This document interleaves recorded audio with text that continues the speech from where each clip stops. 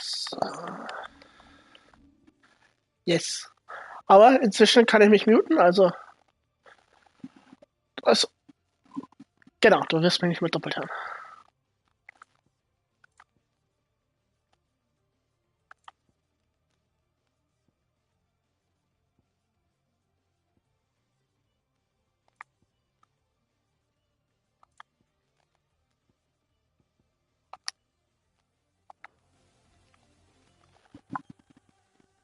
Okay.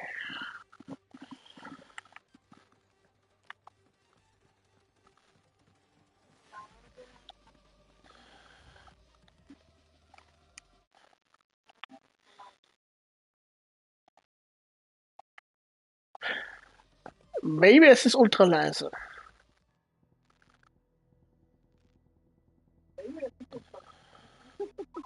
Also ich war gerade nicht ultra leise.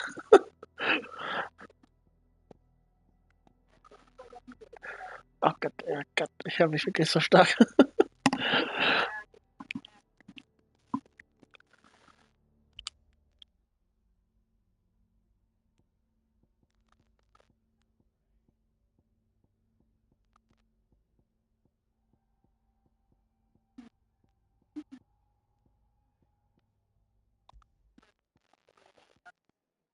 So,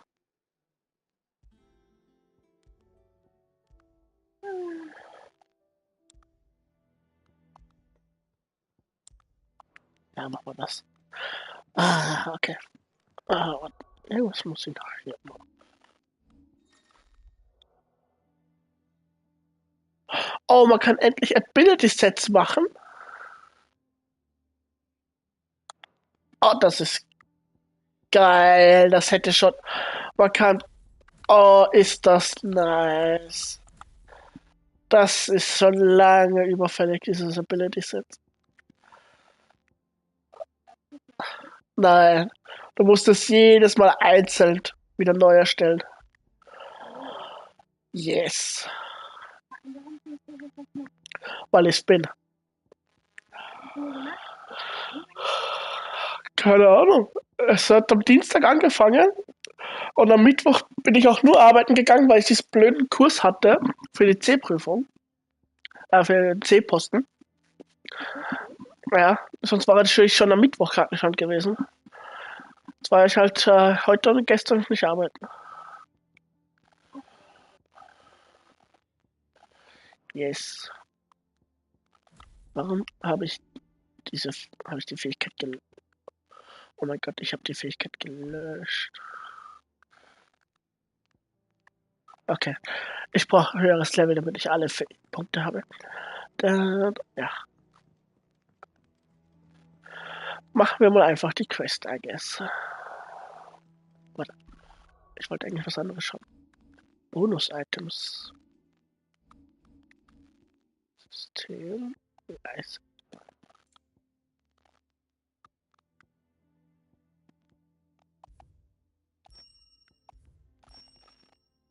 Oh, was ist das Bonus-Item? Aber nur Cosmetic, okay.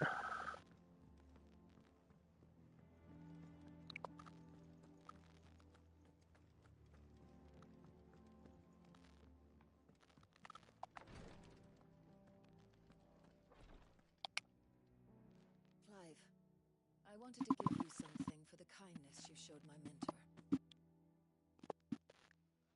What's this? A chest of all the medicines you're ever likely to need.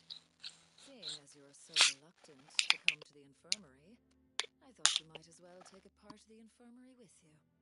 I'm sure it will be very helpful indeed. And Taya, try not to work too hard. And work Rodrigue all the harder, you mean? He's a quick study, but he's got a long way to go yet. I'll take that particular piece of advice when you heed it yourself, thank you very much. Besides, who else is going to see that your brother takes his medicine? Who indeed? Müsste ich Ramadan experimentieren mal kurz.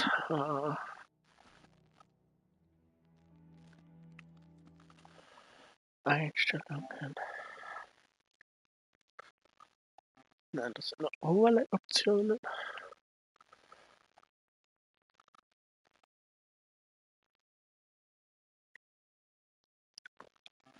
Ton.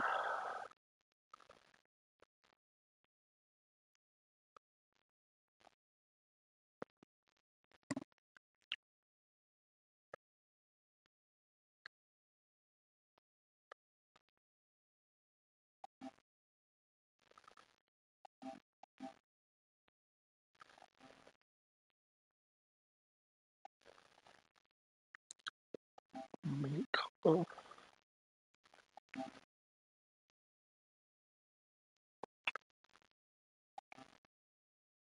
Okay.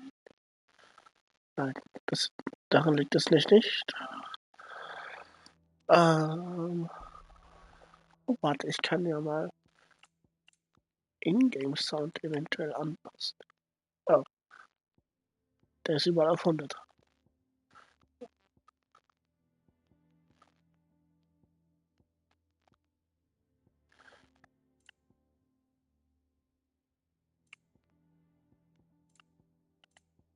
Ach, ich hasse das auf der PlayStation.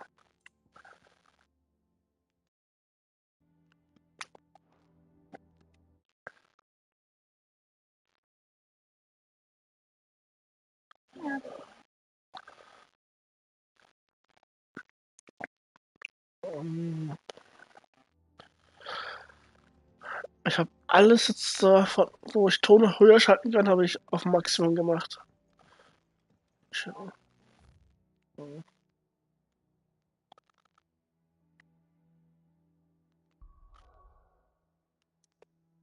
Okay, wo muss ich jetzt hin für?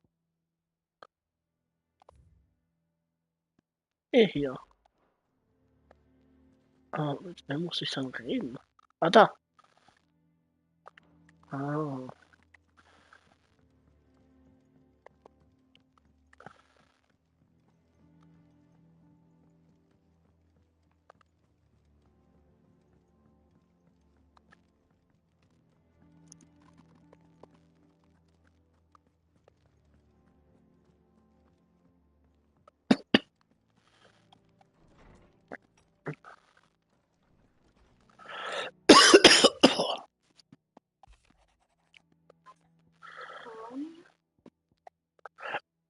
Nö, aber ich glaube nicht, dass es das ist.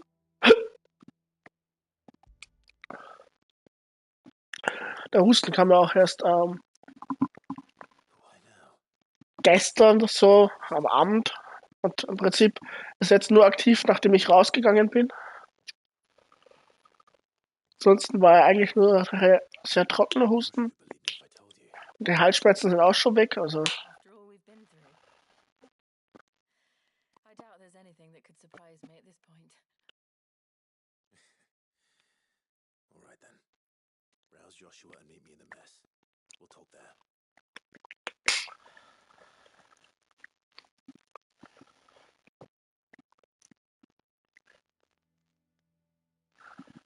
Overseer here. nice. What is it this time? I'm not sure yet. The letter delivered to my chambers omitted a few crucial details. Do we know its provenance? That was one of the details it omitted. But whoever the sender was, it seems the dame held them in high enough regard to point them in our direction. The dame? Well, she's not one to waste our time. It must be important. Important might be an understatement. If the letter is to be believed, Leviathan's dominant is in danger. And someone wants us to save him. Leviathan? So the Warden of Water has finally returned. What has it been? 100 Oh Gott. The lost moniker dates back at least that long. Nee. Even our venerable lawsman would not have been so much as a glint in his father's eye. Aber es nervt, dass er jetzt aktiv geworden ist, nur weil ich mal 20 Minuten draußen war. 30 Minuten. I know it can be a few years before a new dominant's born. But over a century? Should the dominant of Water's bloodline have been severed somehow, it could have prevented a new dominant from awakening. But if one has awakened now, it couldn't have chosen a worse time. Every nation in the realm has lost its dominant. If word gets out that there is still one to be had, they will stop at nothing to claim it for their own.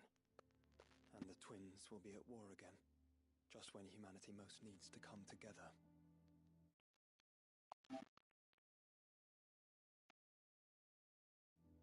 Did the letter say anything else? Only that if I wish to know more, we must meet in person. And that the Veil can arrange a meeting. If nothing else, you can be certain it ain't a trap. Famous last words. I'm coming with you. As am I. Thank you. Both of you. And Otto? Yeah. I'll keep an eye on things here. Didn't fancy coming anyway. Thank you. I shall leave the Invincible in your capable hands.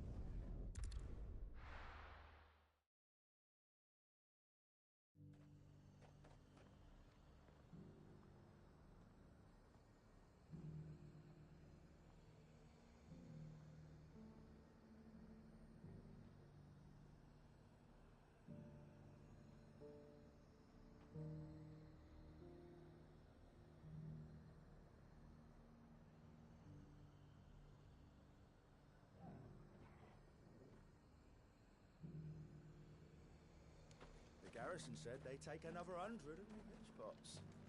Those whites will think... To the Veil it is, then.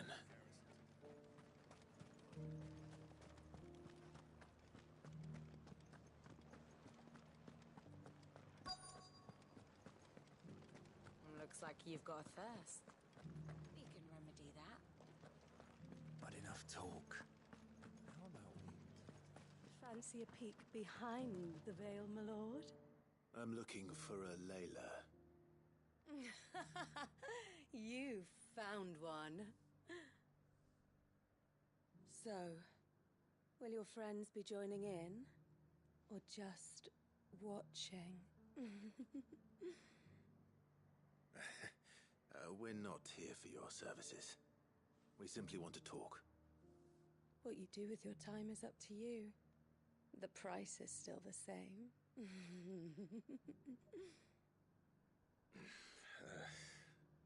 We're here about the letter.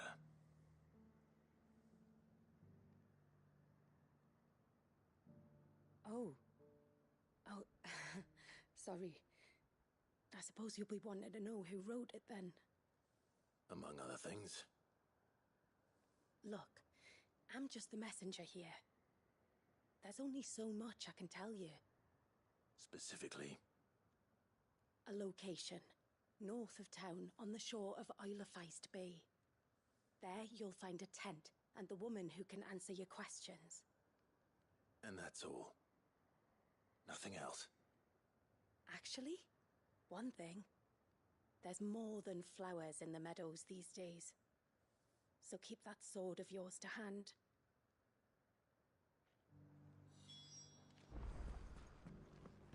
Does anyone else think it's strange that this woman should prefer to keep to the outskirts of town? Not if she realizes the value of the information she's party to. And the danger it puts her in. Haven't seen any of those beastly blue-eyed fiends of late.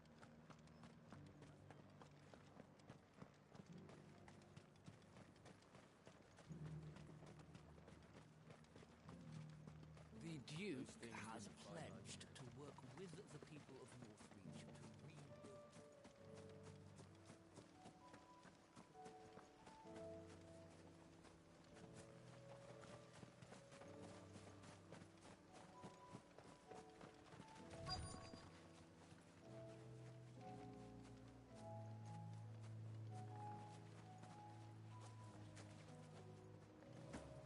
The tent is where Layla said it would be.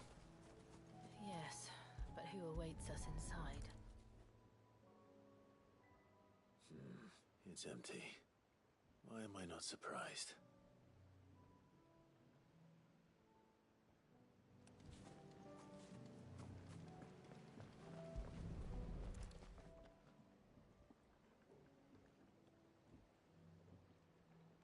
A boat. No prizes for guessing who that belongs to.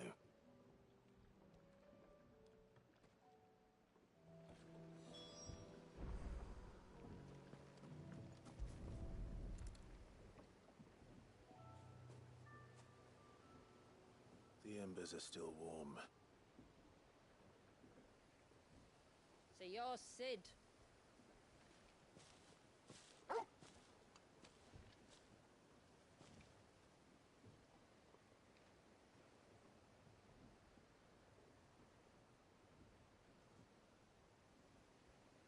I suppose I must be. Which means you have me at a disadvantage. Apologies. I am Shula, tributary of Mysidia, final haven of the Motes of Water. The Motes of Water. The very tribe into which it was believed Leviathan's dominant was born. A people notable for their sapphire eyes and ivory hair.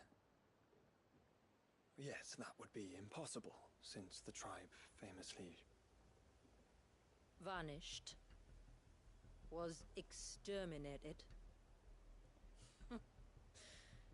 Despite the best efforts of both church and state, we are still very much alive. Though we've managed to keep that fact hidden from good Krieger's faithful for over a century. Along with Leviathan's dominant.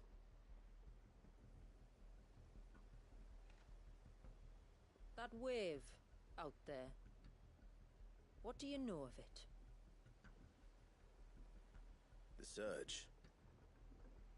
Only that it's been there a long time. Since the fall of Drake's Eye almost a century ago. Some claim the two are connected, but none can speak with any certainty. So in other words, you know nothing. Not that I'll hold it against you.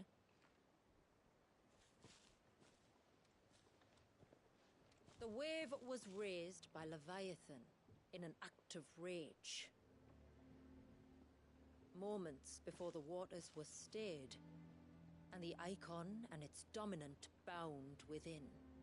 And you want us to? Rescue him. Yes. You see, a little bird told me about a certain outlaw with a singular knack for putting unruly dominants in their place. And ours is about as unruly as they get. For years, we've searched for someone who could hold their own against an icon. Someone just like you. So what do you say? Will you help us? What exactly did your dominant do to warrant this punishment? What did he do? He committed the greatest crime one of his kind can. He was born.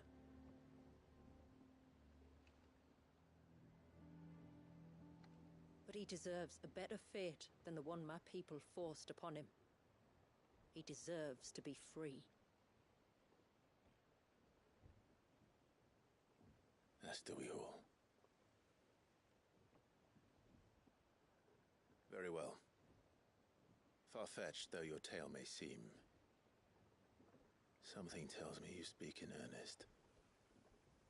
So we will do what we can for your dominant. But first, You will tell us everything you know about him and the means of his imprisonment. I can do better than that. I can show you. Care to take a trip across the bay? My people await you there. Lead the way.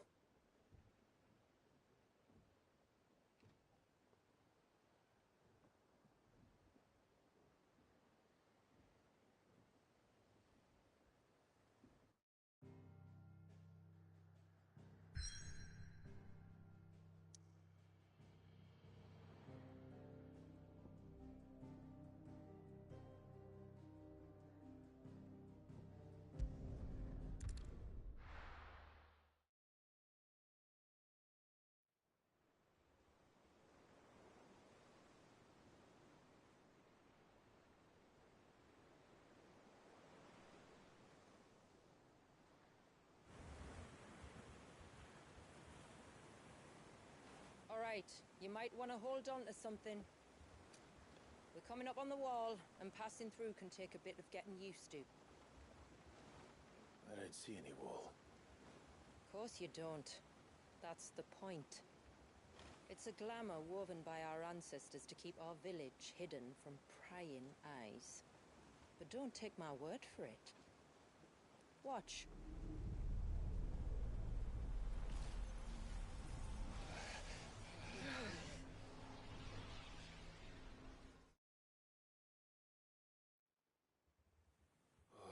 That was worse than a slug of Bacchus wine. Clive, the sky. It's blue, but how is that possible? You do know what a glamour is, don't you? Ours just happens to work both ways, and a good thing too. I wouldn't fancy staring at those sickly clouds every day.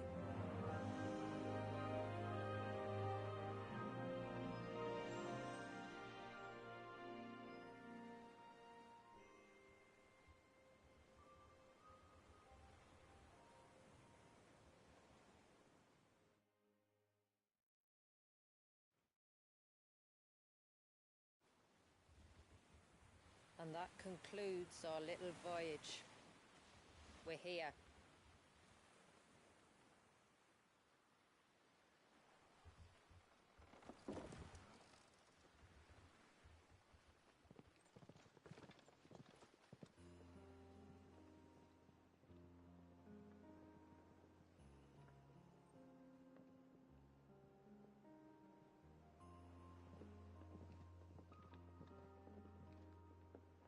It's a long slog to the village, and a hard one. I hope you're up for a climb.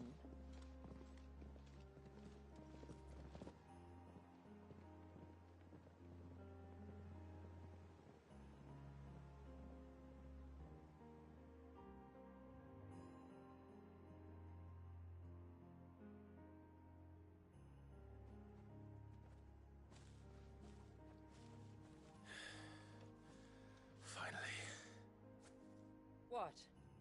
You didn't think we'd arrived, did you? The village isn't up here. It's on the other side of the mountain. Of course it is.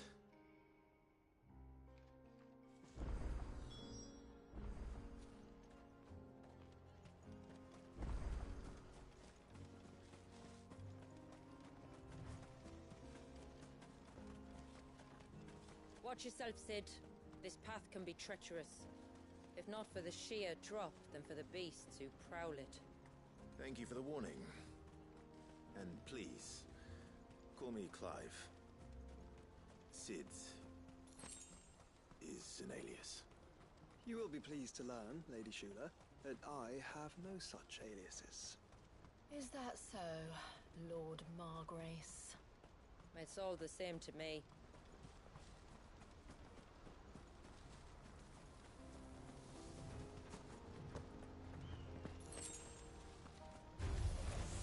I was wondering when they'd pick up our scent. Stand back. We'll handle this. Oh, will you now? Shall I keep my axe and spells to myself, then?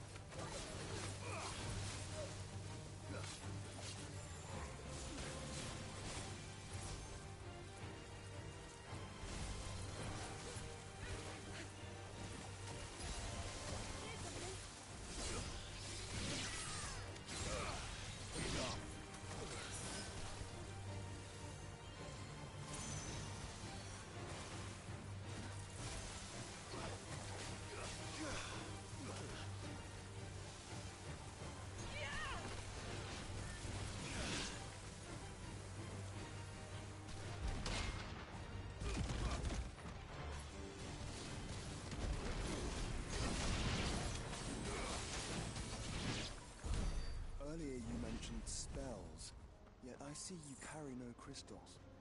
Since when did a bearer ever need crystals? But then, where is your brand? Waiting for me in Sombrek, if I ever get careless. Then it's in for a long wait.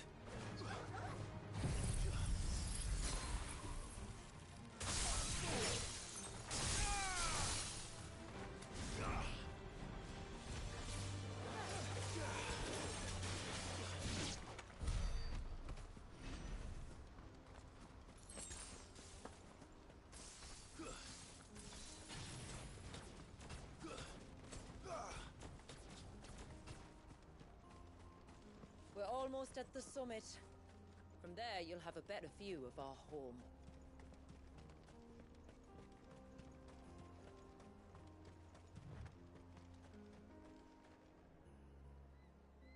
Few have ever set eyes on what I'm about to show you. Just so you know. This is not what I expected. Welcome, my friends, to Mysidia.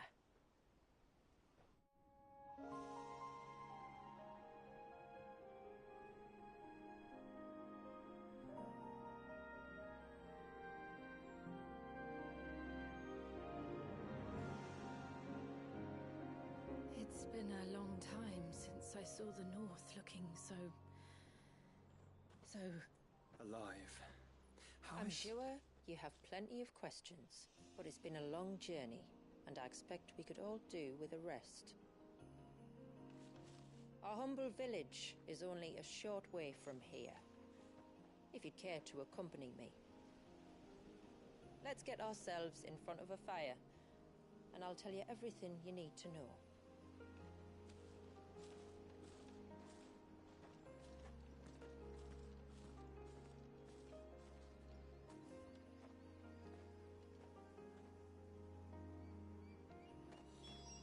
It's beautiful, Shula. And we aim to keep it that way.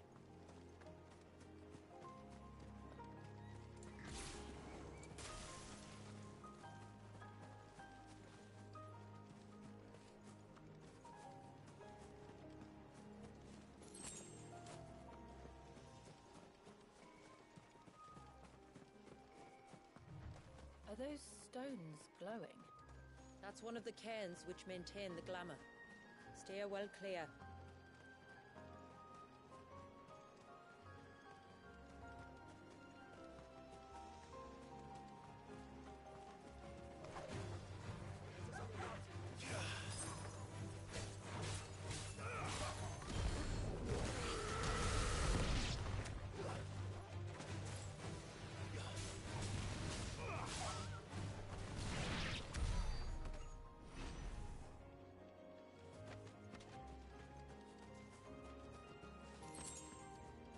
If the surge was an act of rage, One wonders what prompted it.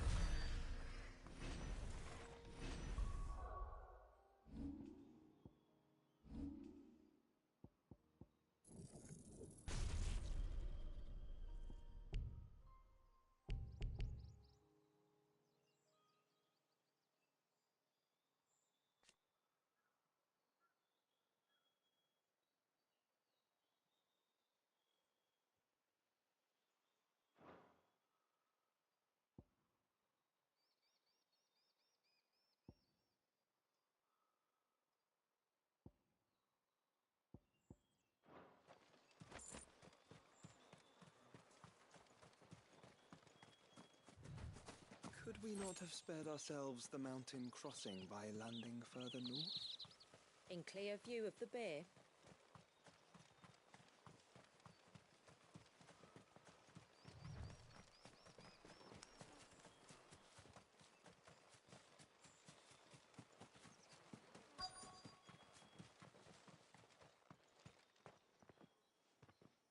On evening tides.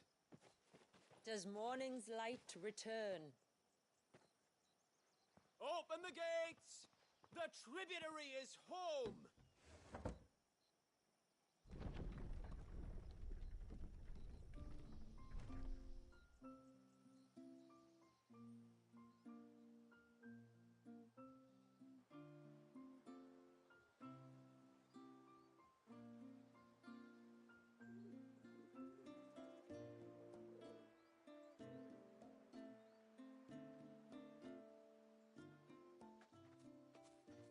Outsiders?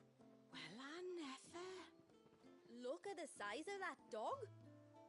All right now, back to your duties. You'll have to forgive my people their curiosity. We don't get many visitors. Or any, truth be told. Then we are honored to be the first. This is quite extraordinary. Like stepping into another world. So do you believe me now? You've made it difficult not to, my lady. But how did your people chance to settle here in the north?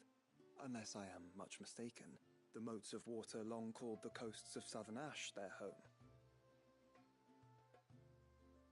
Until Drake's Horn fell and the Blight forced them ever inland, where...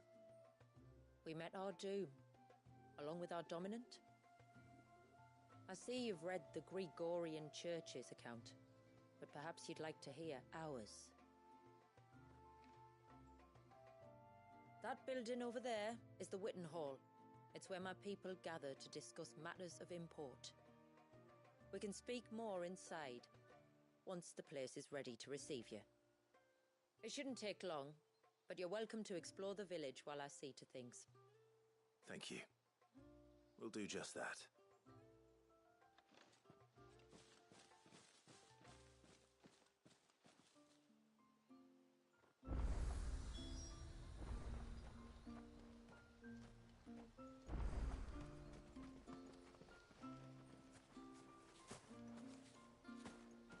That'll be them then. Don't look like much if you ask me.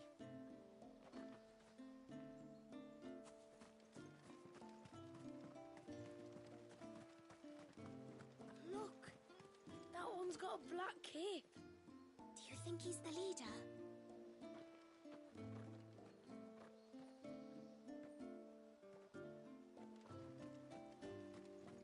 Intruders! We must flee! It's all right. They're the tributary's guests. After what their kind did to us. Oh, do you think he bites? Who? The Hound? Or his master?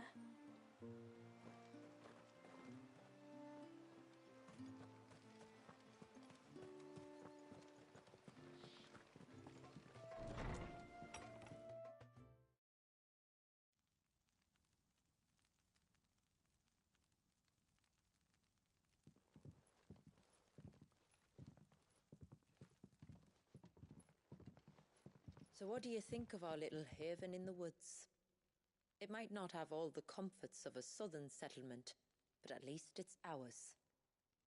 And there's a lot to be said for that. It can't have been easy keeping this place a secret. Not easy, no. We've dedicated our lives to maintaining the glamour that conceals us. Us and Walyes.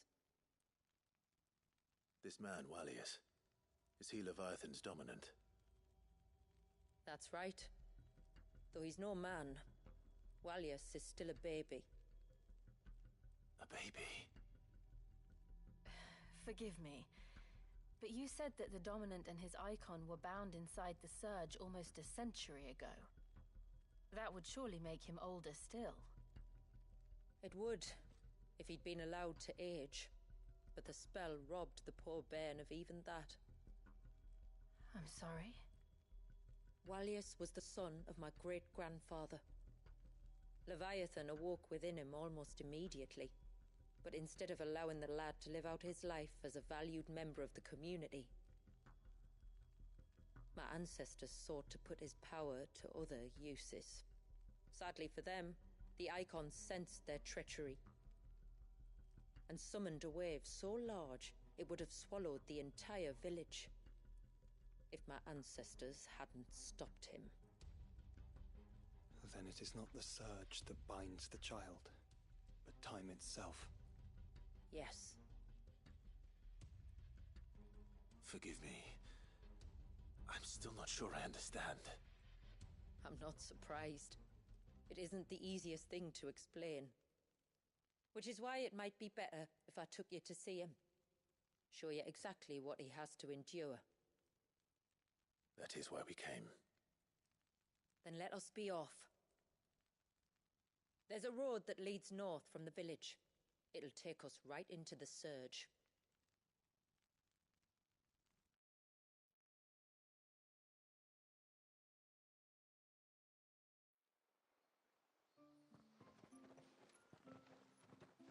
Are you bound for the wave, tributary?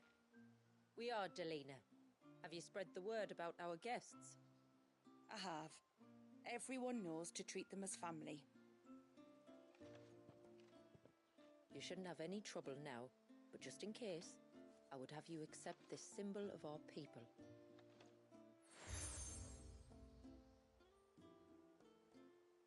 That's very kind. I look forward to meeting the family. The feeling's mutual. Should the tributary be indisposed, feel free to ask me any questions you might have regarding the village, and I'll do my best to answer. Thank you. We will. Then I bid you good tide.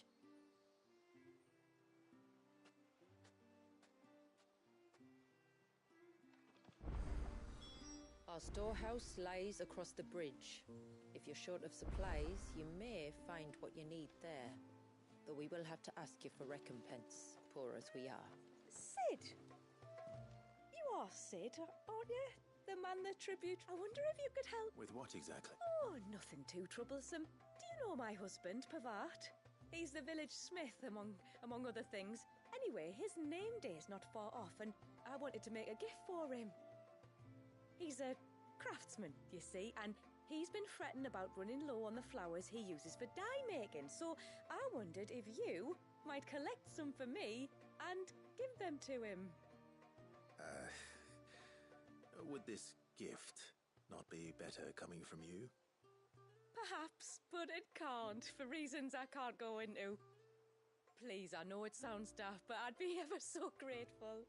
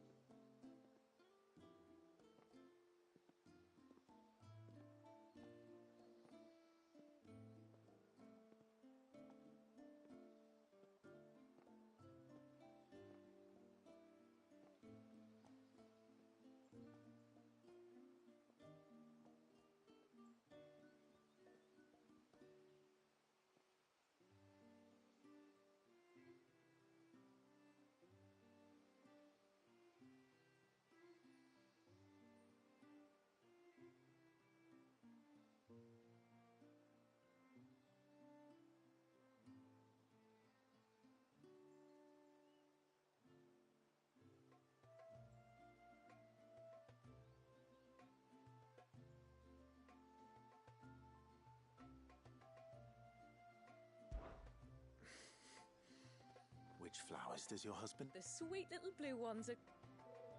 We use them to dye our fabrics so we always feel close to water like they are. You don't need to go to the trouble of picking them yourself, though. Just speak to the field hands and ask them to share their harvest with you. 2 basketfuls should be enough for my husband to be getting on with. 2 basketfuls it is.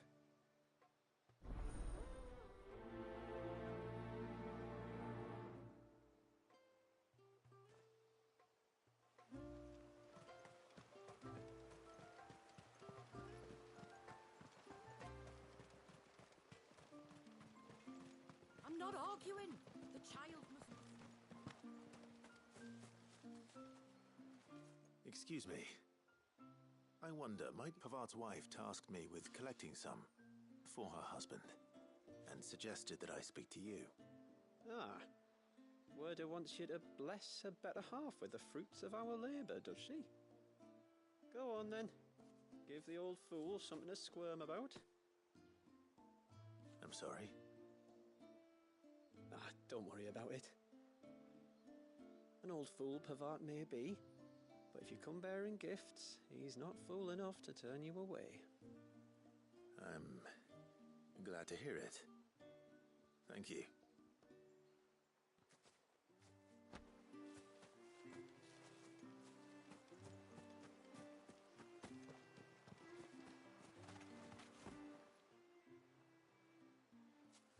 Ah, welcome to Haven, friend. Thank you. Forgive my presumptuousness, but the smith's wife has asked me to make her husband a present of some elder's blessings. 2 basketfuls, to be precise. Well, I have 1, if that's any help. It is. I'm much obliged. They really are beautiful. Aren't they just? Though that's not the only reason they have a special place in our hearts. Legend has it that when our people fled from Ash, the tributary of the Tyne took some seeds with them. And as they wandered high and low across the Twins, he'd plant them wherever they stopped for water. Every elder since has done the same. So when we finally put down roots here in Mysidia, the flowers did too.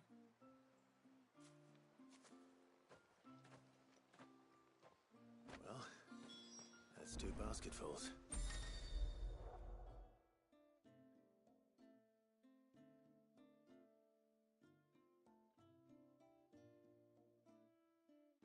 Time to visit Pavard.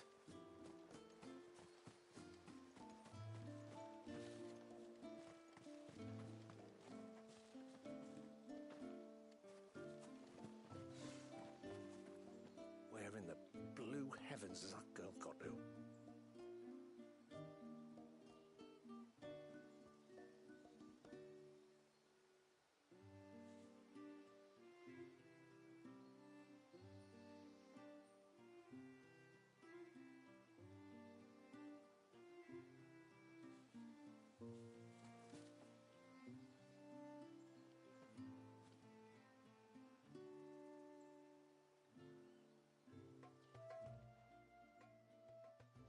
Oh, I'll have her hide when she gets back. Oh, sorry. I was leagues away. How can I help you? If you're after something from the storehouse, it's actually my wife you'll want to talk to. She will have to charge you for the goods, though. Not that would fleece you or anything. It's just, you know, needs must. I understand. Saying that, she might not be able to get anything down for you for a bit. Ah, right. She's got her hands full with the inventory, you see. It should have been my daughter's job, really, but the willful little Rills decided to make herself scarce. Ah, the heavens only know where that girl's got to. If you'd like me to keep an eye out for her. Oh, no. I couldn't ask that of an outsider. Could I? You wouldn't mind? Of course not. She won't have gone far, will she? I hope not. But I've scoured the entire village for her and come up empty-handed. Can't help thinking she might have gone on another one of her little adventures. Ah, a free spirit, is she? Aye, that she is. Can't get her to sit still. Especially once you heard you lot were on your way. Outsiders! You should have seen her little eyes light up. Oh, if she wanted to watch you arrive, she'd have made for the low gate where you first came in. The guard there might have spotted her. Maybe you could ask him. Ruka, her name is. All right. I'll let you know if I find her. Try not to worry.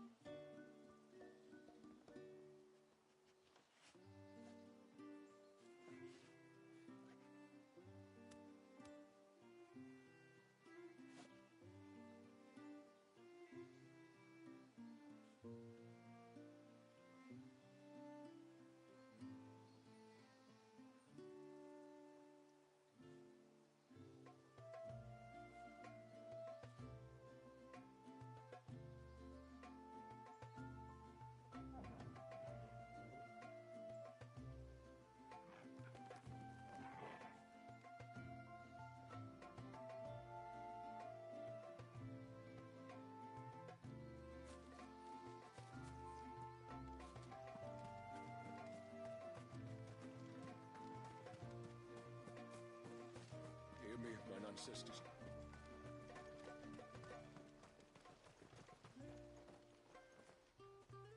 Excuse me. You haven't seen the storekeeper's daughter, have you? Little Ruka? I have, as it happens.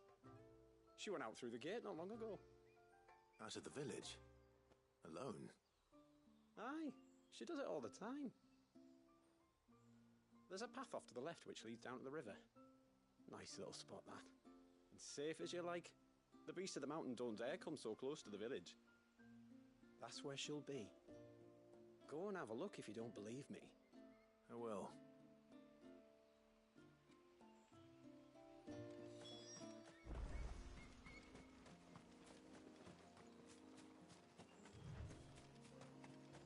This must be the path.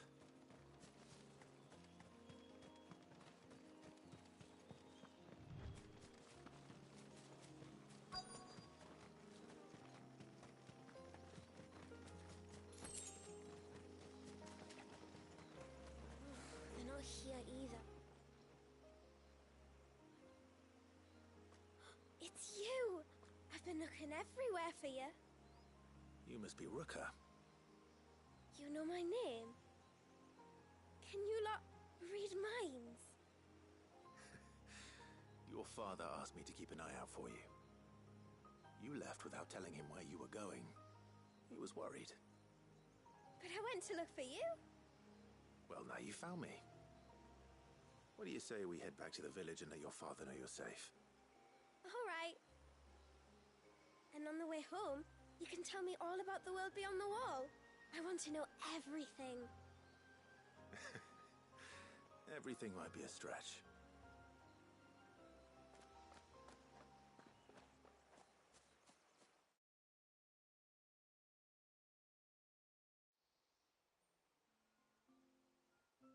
Thank you for bringing her home. And sorry for the trouble. Oh, no. It was a pleasure. Daddy, did you know that there are villages 10 times as big as Haven in the outside world? 10 times! Cities, they call them. And in these cities, they have great big walls and towers and castles. Oh, to think I was worried. You can tell me all about the outside world later, Sweet Pea. Now go and help your mum with the stores. All right.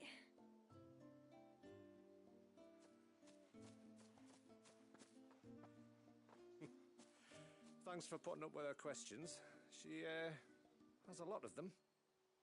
One of the big ones being, what are the people beyond the wall like?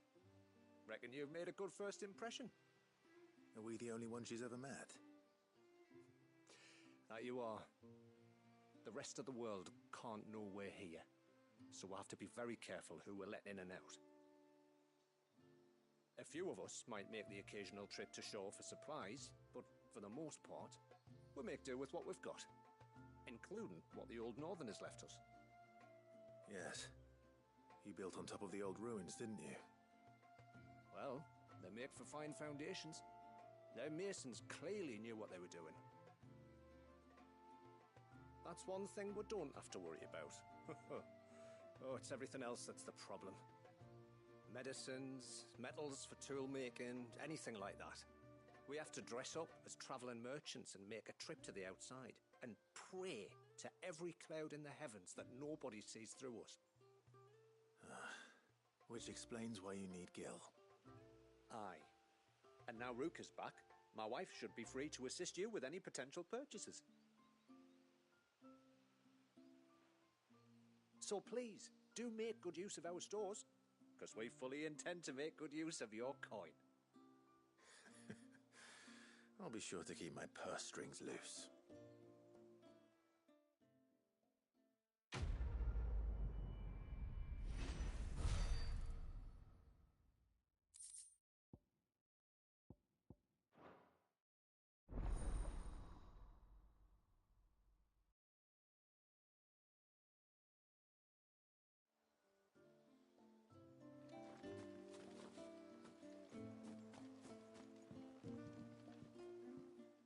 Thanks for bringing me daughter back. I don't grudge her looking for adventure, but she's got to pull away anyway. Now we've got the inventory done, I can attend to my own tasks, like seeing to... I will have to charge you.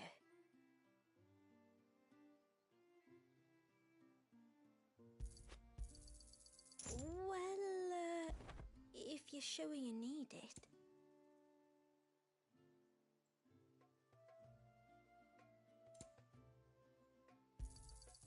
Here you are. May it serve you well. Well, if you're sure you need it.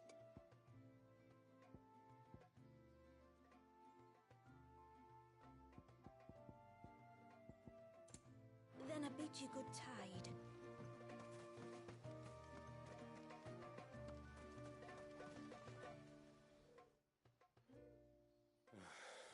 What do you want? Your wife asked me to bring you these flowers.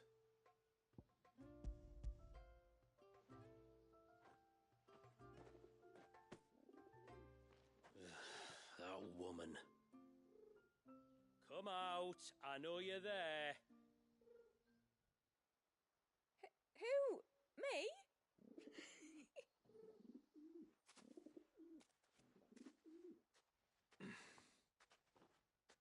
Would either of you care to explain what's going on? I'm sorry. I didn't mean to deceive you. It's just, my husband can be a bit standoffish at times, and I thought this might be a good way for the two of you to get acquainted. What with you being a swordsman like, and him being the only smith in the village. It'd be a shame if you couldn't turn to him for help. The only reason he couldn't turn to me for help is because I had my hands full with all the orders you lot dumped on me. pretty much done with them now, though. But, for the record, the tributary said that we were to lend you outsiders our aid, and that's exactly what I was planning to do. With or without my darling wife's meddling. Still, here we are. Acquainted. So, if there's out you need, just bring us the materials, all right? All right. All right, then. And tar for the flowers. I was running low. You use them for dyeing, I hear. Aye. Crush the petals and it makes a fine and lasting blue. We use it to stain the cloth for our tunics and pennons. Remind us where we come from, like. As motes of water. Children of the sea. That's right. The pattern too was left by our ancestors. The Ceaseless Rill, it's called. It symbolizes the river of our tribe, with the strength of Leviathan running through it. And no matter how that river has ebbed and flowed, changed its course, the flowers have always been with us, growing on our banks. I shall get back to work. If you need something crafting, let me know. I will. It was a pleasure to meet you. Wasn't it just?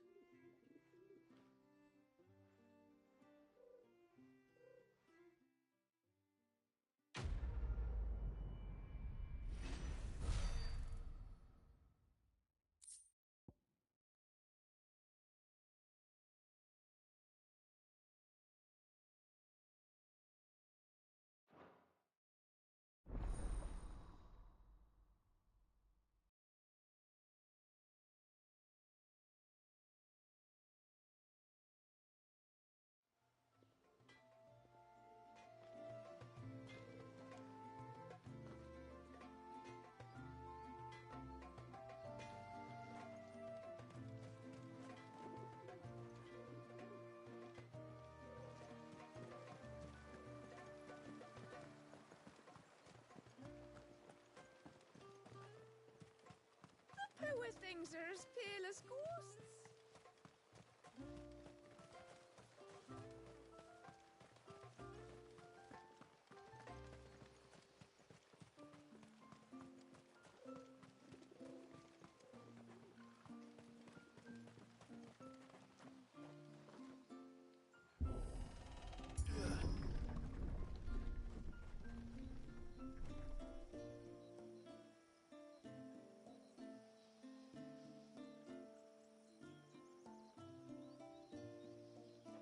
There's a pair of ships just up ahead. Ships? But are we not still leagues from the shore?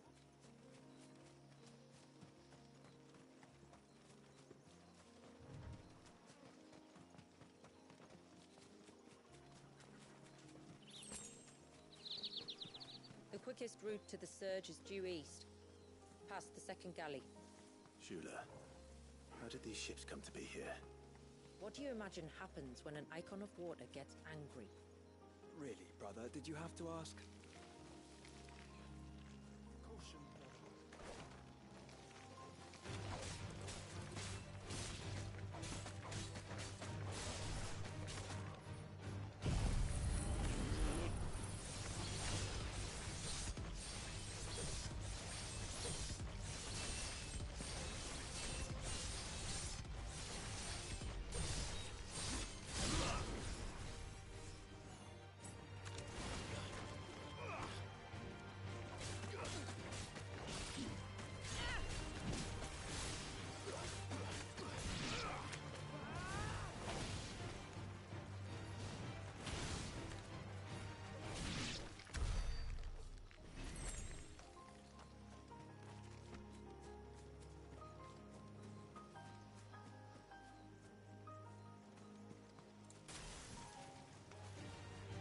Tonberries. Foul creatures consumed by their hatred for everyone and everything. Everything save sharp knives, it seems.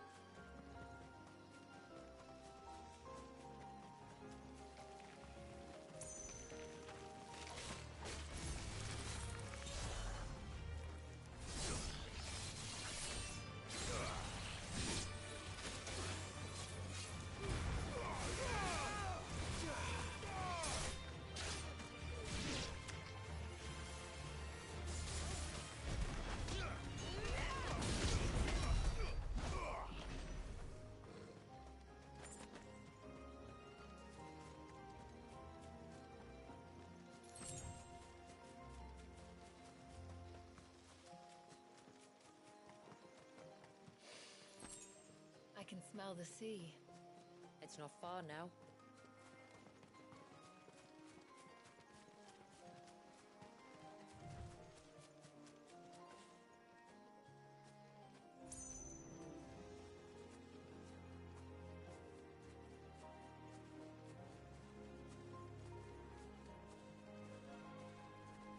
How will we reach the surge? We'll follow the coastline north. There's a bridge that'll take us across to the cape.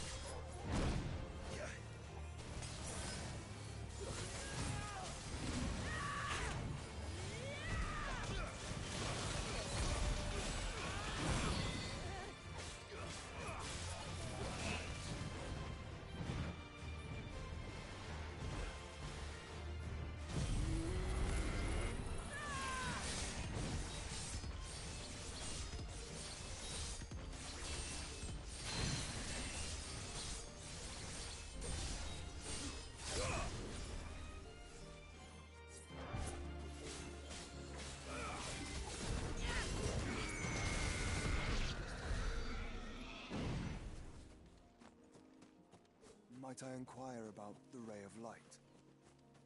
It's what prevents the surge from being reclaimed by the sea.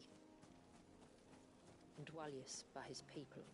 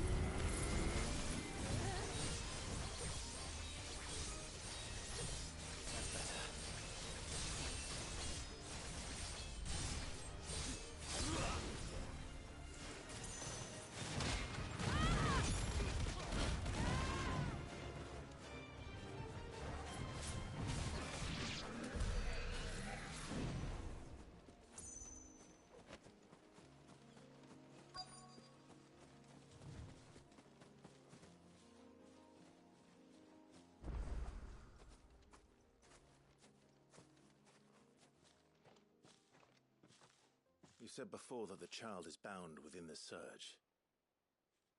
But you've yet to tell us how we're meant to reach him. I trust we won't have to hold our breath. No. The surge wraps around the cape without engulfing it. If we continue to its tip, there is a path down to the seabed. And the wave's origin. All right. It won't be the first dominant we've met at the bottom of the ocean.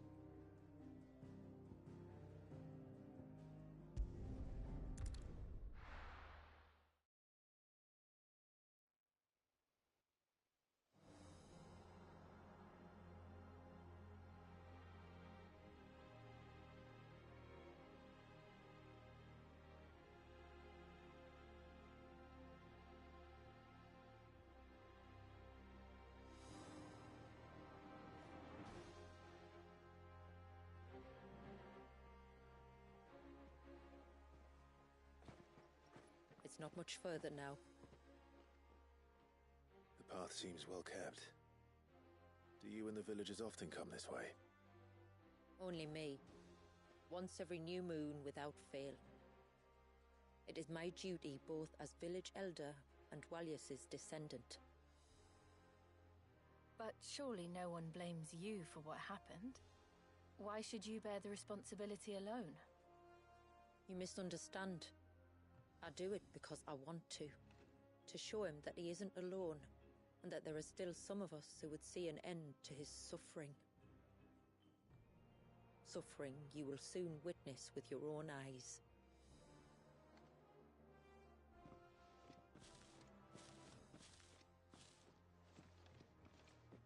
The forest grows quickly here. Left unattended, the path would be reclaimed in a matter of moons.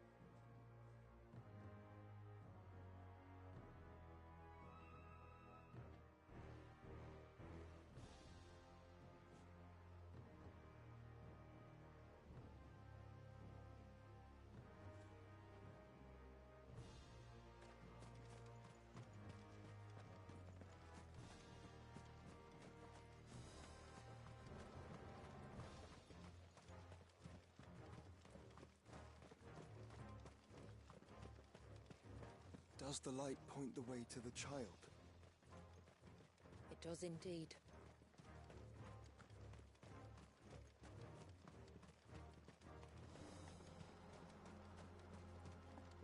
Look at all the droplets of water suspended in midair. Where they have remained untouched by time for 80 summers. It's not right. No.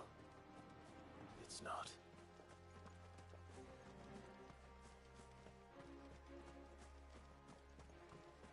There. Up ahead.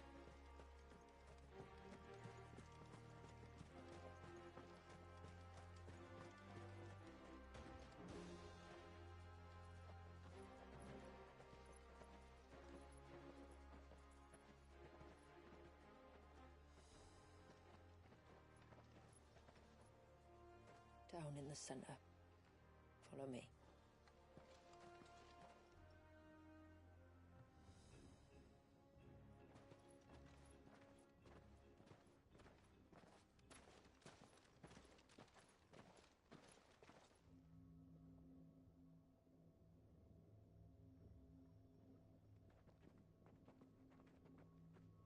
He's still primed.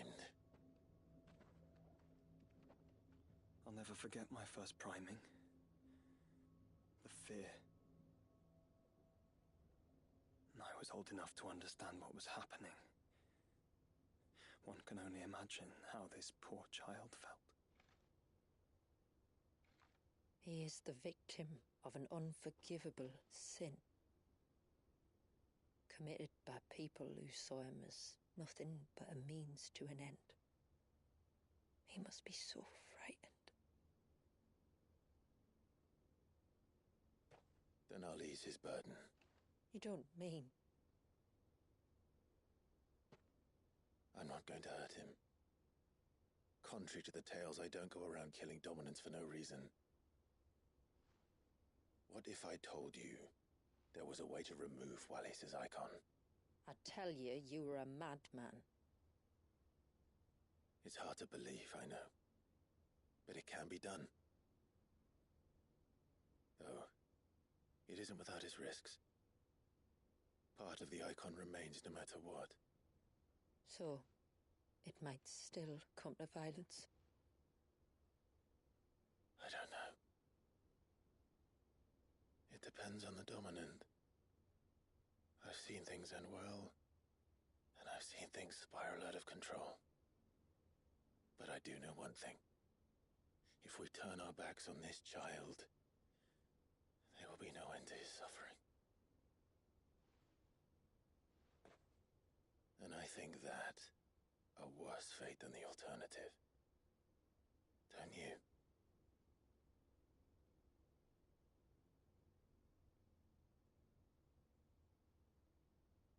Very well. Do what you must. And whatever happens, I will own the consequences.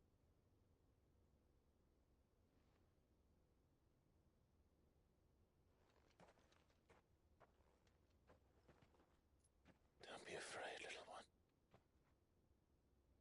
Let me bear the weight.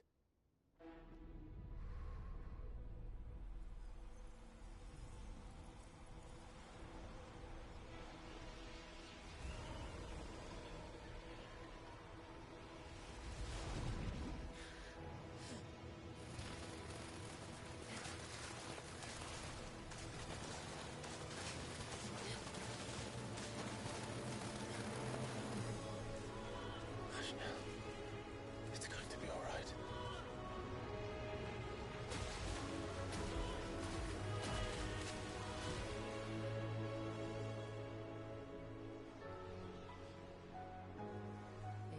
Is it done?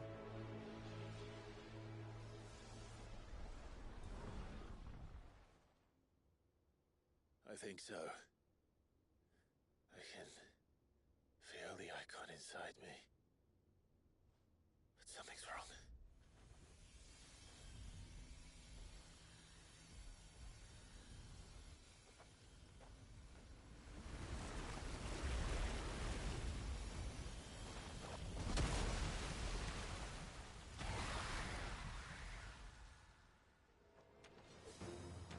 He wasn't just afraid. He was angry. All right. Let's see what you've given me.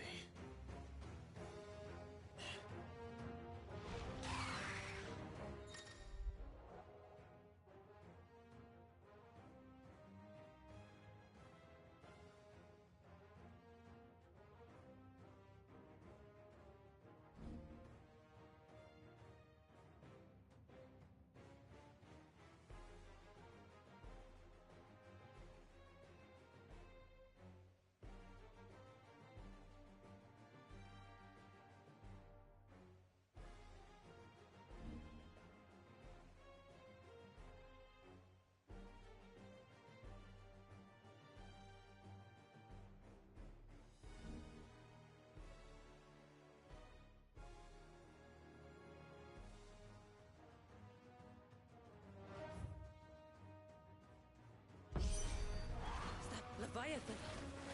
No, just a negative, but a formidable adversary nonetheless.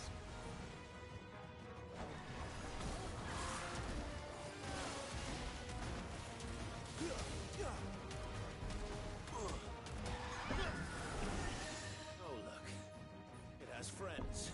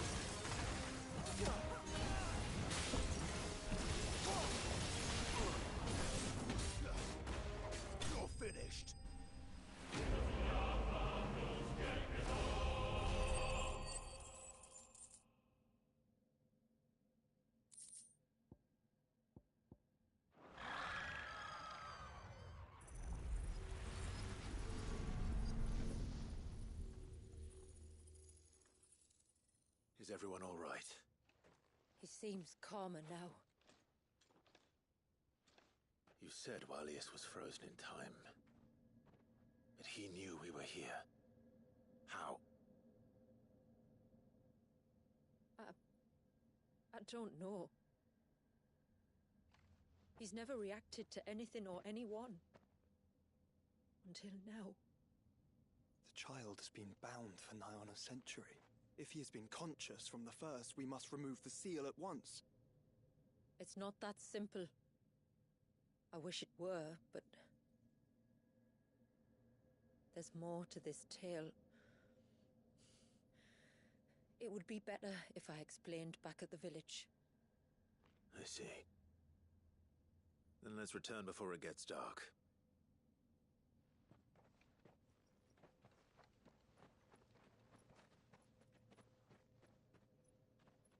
I'm sorry, Walius. I will make this right.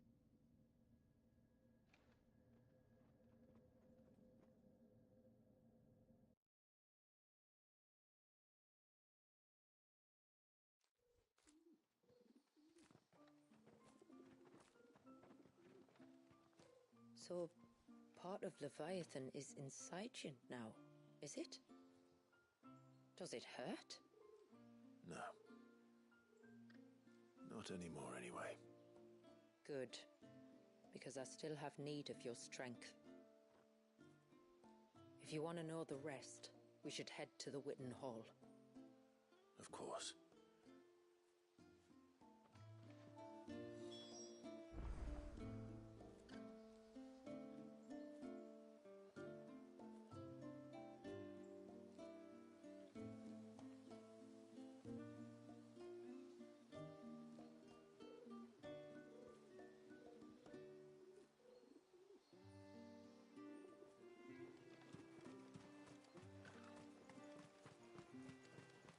Look, Dad!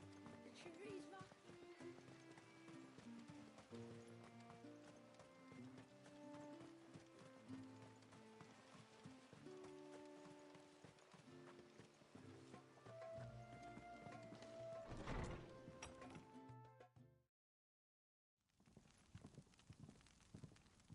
To understand the spell which binds Walius, you must first know who we are, and what drove my forebears to commit such an atrocity. This tapestry is our story, the one that brought us here. After generations of wandering, my people sought refuge in northeastern Storm, some 170 years ago. But in exchange for our safety, the Gregorian Church demanded we renounce our faith, and branded us heretics when we could not. To be exterminated, as a lesson to others. And so was it chronicled in the Imperial histories, for anything less would have made the Church seem weak. Yet a handful survived. The few who did fled north and west, and in doing so discovered two things that would forever shape our fates. The first was an old legend, revealing how to make your very own Mother Crystal. I've heard that one before. Yes, yet it gave them new hope, however false. Our ancestors convinced themselves that they could recreate the divine if they could only find a strong enough heart. A living being capable of channeling torrents of ether. And the heavens provided. A dominant. Well, yes. They'd stumbled across a nostrum in an ancient ruin, which they believed could provoke a sudden outpouring of a creature's ether. They meant to enrage his icon. Leviathan would have destroyed everything, had our people not made their second important discovery. A means to stop time itself. Where did they find that? The Northerners had no such magics, or they would have used them. When our ancestors first arrived, the land was uninhabited, save for an old witch who lived on the highest peak. Her body had been consumed by the curse, a cruel payment for her long years of service to the Northern Thanes. So desperate were they to prevent the fall of Drake's Eye, they'd forced her to devise a spell to stop time. But Drake's Eye did fall. It did. When she finally perfected the necessary magics, it was already too late.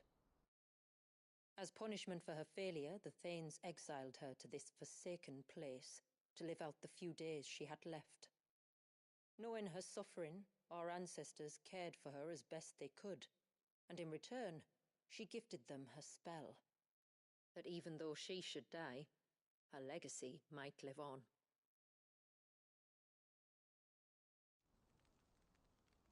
So armed with both the knowledge of the ancients and the secrets of time, our ancestors settled upon an ambitious plan. They would create a new Mother Crystal and enchant it that it might endure for all eternity. Thus would our people's wandering, our suffering, finally end, and prosperity visit us once more. And all it would require was the sacrifice of a single child. A small price to pay, or so they believed. Another victim of man's blind reliance on the Mother Crystals. So we know the seal source.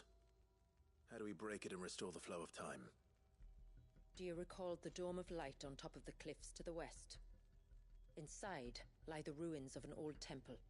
It was there that the witch built the Vare, a conduit of sorts that channels her remaining ether into the Surge. But it's been a long time since anyone set foot in the place. And now there are others who claim it as their own. Then we shall go prepared for a fight. That said, it may be best if one of us stays behind. You think the village could be in danger? We saw the ether flow from Wallius in all directions, but only encountered a single familiar. There will be more. And should even one make its way here, I doubt the walls could hold it back for long. Then I shall stay. The Phoenix will see your people safe, tributary. You have my thanks. Very well. We should depart at once. I fear time may no longer be a luxury we can afford.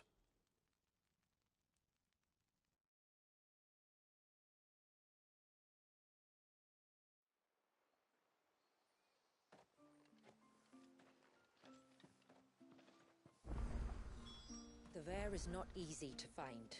We must first head north, and then west, deeper into the forest. No sign of the child. You don't... Yes?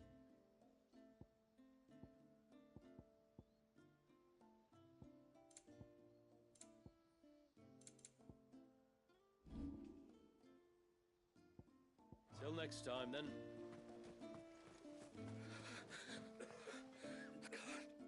Just try to breathe.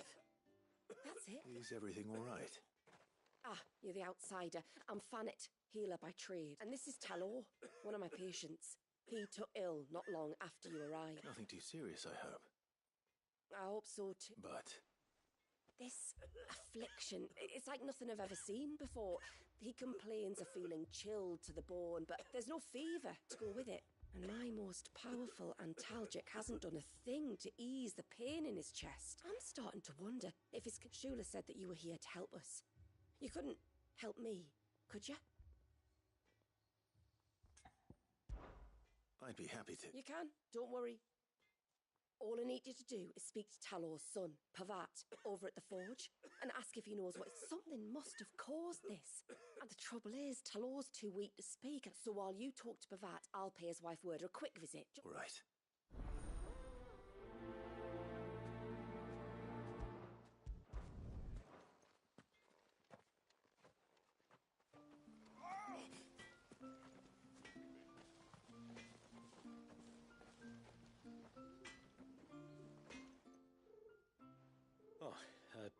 Do you need something?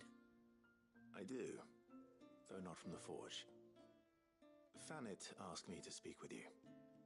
She's looking into the cause of your father's illness and wondered if you could shed any light on the matter. I see. Sorry. She shouldn't have dragged you into this. It's no trouble, really. Tell me, did your father do anything out of the ordinary before he fell ill? Not that I know of. But then I hardly see him. He's always out and about, like. Well, at least he was. Suppose he might have been a bit more fidgety than usual, but apart from that... When you say out and about, where does he usually go? Just round the village. Wanders over to Blazier's place most days. He's a fisher who lives on the other side of the fount. They're old friends. Maybe he knows something I don't. Maybe. I'll go and speak with him.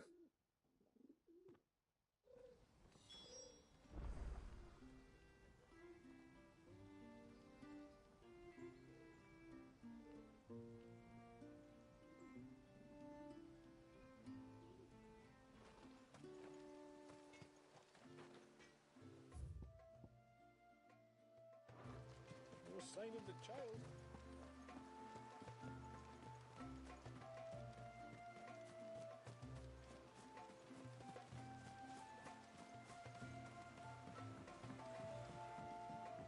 My lord, may I speak with you? There is a matter with which I would beg your aid. Of course, what is it? Please, not so loud. Something serious, then? Yes. I think we might have company. I was passing by the low gate when I saw a figure moving among the trees up on the cloak. At first, I thought it must have been you or your brother, so I didn't say anything, but the more I think about it, the more certain I am that the figure looked familiar. And you're sure it wasn't one of the other villagers? Positive. I think it was someone from outside the wall who has found his way inside. Of course, it could just be my imagination playing tricks on me. I only caught a fleeting glimpse, and it might have been you or your brother. But if it is who I think it is, we cannot allow him to leave now that he knows we're here. Would you go and see? He won't try to hurt you, believe me. Given what lurks in the forest, the only one likely to get hurt is him. Very well. Whether the man you saw is who you believe him to be or not, we need to know. It may yet be someone else entirely. Someone who means your people, or my people, harm. Perhaps. Just promise me that if you do find someone up there... Don't worry. I won't draw my sword unless I need to. Thank you. Ymilla, this man you saw, might he be the customer you told me of? I fear so. The customer? I'll explain later.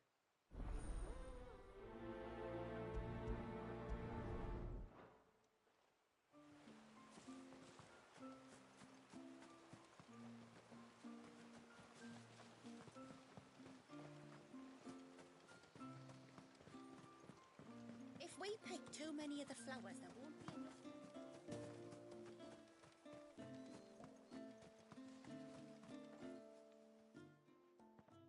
Greetings, stranger.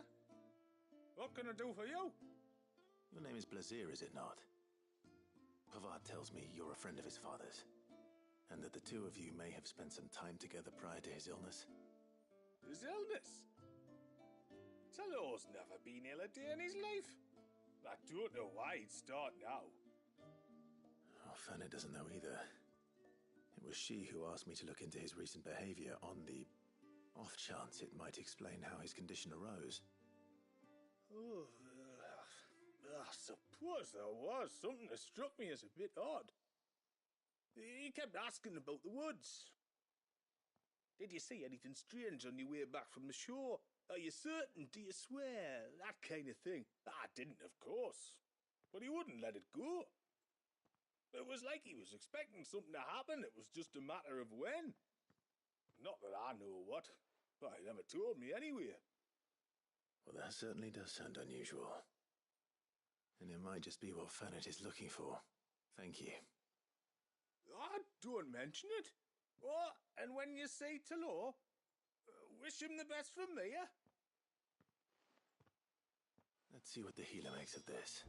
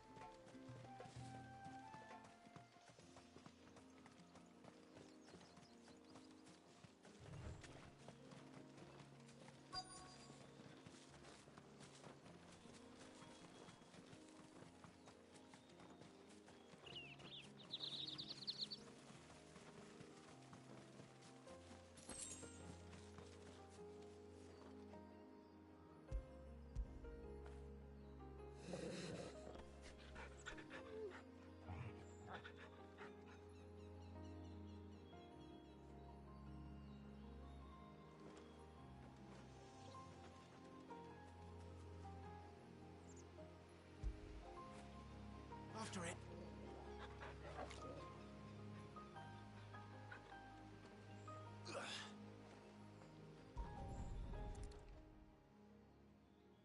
A bottle. Breath of the Arbor. Perfume from Sambrag. Looks expensive too. Who's there? Stop!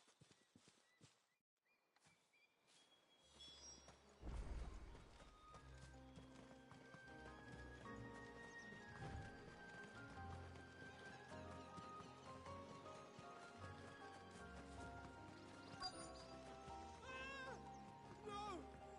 No! Hang on! I'm coming!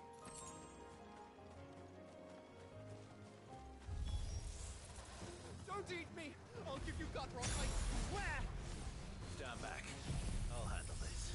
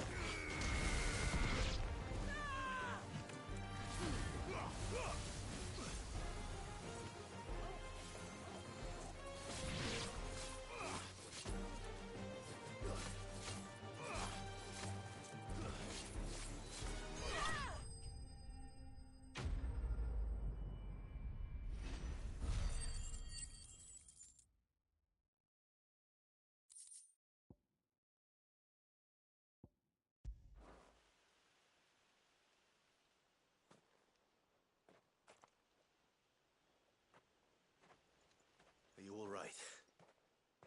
I'm more than all right. I'm saved! Oh, I could kiss you! Maybe you should introduce yourself first. Hervey! I knew it was you. What are you doing here? I came to see you. Oh, my little canary, it's been so long.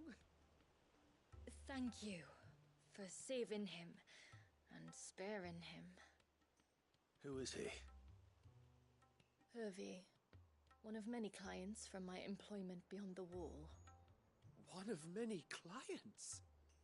We spoke every night of our plans together. Whispered songs of love into each other's ears.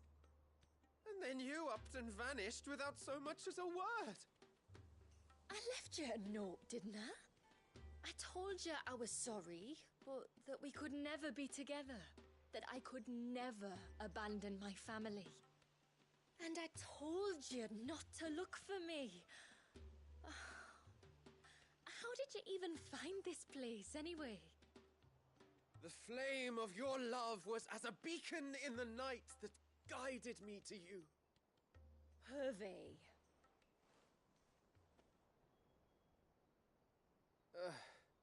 I was walking by the coast near Northreach when I saw a lady who looked like you.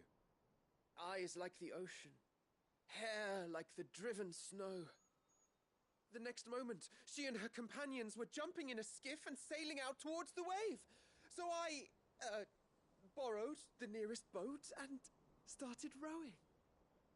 It must have been Shula bringing us here. So what?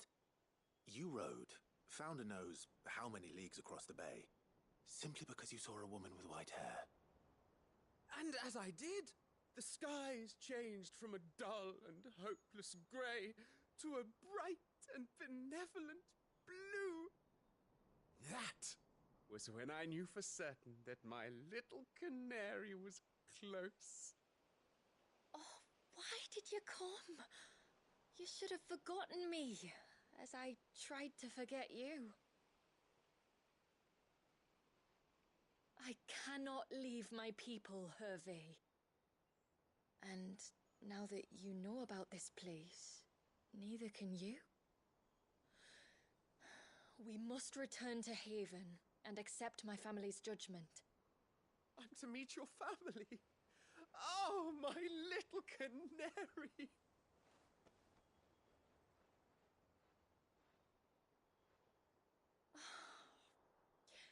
Please, come and see me later. You did as I asked, and you must be rewarded for it. But first, follow me, Hervey. To the end of the world and beyond.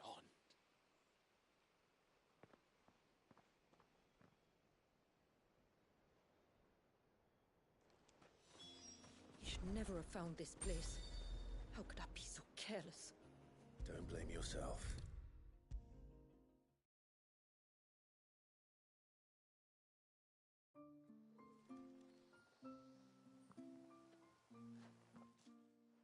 Forgive me. There's nothing to forgive. You two met at the Vale, I take it. When I worked there, yes. To earn the coin that my people need to survive. Though Mysidia is our sanctuary, there are certain necessities that it cannot provide. And for that reason, some of us seek employment beyond the wall. Yet few are the opportunities for followers of a strange faith in a strange land.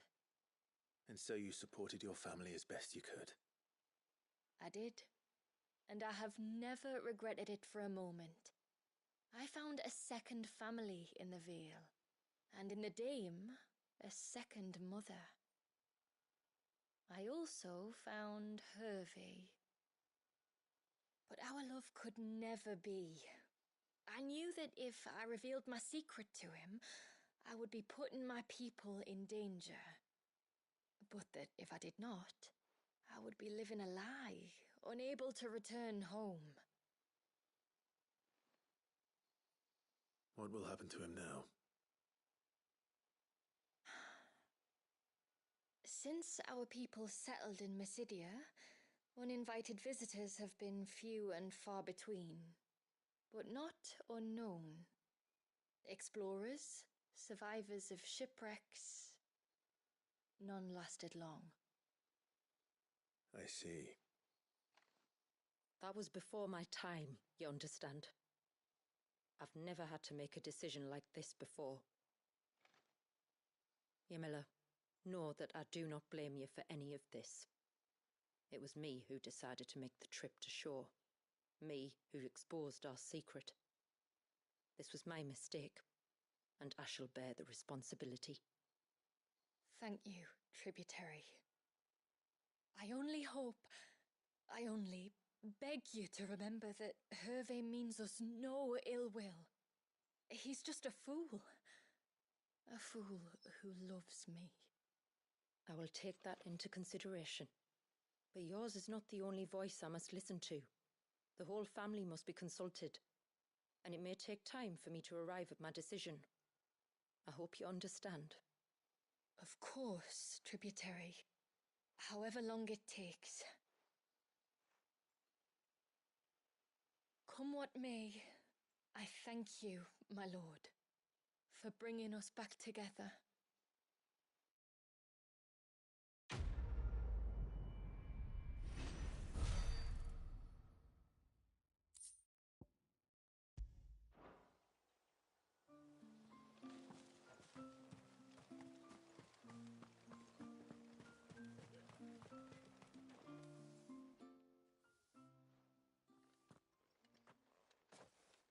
I spoke with Werda, but she couldn't tell me anything.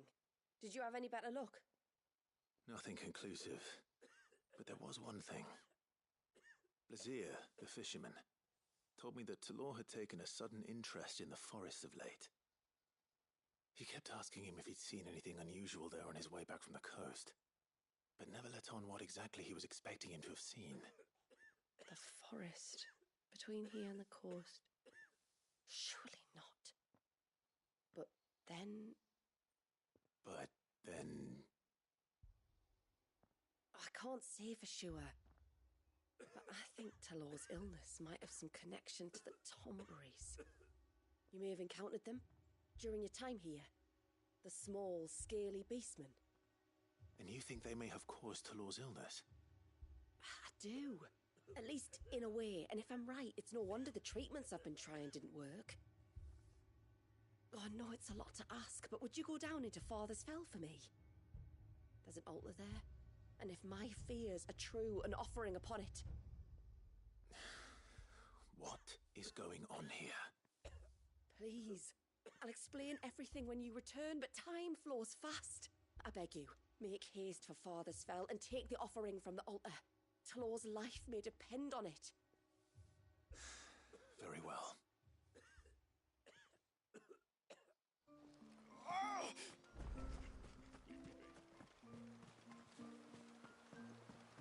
Bastard things.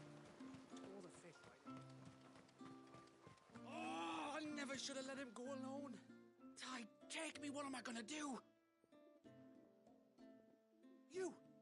You've got to help me. Shula said you were a force to be reckoned with. Are you? Why do you ask? Hey? Oh, sorry. I should explain. My name's Kitav. I'm worried about a friend of mine. He went into the forest and he hasn't come back. Would you help me find him?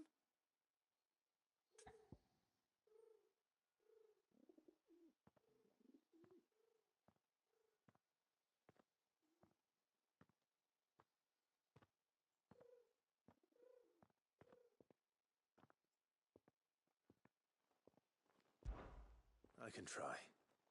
Tell me what I need to know. Of course. You know about the glamour our ancestors cast to keep this place hidden, right? Shula told us about it, yes. Right. So you know the cairns we use to maintain the spell? Well, it's me and my friend's job to maintain them. If it weren't for the likes of us, it would have faded years ago. So your friend went into the forest to visit one of these cairns? Aye, that's right. He said he was going down to Father's Fell. There are two cairns out that way, one by the banks of the Swift Run, and another near the Winged Wains, the ships in the forest. All right. How will I know this friend of yours? His name's Nassef. He's about my height, but clean-shaven. If you could track him down and see that he's come to no harm, I'd be much obliged. I'll search the village, just in case anyone's seen him, and meet you back here. Very well.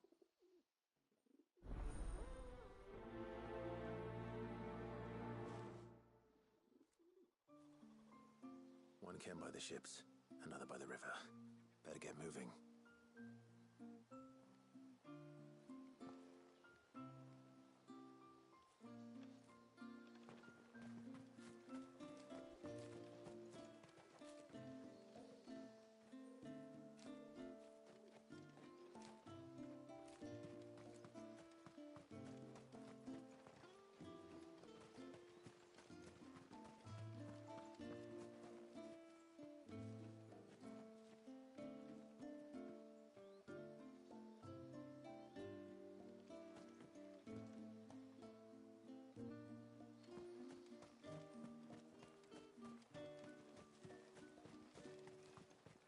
Hail, stranger.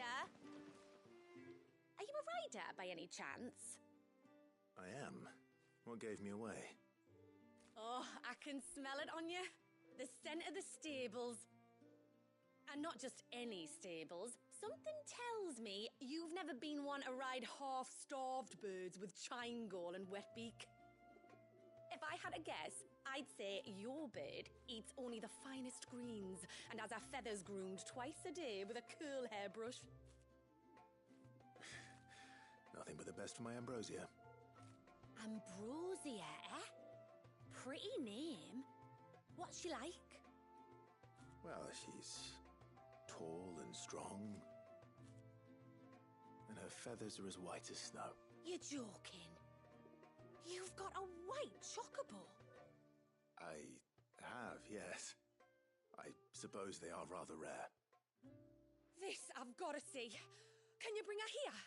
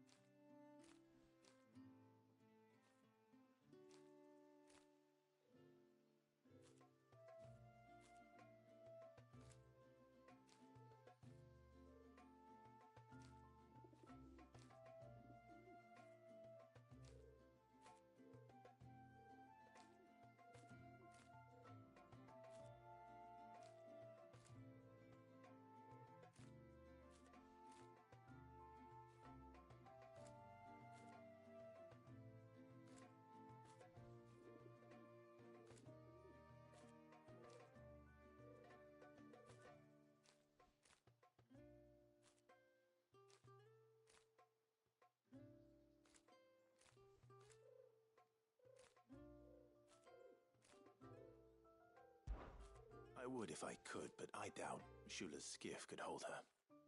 Me dad's got a boat. And he's ferried chocobos before.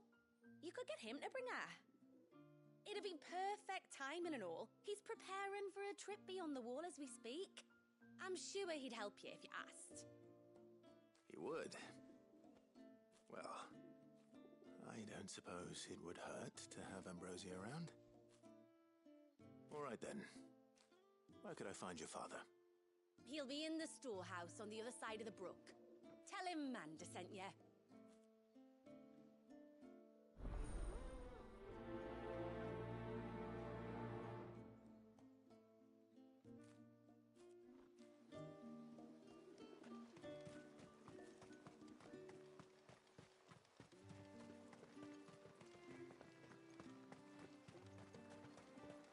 Bastard things.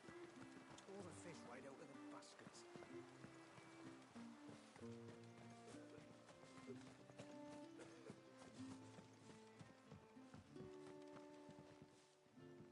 You one of the outsiders, then? I am. Shula invited me. Are you Manda's father? I am. Got you running errands for her already, has she? She's asked to see my chocobo, but I'd need your help and your boat to bring her here. Or you could just say it no. Honestly, that girl and her birds, she'll be growing feathers soon enough. Well, truth be told, I didn't take the idea seriously at first. But thinking about it, it would make it easier to get around if I had Ambrosia here. Can you help? Well, if you're sure that's what you want. tributary says we're to treat you lot as we would each other. So, if you need me to ferry your bird over, then that's what I'll do. Still, they don't take the water easily. I'll need you to bring us a mimic gourd or two to keep her calm on the journey over. And where would I find one of those? Oh, don't ask me. It's been years since I last brought a chocobo across the bay, and I'm told the world's changed a fair bit since then. Where do you usually get your stable supplies from? Well, the man who made Ambrosia's tack lived in Martha's Rest, and if I remember correctly, he traded in chocobo feed too. So I suppose I'll go and ask him. I'll be sailing over to Northreach soon to pick up some supplies. While I do that, you collect your bird and your gourd, and then meet me by the shore. Just don't take too long, all right?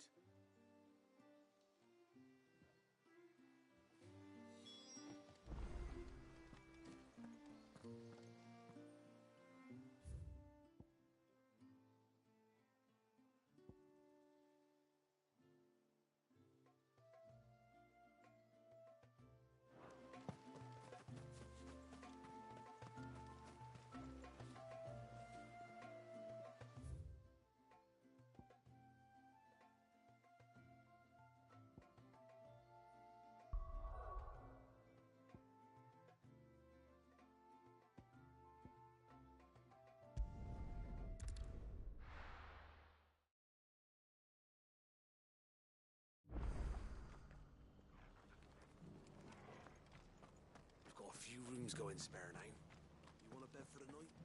You speak to Martha. I remember you. You're the one who saved Whiteheart. How's the old girl doing? She's very well. Thank you. Oh, don't thank me. You're the one who saved her. Anyway, what brings you to the rest today? I was hoping to purchase a Mimit gourd. And I thought you might be able to tell me where I could find one. Oh, reckon I could do better than that. Just so happens, I've got a whole carload of the blasted things. Not a buyer in sight. Really? Aye, you'd be doing me a favor taking a few off my hands before they turn to mush. But just be on the lookout for wild birds, eh? Don't want them chasing after you like they did me. I will. And thank you. Oh, you're very welcome. Any friend of Whiteheart is a friend of mine. And in times like these, friends have got to stick together. We certainly do. Northreach, then. Wouldn't want to keep Anders' father waiting.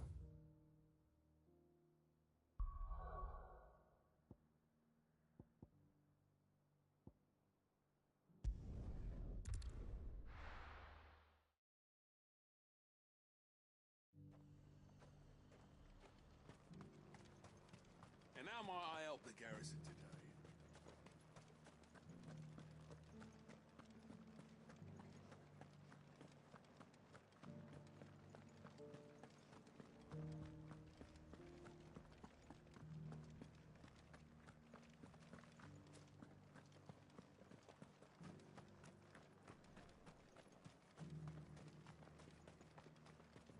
Those things didn't fight like men.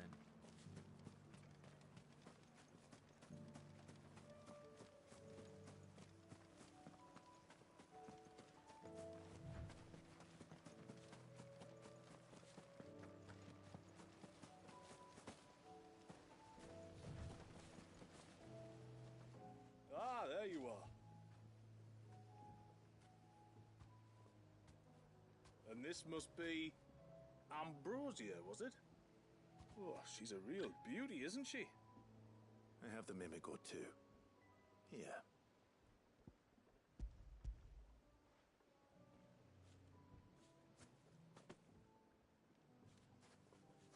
Thank you kindly. Soon as she's gobbled this up, we'll set sail.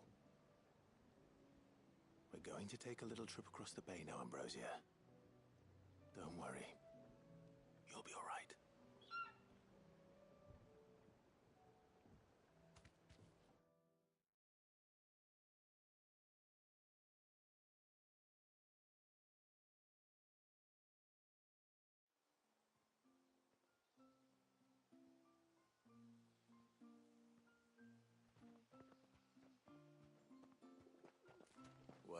made it. You didn't know? She is as white as snow. You're beautiful, aren't you, girl? Brave, too. She was calm as you like on the journey over.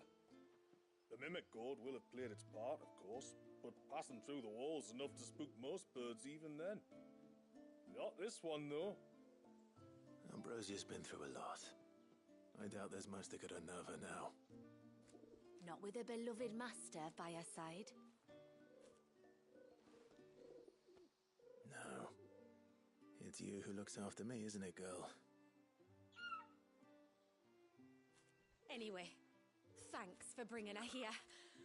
I hope I can breed a bird like her someday. And if you and Ambrosia need ferrying back to Northreach, you only need say the word. Thank you.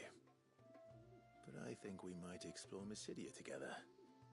What do you say, Ambrosia?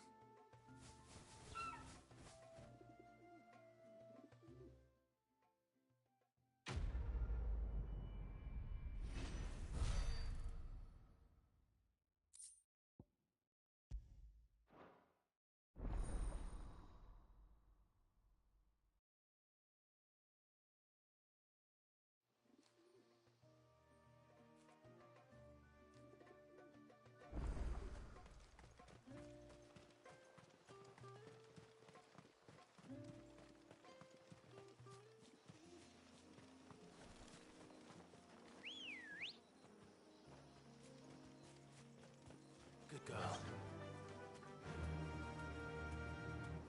Run like the wind. Before, we turned east at the shipwrecks to reach the coast. Now, we must head in the opposite direction. Left it is, then.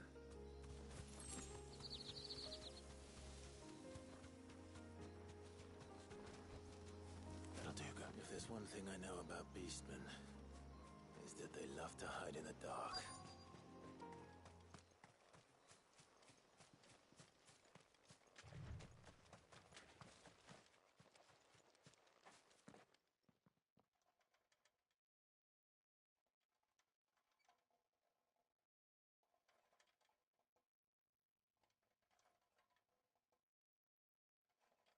What are they up to? Some sort of ritual.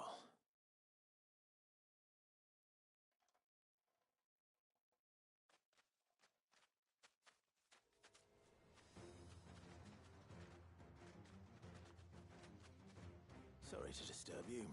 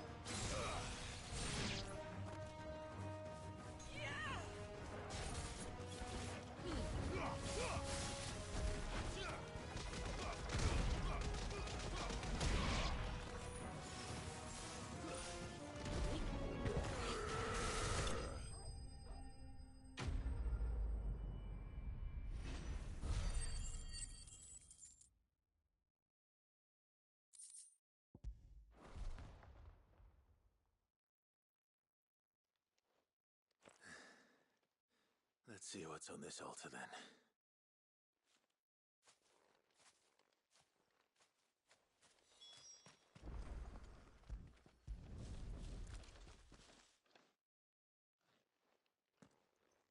A silver chain. I doubt the Tombury's made it. This must be what Fennec was talking about.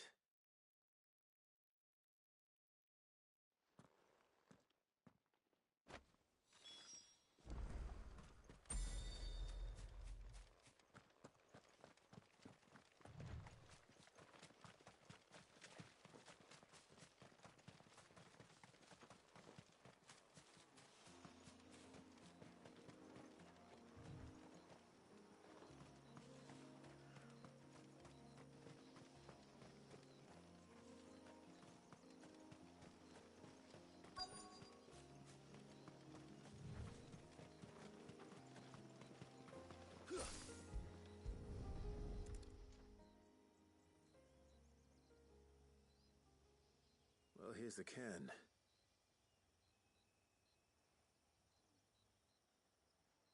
But no sign of Nasef.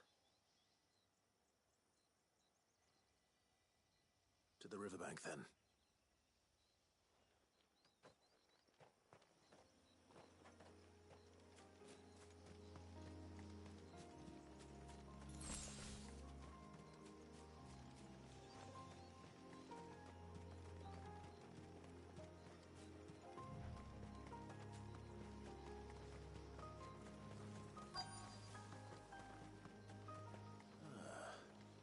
Who have we here?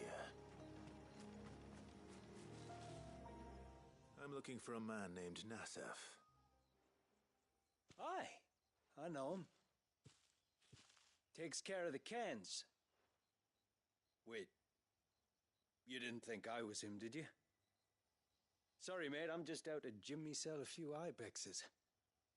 What do you want with the lad, anyway? His friend, Katav, asked me to look for him. Apparently he ventured out to work on one of these cairns and didn't return.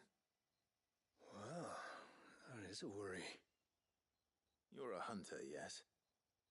You must know the woods as well as anyone. Can you think where he might have gone? There's a bridge further down the path. Blasted thing got washed away a few moons back. Our carpenter only recently had time to rebuild it. But if I remember rightly, there is another cairn on the far side. Maybe he decided to visit that one while he was here. Maybe. It's worth a look, certainly. Thank you. Don't mention it. I'll keep an eye out too. Perhaps he just got delayed or something. Let's hope so.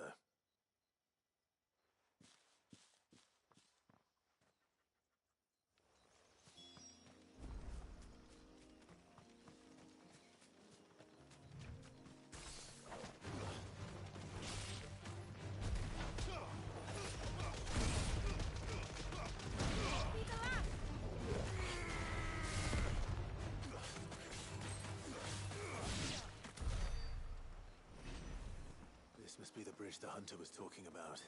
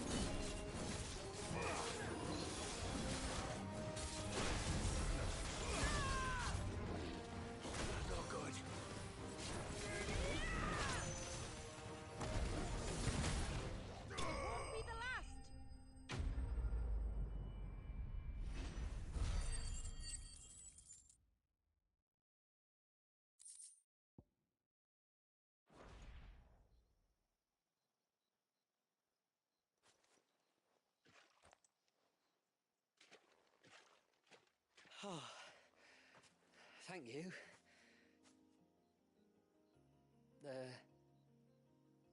I'm the tributary's guest.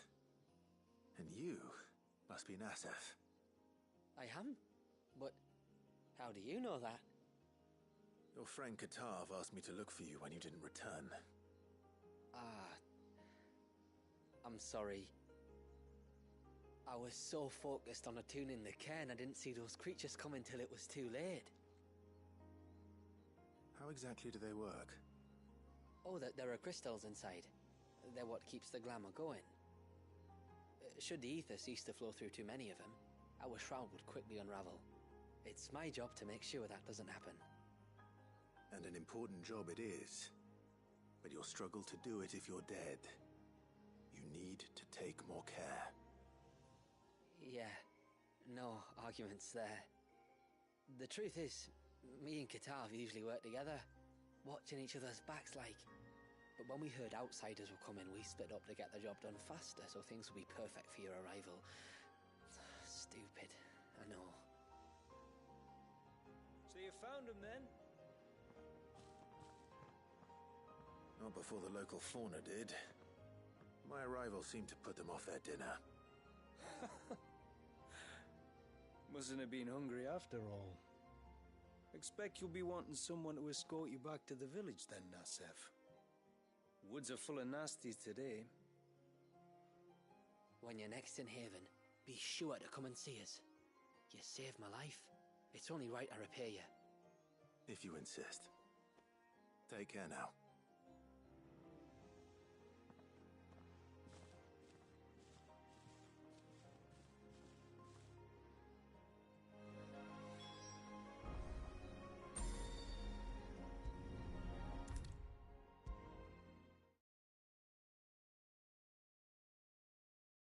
I thought I'd lost you.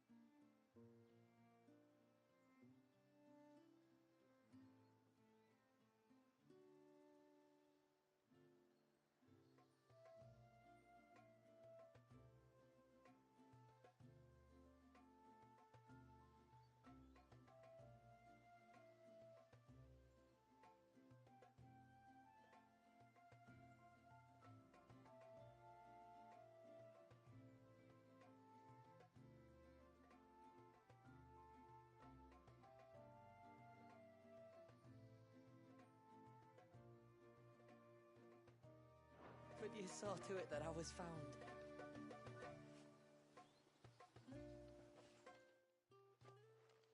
Thank you. Nasef told me everything. If you hadn't got there when you did. Oh, it doesn't bear thinking about. All that matters is that you're safe. Far be it from me to tell you how to do your jobs, but don't go alone again. Or if we have to, maybe we should think about casting the glamour on ourselves to keep the wildlife from spotting us. It'd take its toll, of course, but it'd beat letting the cairns fall and having to weave the entire spell from scratch. Imagine if we had to do that. I'd rather not. We'd only succeed in adding 2 new piles of stone to the collection. Your bearers? That we are, thank the tides. The others can't attune to the crystals in the cairns the same way we can. I reckon this place would be doomed without us. So, you do this work for the good of your people? Not because... We're forced to. No. From what I've heard of the way things work on the outside, we were truly blessed that our reign fell here in Mysidia. Our people are few enough as it is. If we started turning on each other, kin against kin, over nothing but a stupid accident of birth, our days would be numbered. They would. Anyway, all's well that ends well, eh? Thanks to you, both of us lived to keep this place hidden another day.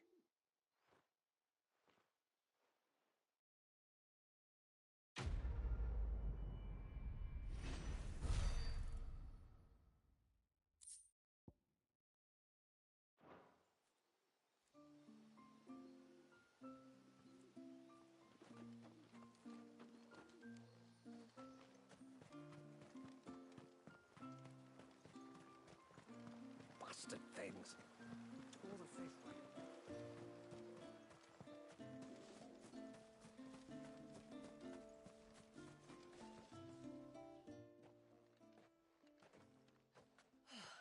You're back. Well, did you find anything? I did.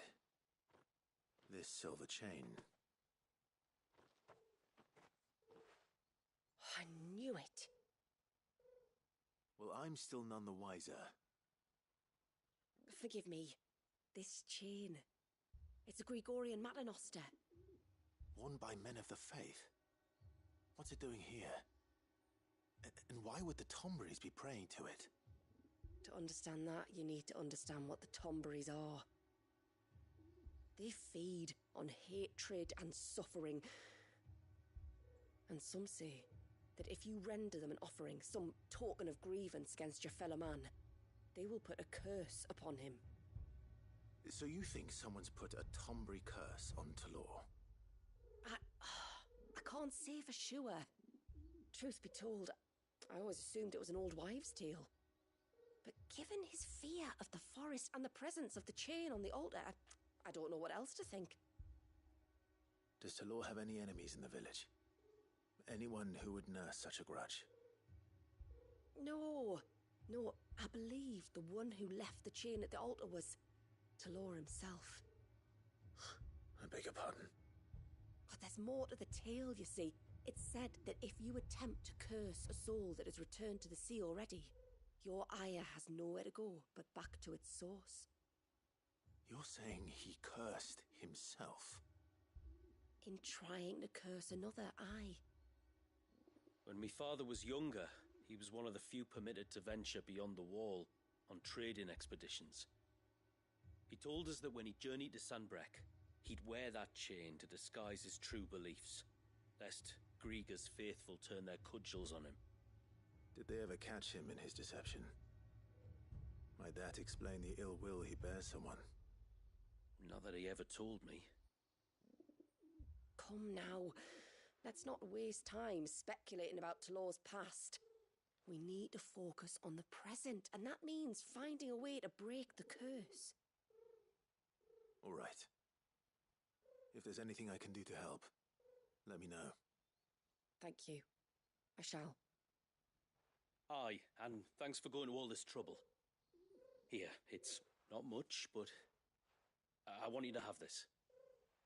We call it an Adder Stone. It's a gatherer's charm. Reacts to certain rare minerals we use in crafting. Makes them ring out like a bell. Stuff you'd have no chance of spotting otherwise. If you find anything, see that you bring it back to me. I can make you some decent gear with it. If you're interested, like. I am, thank you. And I'll be sure to pay you a visit. Until then, I wish your father a swift recovery.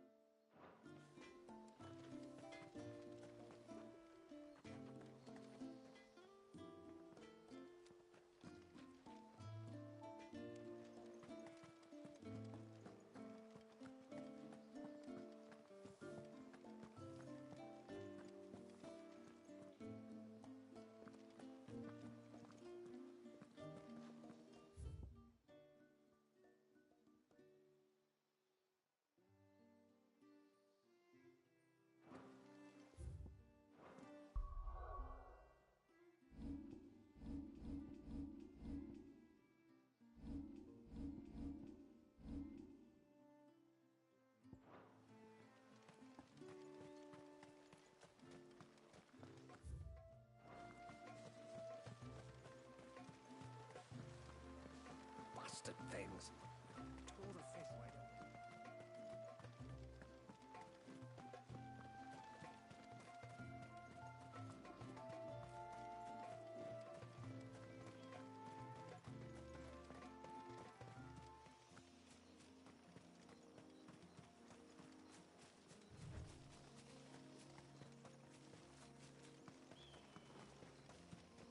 That's better. I needed that.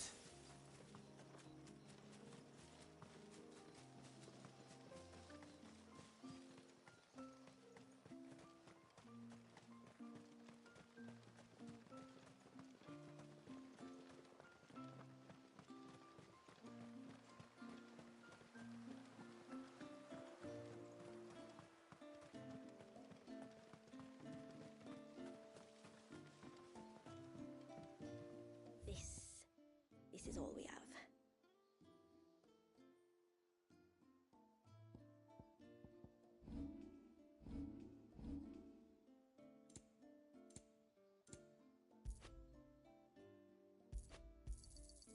May it serve you well.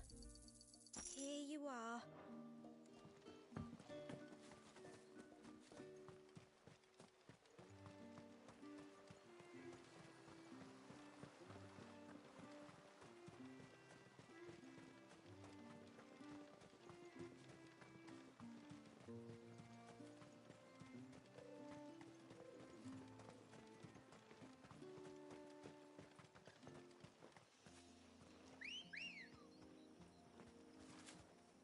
Come on. Run like the wind.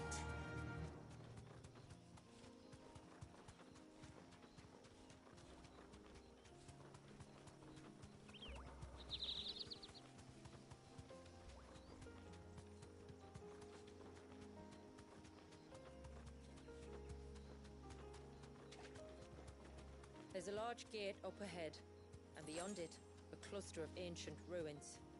The temple, or the Heir of Hours as my people call it, can only be reached by passing through them.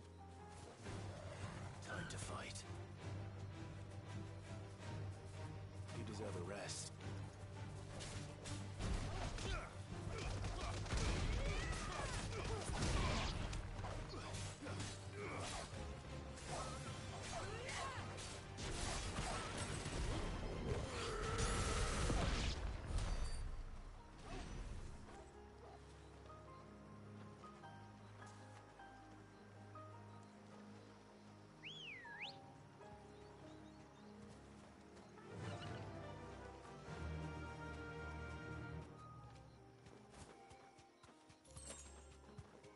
The forest is crawling with life, most of it hungry, which is why we make sure this gate stays shut.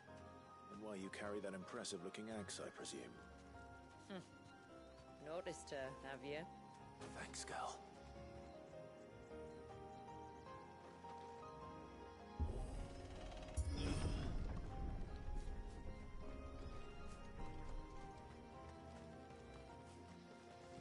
The temple is up there. Don't worry, those cliffs aren't the only way to the top.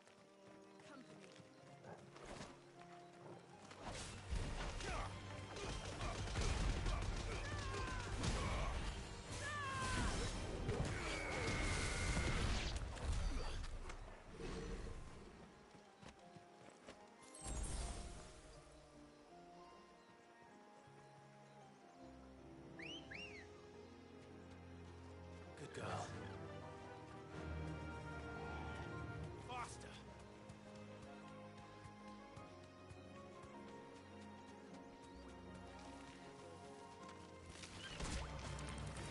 Be safe.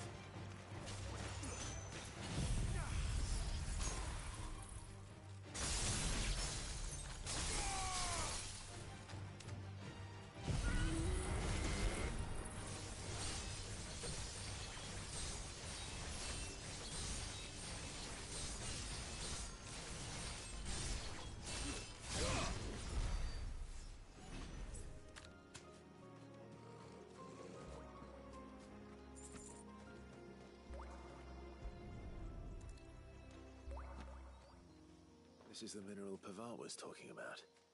The one that rings out like a bell.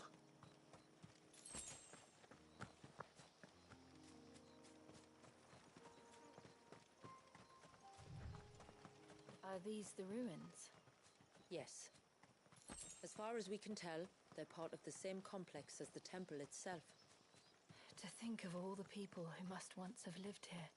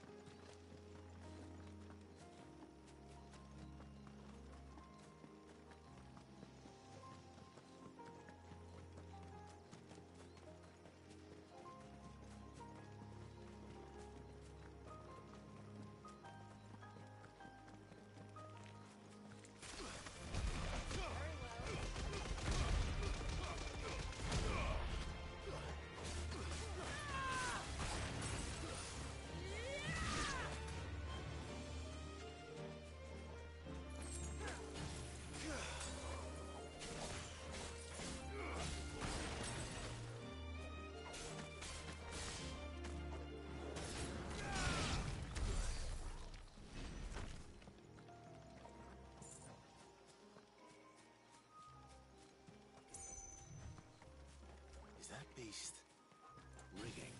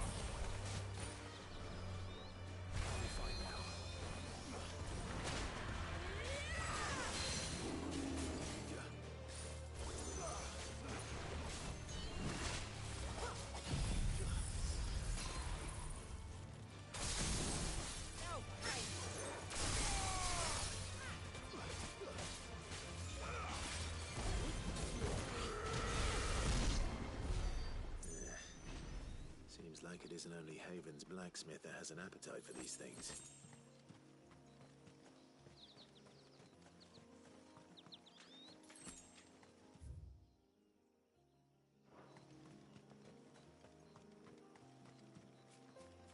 These remind me of home.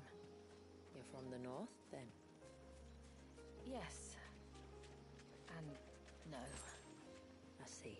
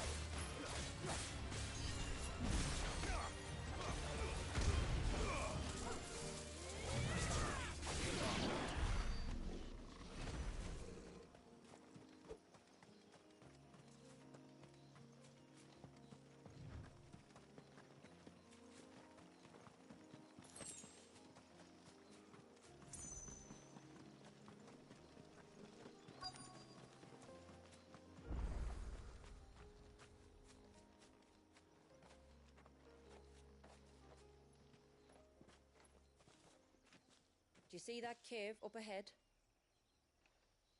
Whoever lived here carved a flight of stairs into the stone within. A way to the top.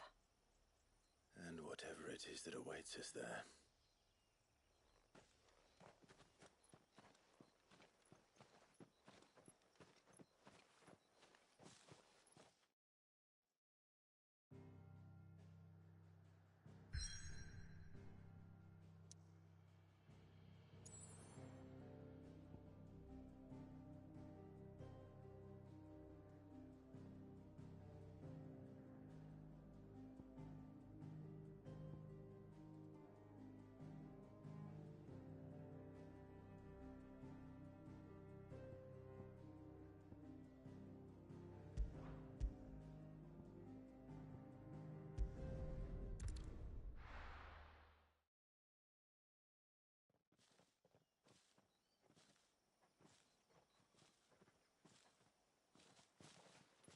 There.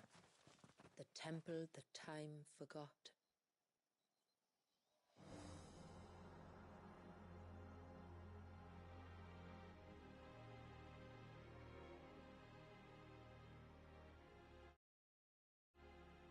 And the Varys inside? Yes. You can see the spell's path from the nave.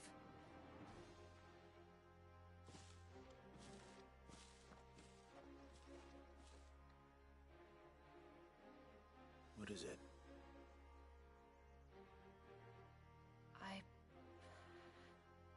I don't know.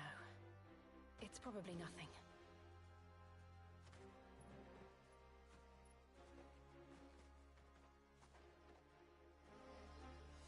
Forgive me, but why build the Vare here?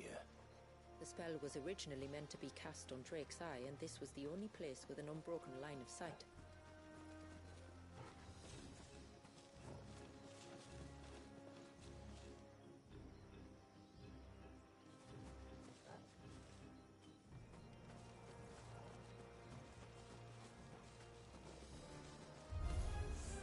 The Tonberries like to think these ruins are their own. They look none too pleased to see us.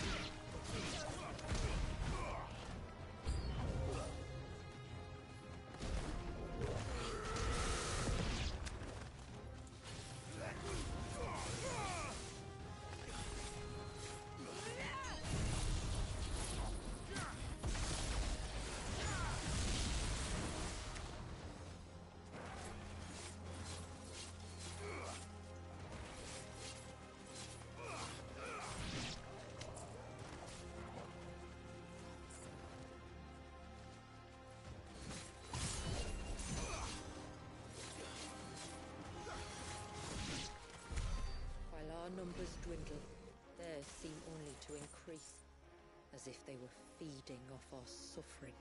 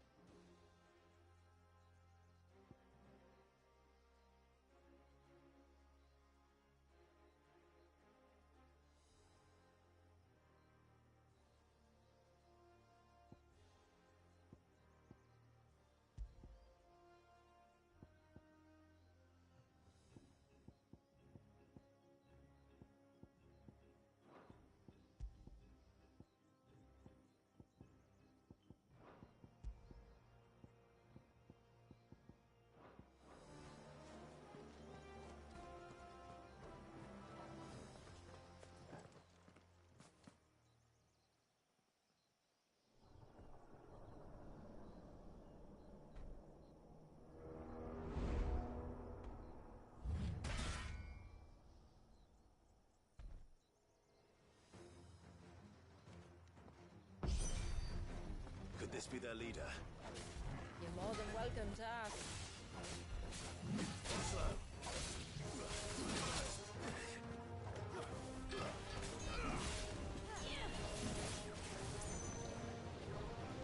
Nice try.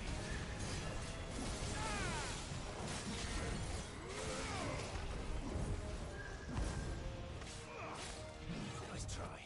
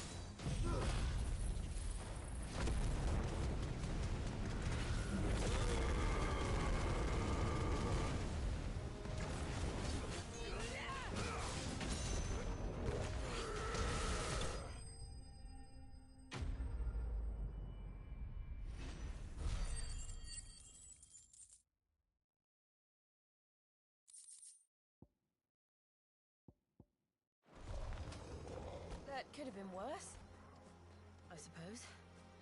Aye, well, if the forest's taught me anything, it's that there's always something worse.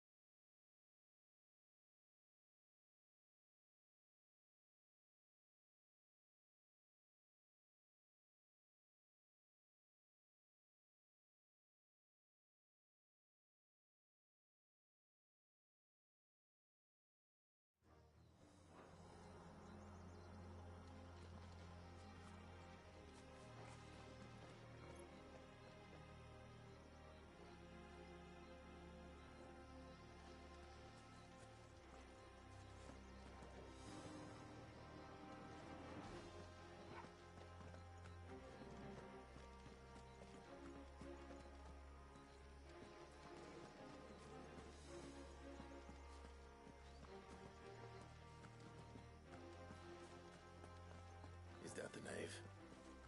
Just inside the dome, yes. But it's what's out here that worries me.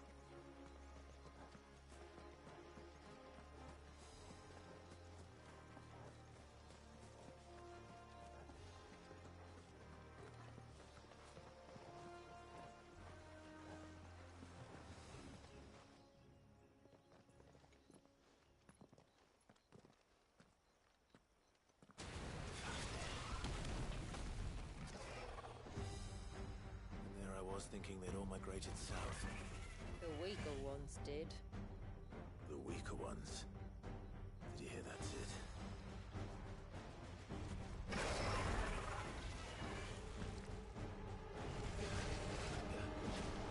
Nice try.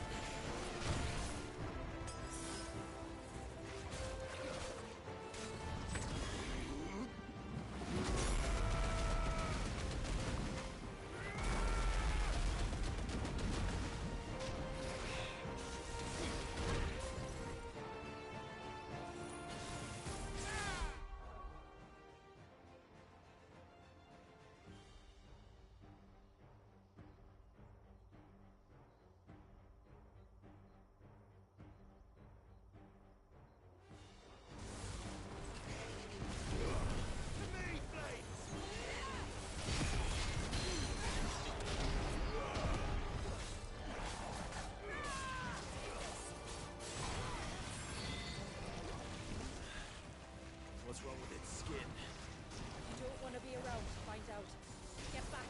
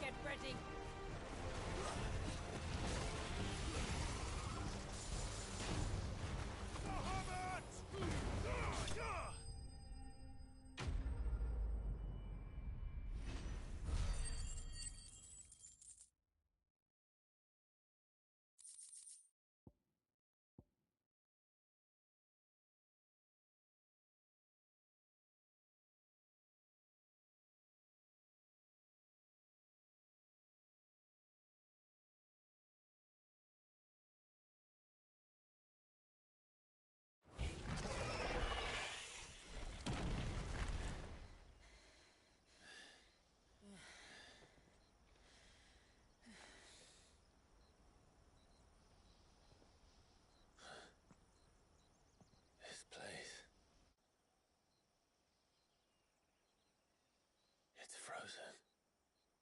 Just like the surge.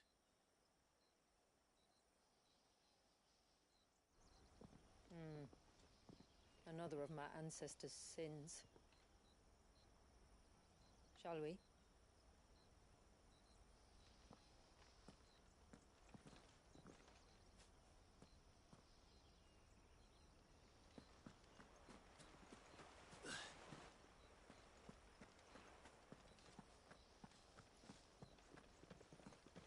The blue veil shows the extent of the spell's reach.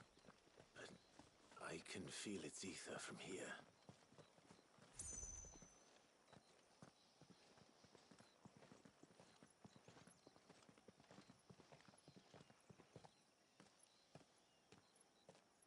Shula, wait.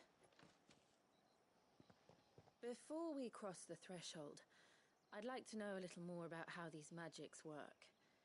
I assume we'll be safe from their influence. We won't grind to a halt, if that's what you mean. The spell only affects the things that were present at the moment it was cast.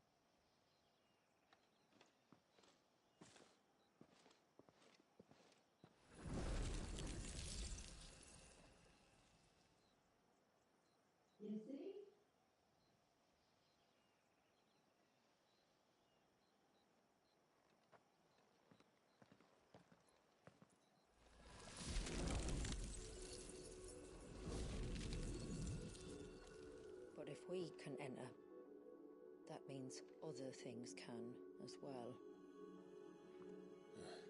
Like the ones we saw on the way here.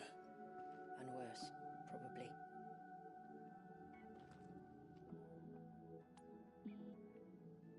Is this Leviathan's doing? Well, it certainly wasn't ours. When he realized my ancestors were attempting to cast a spell from here, he made to destroy the temple. And almost did by the looks of it.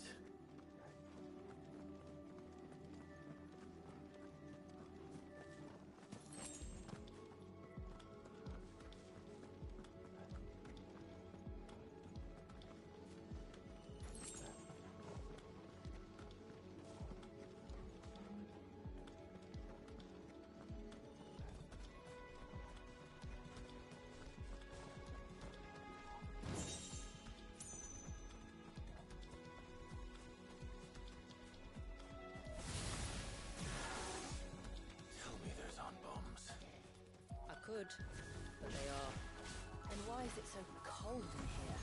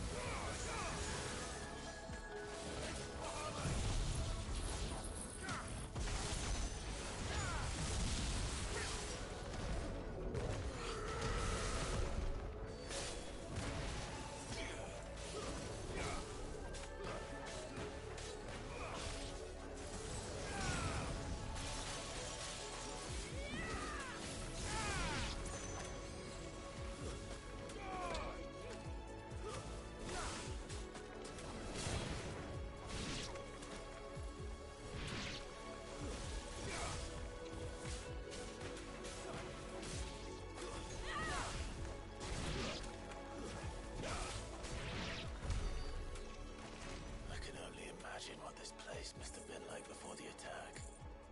This would have been a hall of worship. There was something similar in my father's keep. The priests would deliver their sermons from the dais. Your father?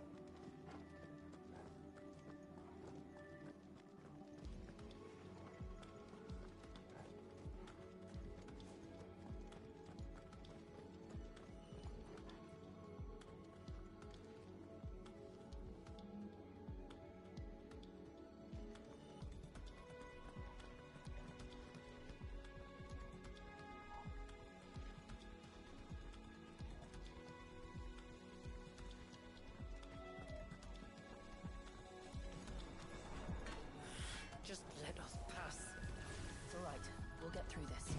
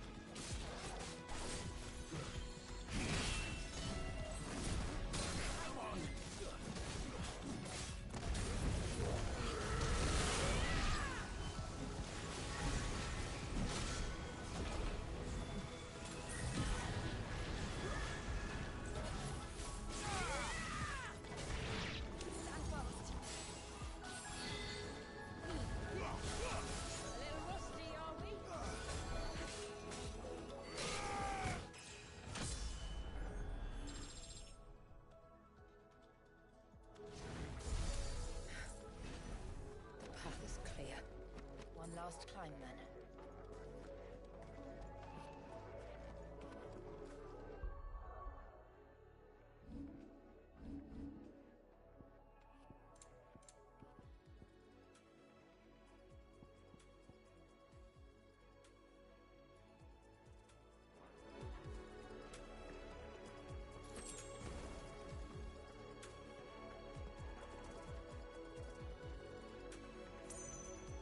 The fair.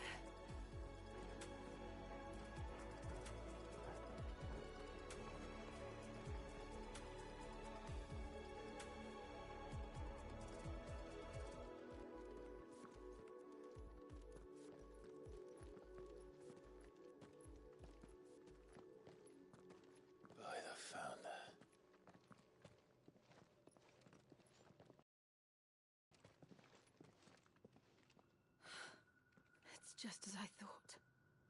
Jill, does this ether not feel somehow? Familiar, yes.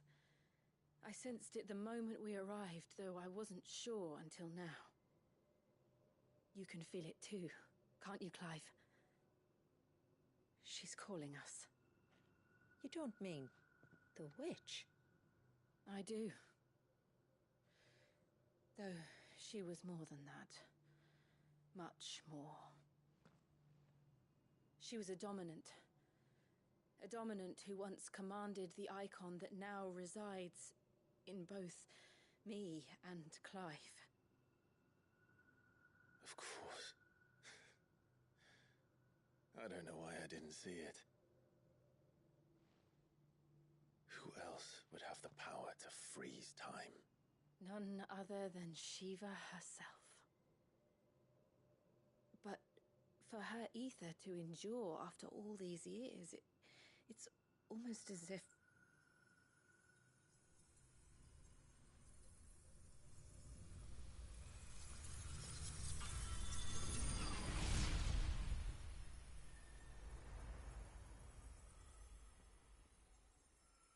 As if she shared it with another, just as Torgal shared in my ice.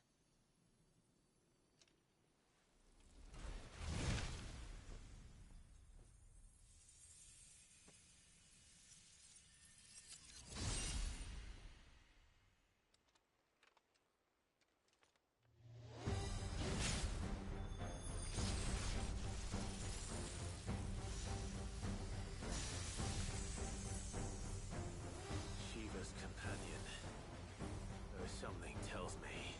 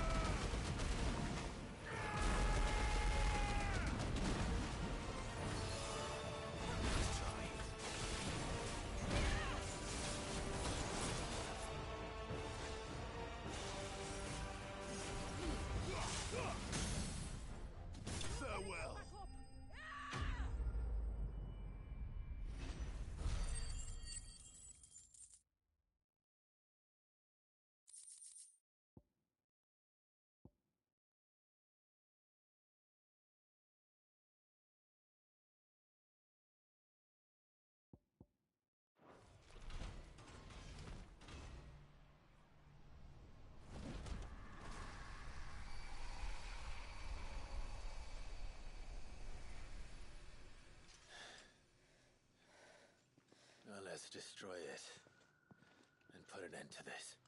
Wait. The spell must be weakened, not undone. Isn't that what we came here for? Did you ever stop to wonder what might happen to the tidal surge if I unraveled the whole spell at once? I didn't think so. This is going to require a bit more finesse. From wind and light, water and earth, let the silent palm of mine ice.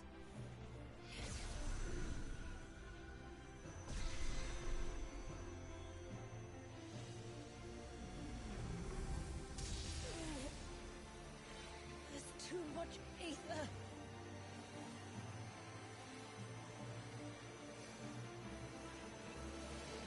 Here. Let me help. Let us help.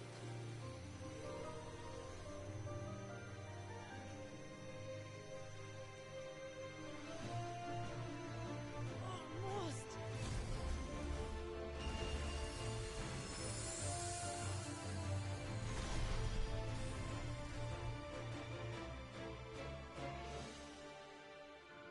Did it work? I think so. The thread connecting this place to the child should be broken. Meaning Walyas should finally be...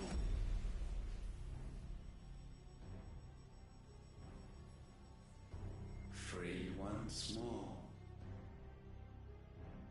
Leviathan, our most profaned fragment, its divinity defiled by the hand of man, its spirit shackled by his hubris, till Mythos came, bringing release. Now, let the sins of man be redeemed by the hand of the servant of God.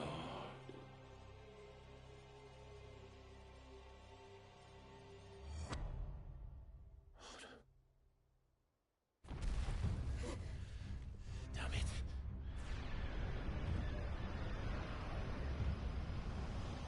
It's happening, isn't it?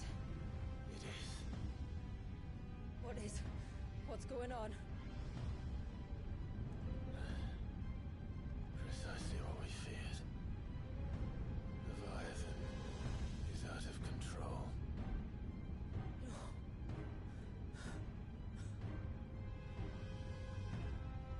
Don't despair.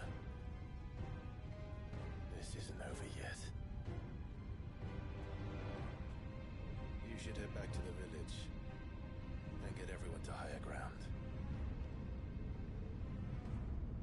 As for the rest,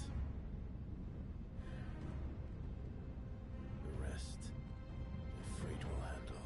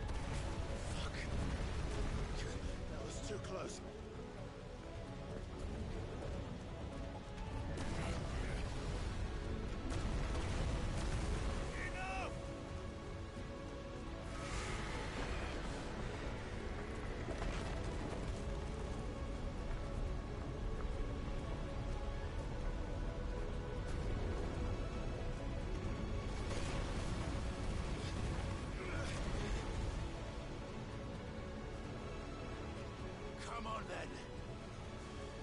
No more hiding.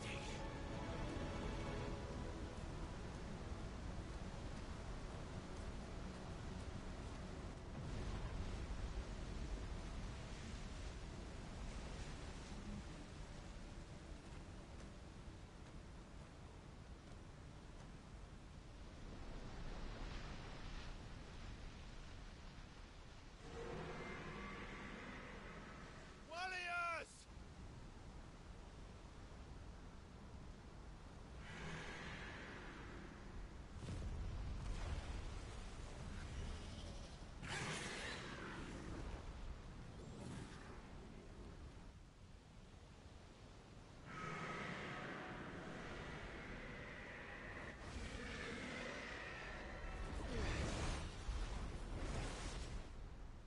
This isn't what I wanted! I only hope you can forgive me.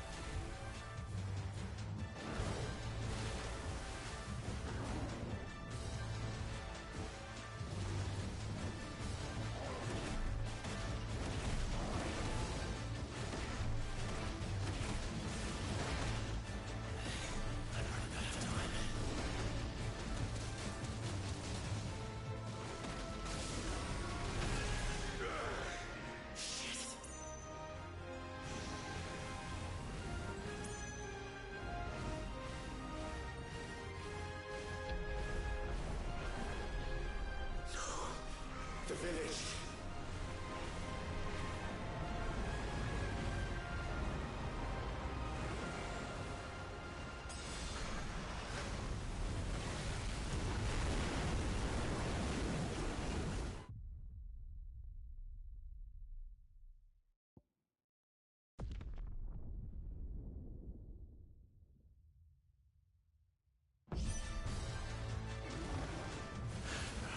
Stop this!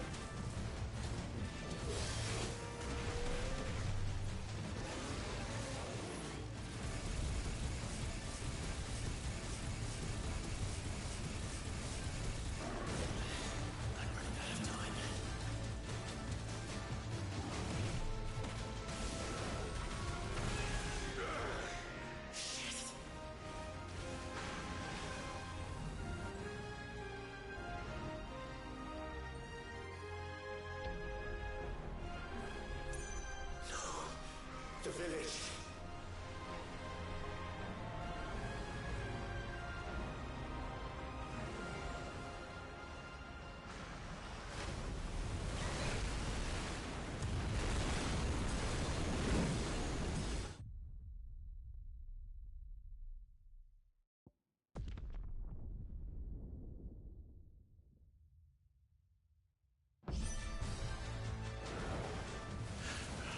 Stop this! I'm not here to play!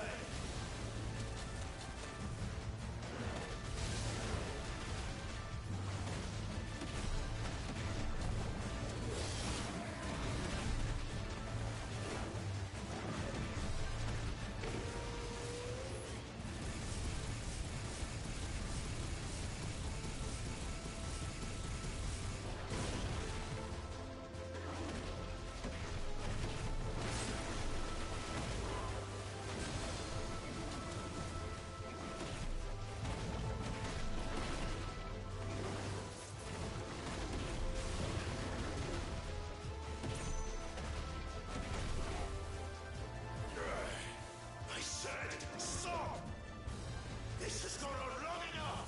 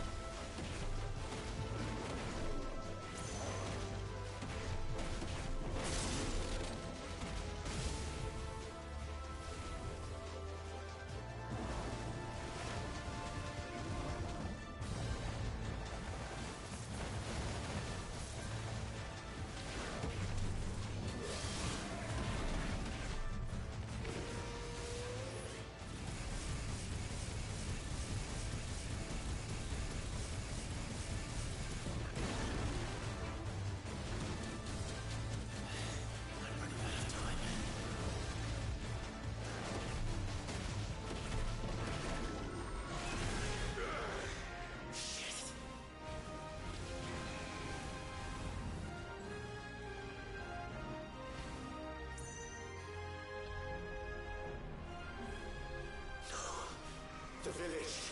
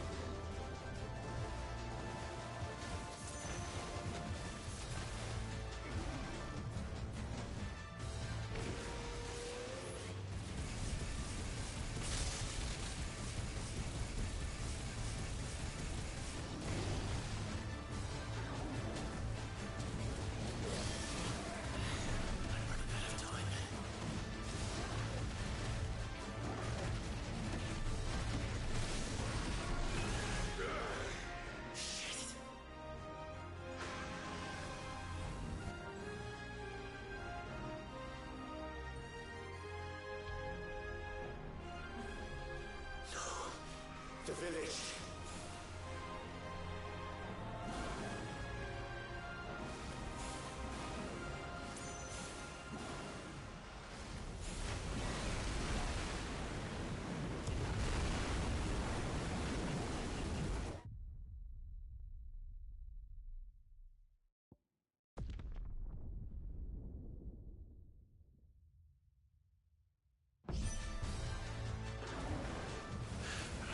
Stop this!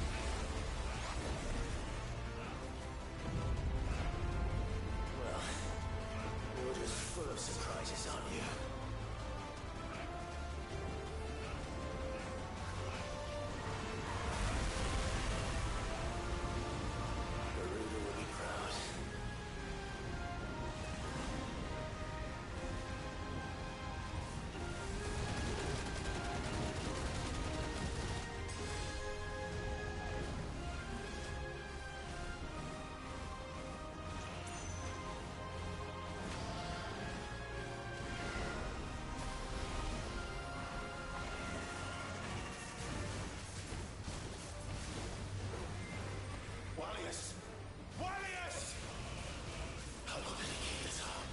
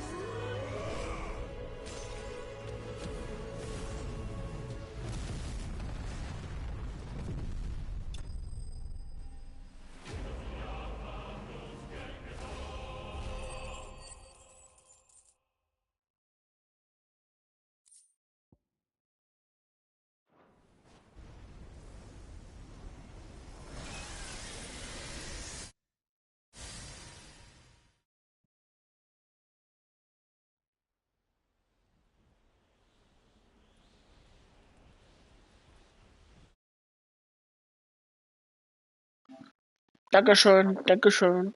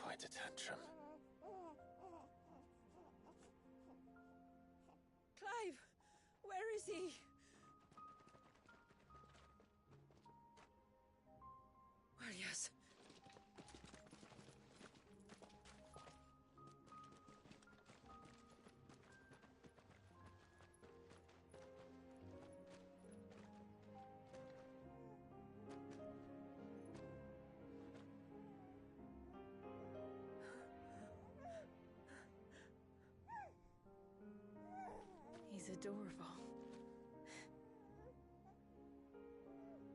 He is now. But did you see him a few moments ago?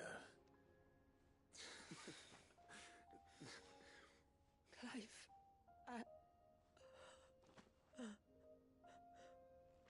I don't know how to thank you.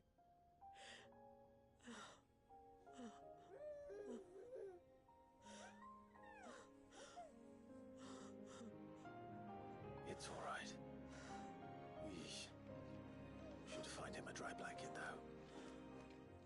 Wouldn't want the little monster catching a cold.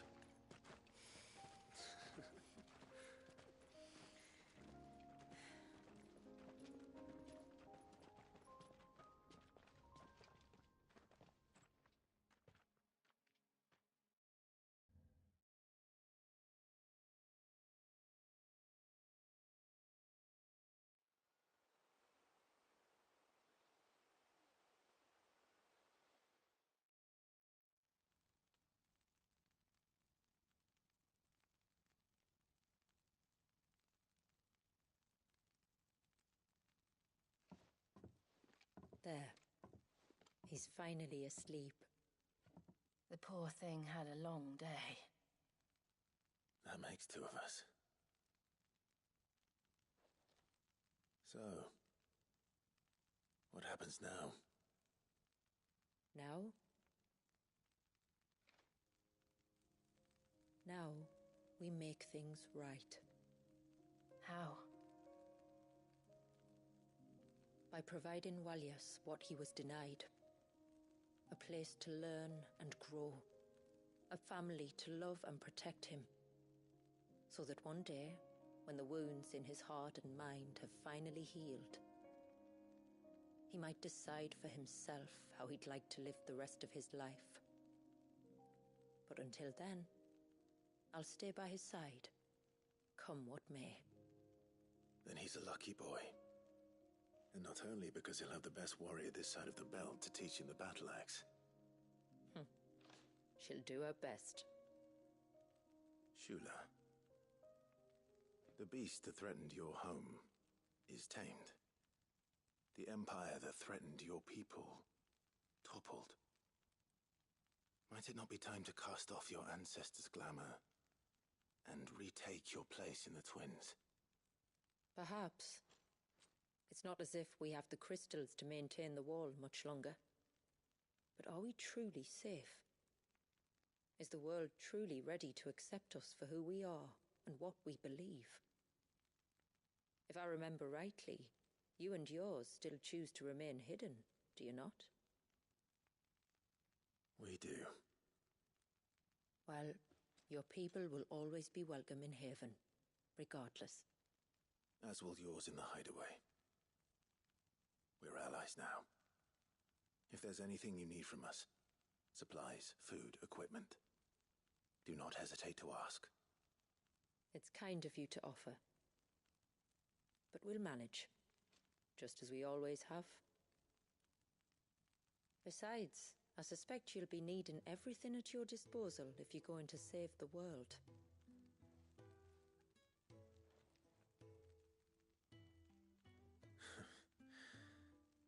I fear much of it is past saving. The best we can do is strive to turn what's left into a world where we can all live as equals. A noble endeavor. And there'll be a place in this world for us, will there? For Walyas. For everyone. I swear it. Then we shall be waiting. Until the tides bear you back to shore.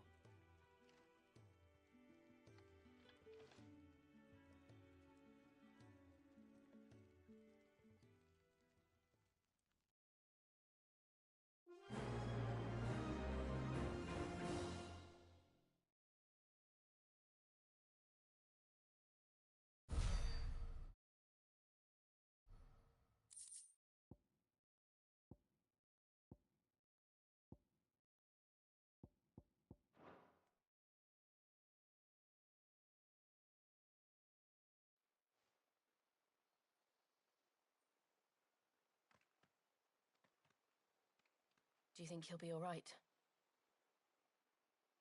Well, yes. Only time will tell. But I can certainly think of worse places to spend one's childhood. The Moats of Water are a fine people, and they will take good care of him. Up by the Vare, Ultima spoke to me. He called Leviathan his most profaned fragment, and told me to redeem the sins that had laid him low. Is that so? The sins of Wallius's ancestors were grave indeed. To force him to prime at so tender an age. And to freeze him in time, that he might never know what it was to live. Yet I doubt either of those crimes was the source of Ultima's displeasure. It was that the Icon's power had been put to another purpose than the one he intended. To him, Leviathan must have seemed an aberration. Could that be why Ultima made no attempt to lead me to him? The fear that this profaned fragment might corrupt his vessel somehow. Perhaps. Or perhaps he simply deemed Leviathan surplus to requirements. Having concluded that his vessel might be made to serve his purposes without the full sum of his power. His purposes? There's no escaping them. Even here. Hidden away in Mysidia, the blessing of the crystals proved nothing but a prison. A prison into which Wallius was born, and from which freedom is hard won. If the world doesn't change, if we don't change it, he'll end up suffering the same fate as every dominant who came before him. Then we must change it. That we must. And we shall.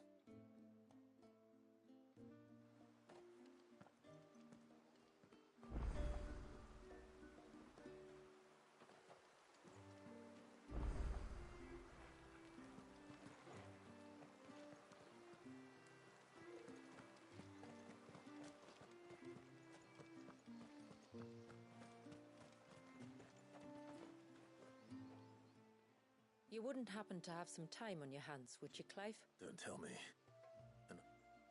Not quite. It promises to be quite a hunt. All right. A fiendish, cold-blooded beast known as a Giva. I have an even better If you'll permit me, Tributary, I can explain. Certainly, Yamila. It's been over a week since my sister gave birth to her first child. We've tried everything to restore her spirits. The healers tell me there's only one hope. It isn't only Yamila's sister who stands to benefit from this, by the way. There's her baby to... I'd be glad to help. Thank you.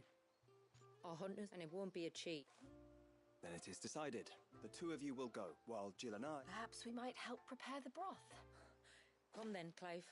The River of There's a Givra that has claimed the ruins at the foot of the mountain as its the flesh of a forest ibex should... To the forest.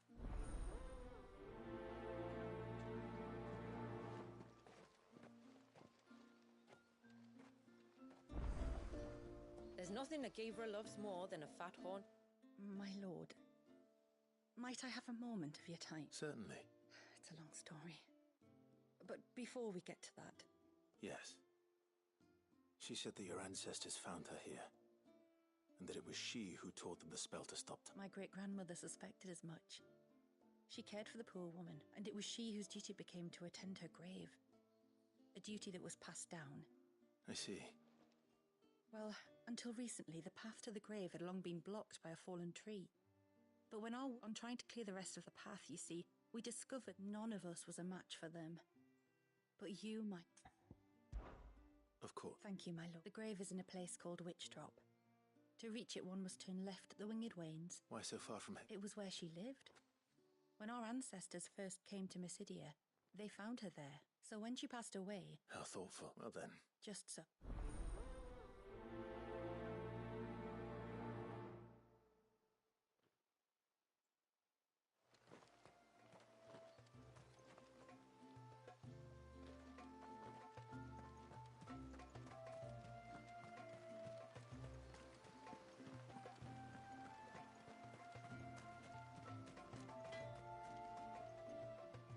Yes?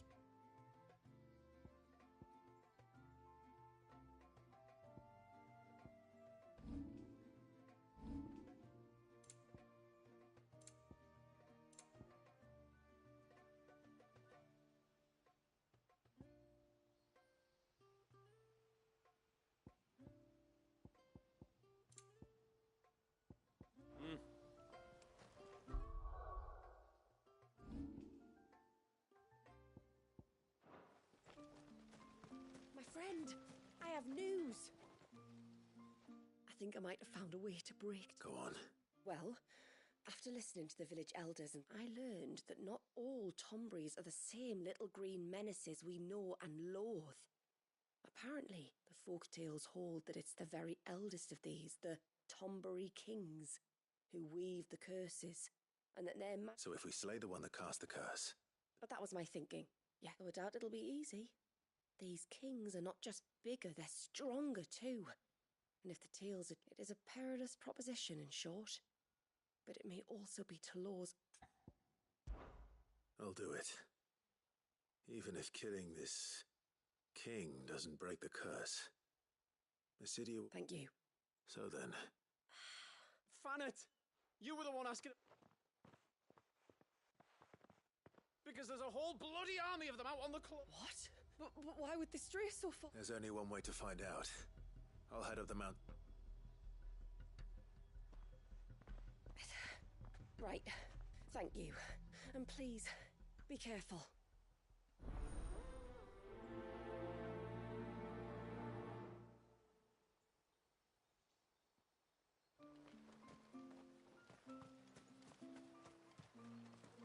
Hey, mister! Over here! Please, mister, the village is in danger, and if someone doesn't do something... Stop. Take a deep breath and tell me everything. Sorry. My name's Eirik. When you went up to the Erevalvers with Miss Shula, well... You could have been killed. Lady Shula told us you lot were great warriors. So I thought, but then I lost... Saw? A great big spin out... Spouts of what? Well, All right. Thanks, it was all... Then that's where I won't go...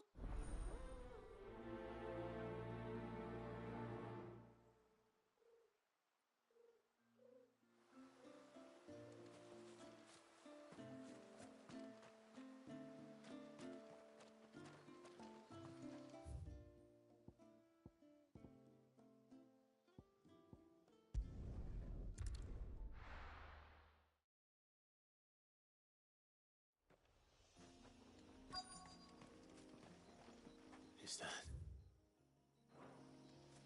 the hunter?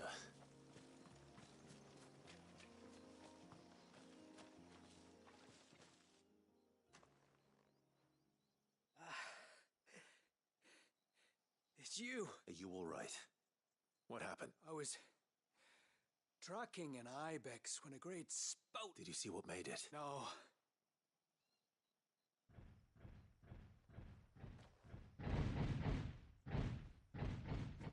Might this be the culprit? Leave him to us.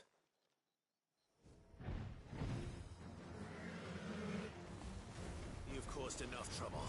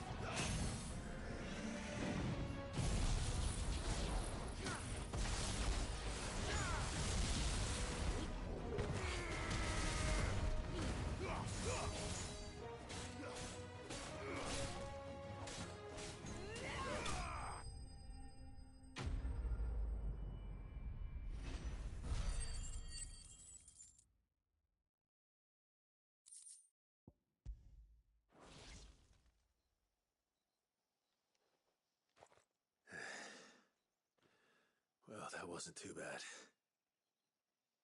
Hardly a threat to the village, but you can't blame the boy for being...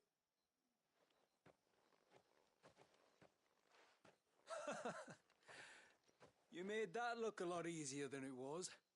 Do you think that was the beast which attacked you? That thing? Not a chance. Would have heard it coming a league away. And the blast of water that hit me was beyond anything an Archelon can manage. Oh. A boy from the village sent me in search of a beast. That's it. That's the noise. Sounded like it came from the ruins. I'll go. You head back.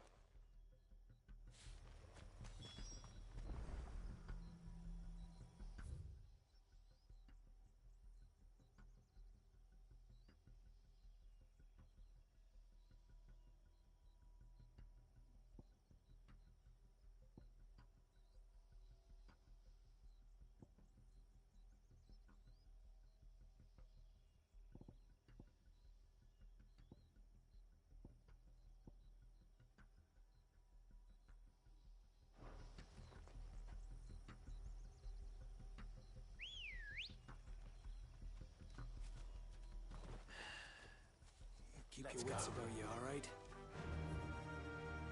You don't want to end up like me. Yeah!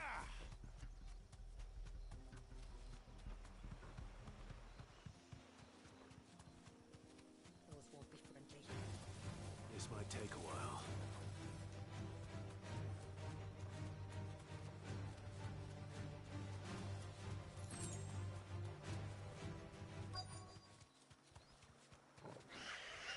These will do nicely.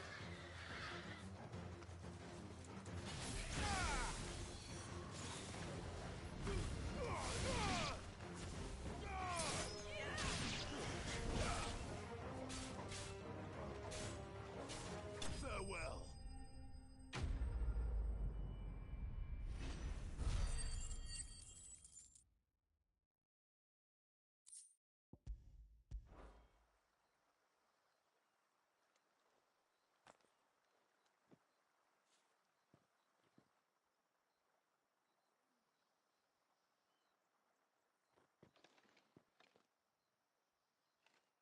Return to the sea, and to the clouds rise again.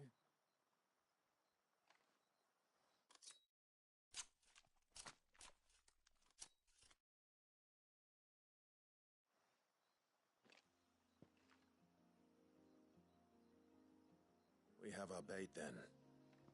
What next? Next, we pay a visit to the Dark Gate to pick some local weed. It'll help disguise our scent.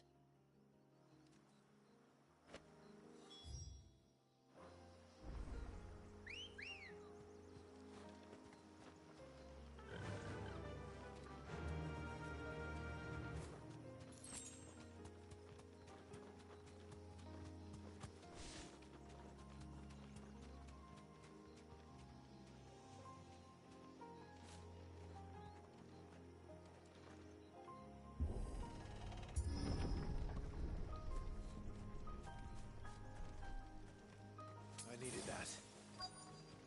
There should be a sprig or two of local weed growing somewhere around here. Look, the golden leaves.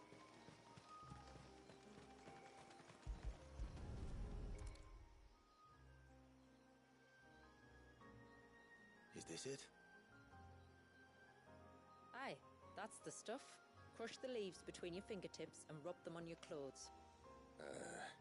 If you insist.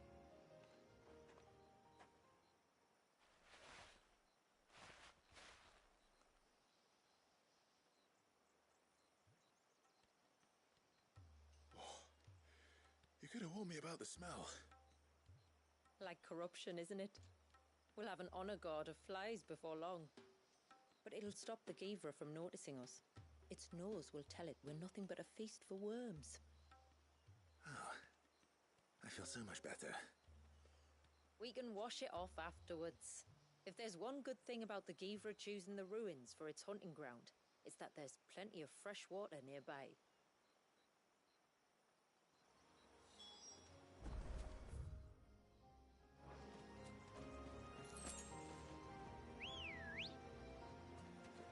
Come on.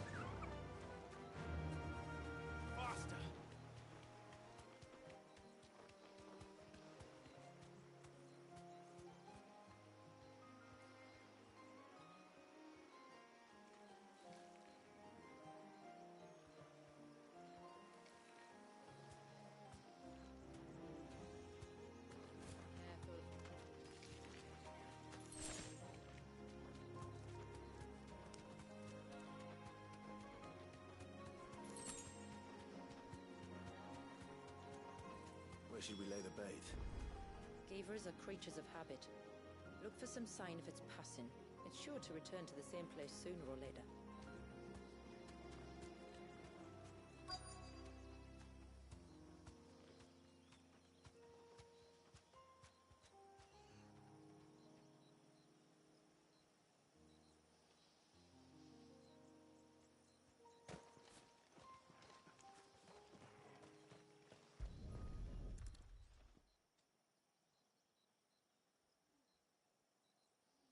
Marking its territory.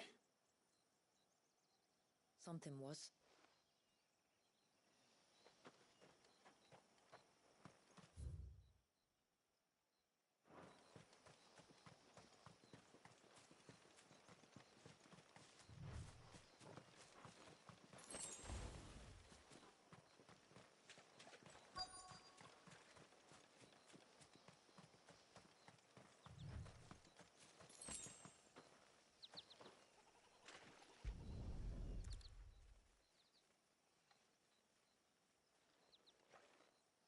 Tracks. But You're right. They're barely big enough to belong.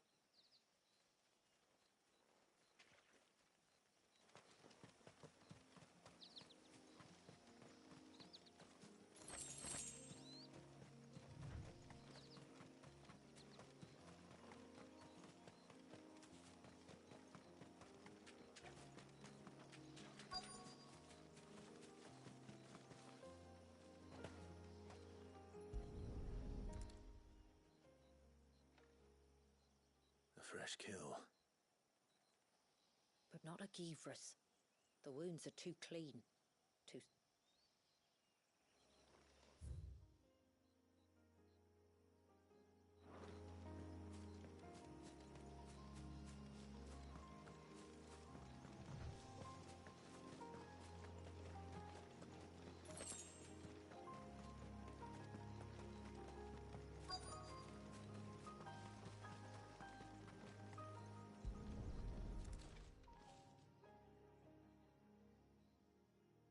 These look like a predator's tracks. But not just any claws. These belong to a Givra. We'll lay the bait. Let's hope our friend is hung.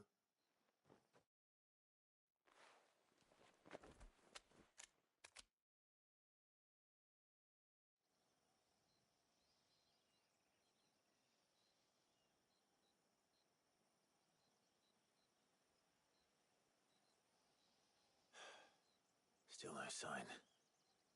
Patience, Clive. Hunting's not something you can rush. Have you stalked these beasts before? Once. Gavers are fast, so the job called for a bearer. But even with my knack, it was a close-run thing. Not many leaders would take such risks for their people. Says the man who battled an icon to save a boy he barely knew. It is the way of the moats of water to use what gifts we've been given for the good of all.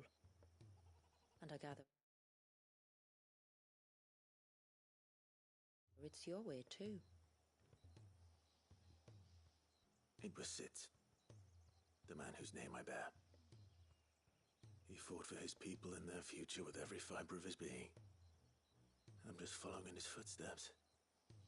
In many ways, you remind me of him. Me? You're confusing daring with desperation. Quiet.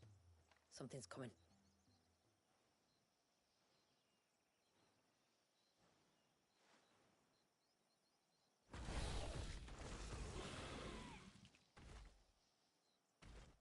Our guest has finally arrived. Shall we greet him? It'd be rude not to.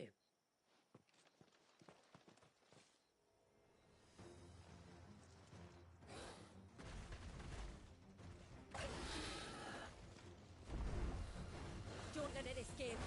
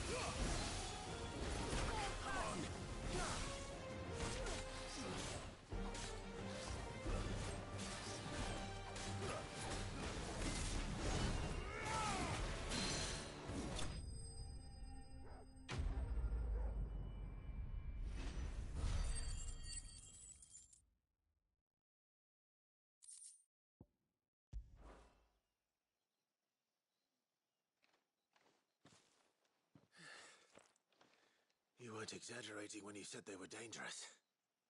They're forces of nature, all right. And with this one's passing, the river of life has calmed.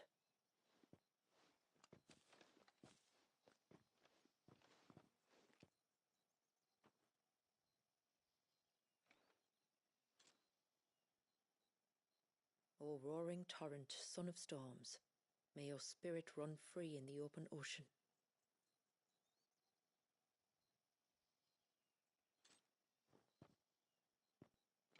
This flesh I claim, that your gifts might rain down upon us this day, and our river flow in spate once more.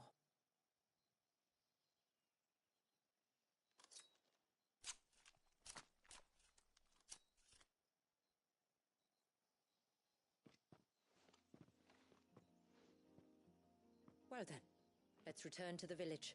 We must get this tongue to Ymilla before it spoils.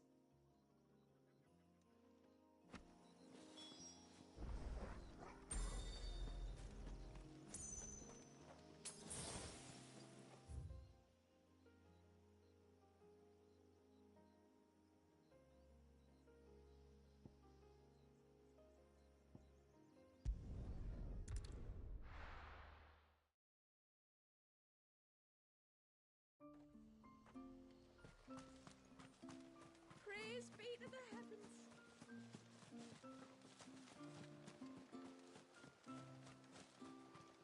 It is good to have them back.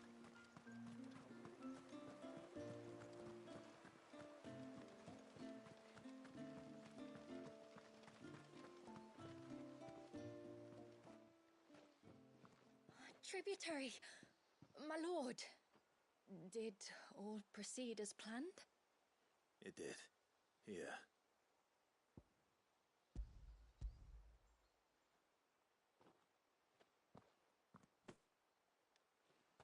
Oh, thank you. I shall add it to the broth at once.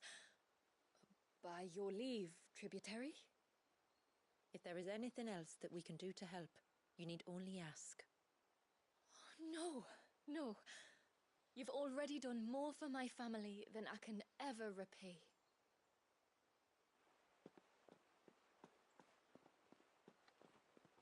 Just as you have, Clive, for my family.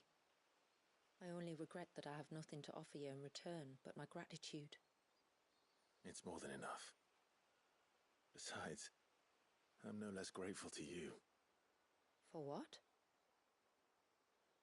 For welcoming my friends and I into your midst. For showing us how your people live. For reminding me that the world we strive to create, where bearers can live alongside their fellow men in peace and comfort, is no mere fantasy. I'd hardly call it comfort. Every day is a struggle. Though we do at least struggle together, it's true. As must we all. I only ask that ye remember the cost of using your gifts as a bearer. I know that you feel it's your duty to do whatever you can to help your people. But you have a child to think about now. And Wallis has lost enough. I shall bear that in mind. That's all I ask. Oh, and if there is anything else that we can do to help, well, you know. Thank you. Truly.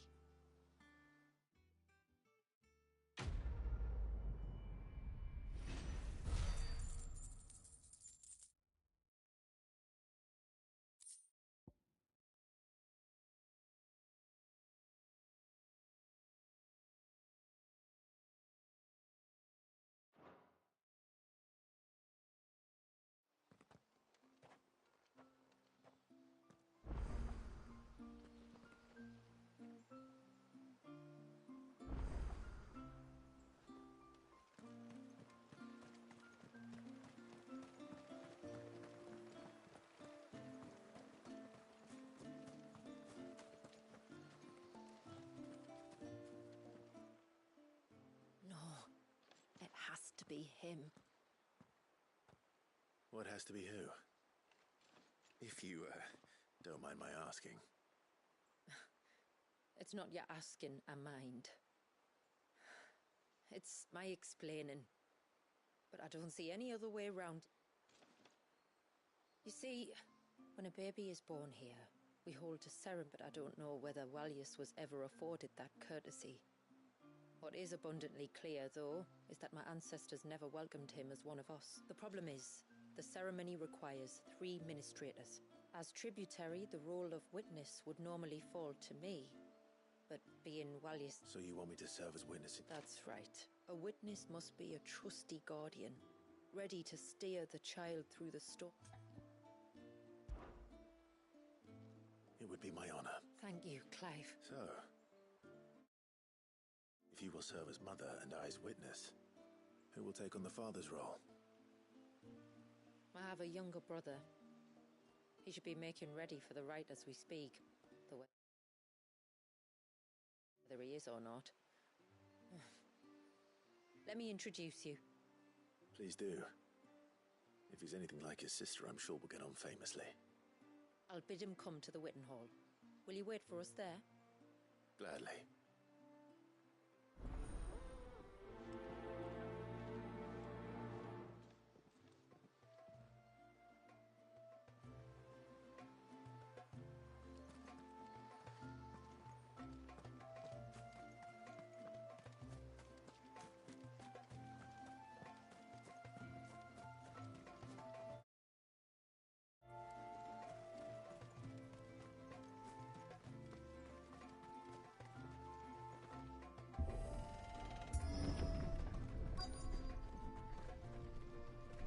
Founder, they're almost at the gate, but they won't be coming any closer.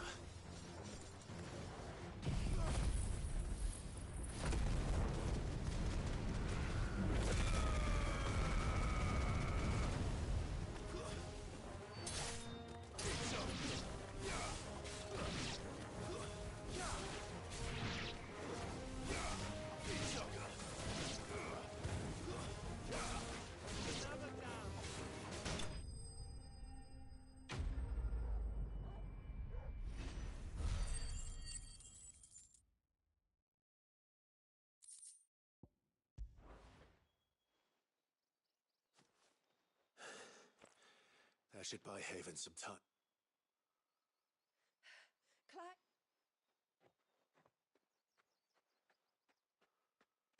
Fine. Thank the I was worried I was going to lose you both. Talor, he took a sudden turn for the worse. What? No, he's hanging on. I fear the Tombury, and I can't imagine their being here as a coincidence. I think it might be happening on this very map. If it is, it won't be for long. Get back to Talor. My thanks.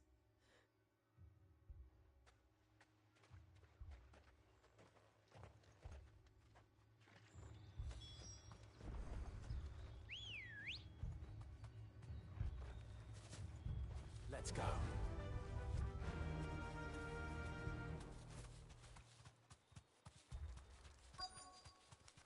More of them. Come on then. I crave an audience with your king.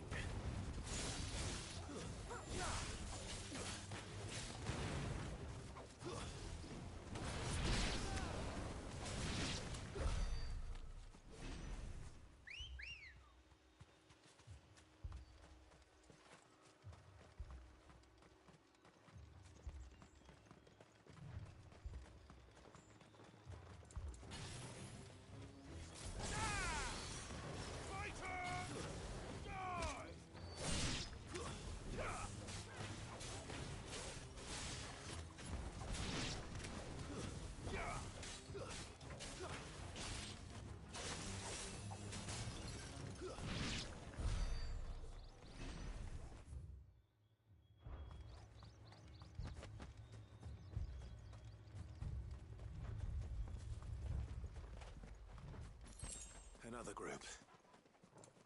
They don't look very regal.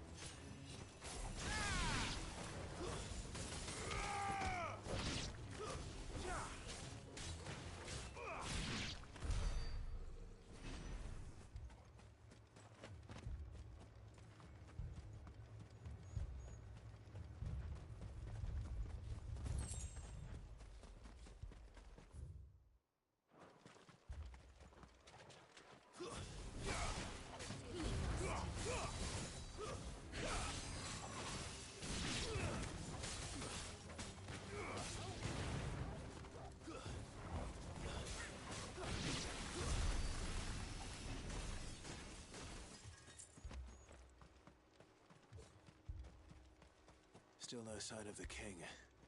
Could Fanad have been wrong?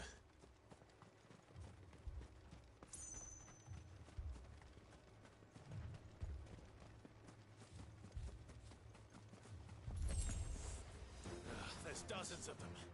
The king must be close.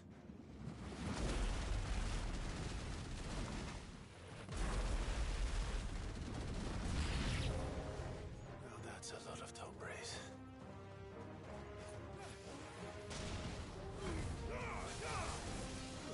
Sword and stone!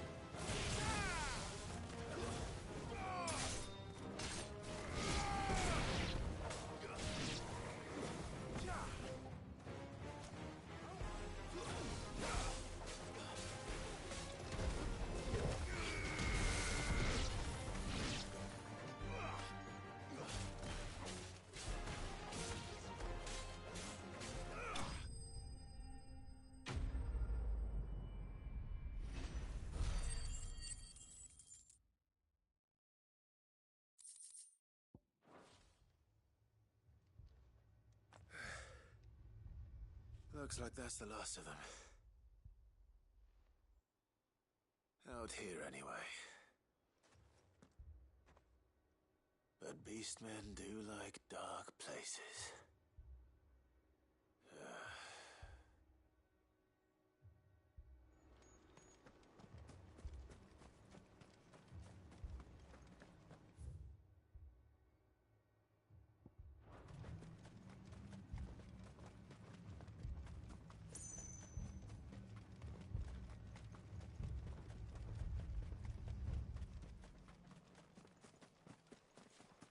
Well, I'll be damned.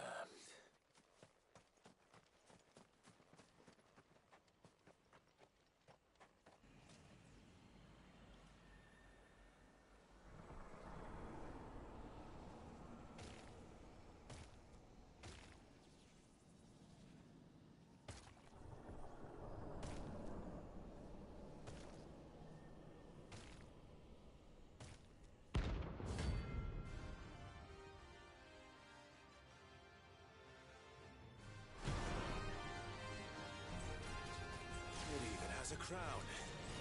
Sorry, Your Majesty, but your reign ends here. Nice try.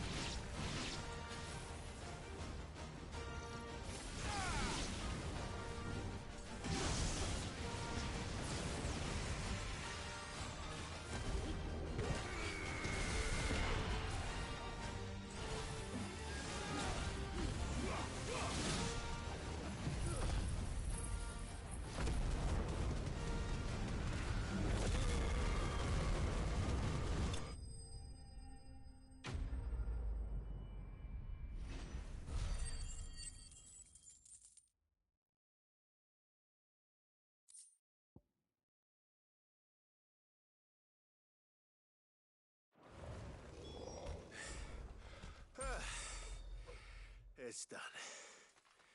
Which means the curse should be broken. Let's see how Talor's doing.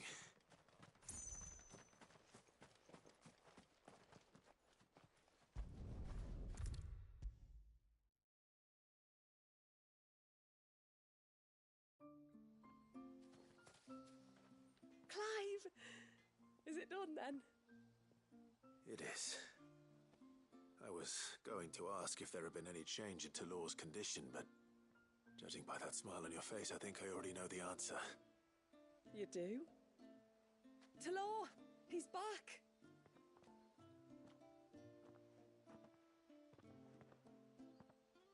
Thank you, my lord. I can never repay you for... I'm just glad the curse is lifted. There is one thing I'd like to know, though. If you don't mind my asking.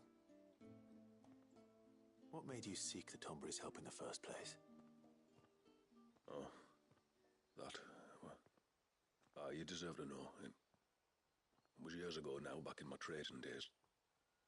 The Sons of Greek arrested me in Oriflamme, chained me up in a lightless cell with a great sword hung over my head, ready to fall if I didn't confess. Though they never said to what. I didn't, of course. So eventually they just let me go. And I never told a soul. Tried to forget it ever happened. But then you came along and the sight of your sword brought it all flooding back. I couldn't sleep, couldn't eat, couldn't hardly breathe, and I thought that if I gave my old chain to the Tomburys, maybe they could take all that pain away. All that anger. But it only made it worse. Oriflamme has fallen. And the men who tortured you likely fell with it. If only I'd known, I might have spared everyone a lot of trouble. I'd convinced myself that you were like them, that all outsiders were the same, but you're not. Far from it. Thank you, son. Thank you.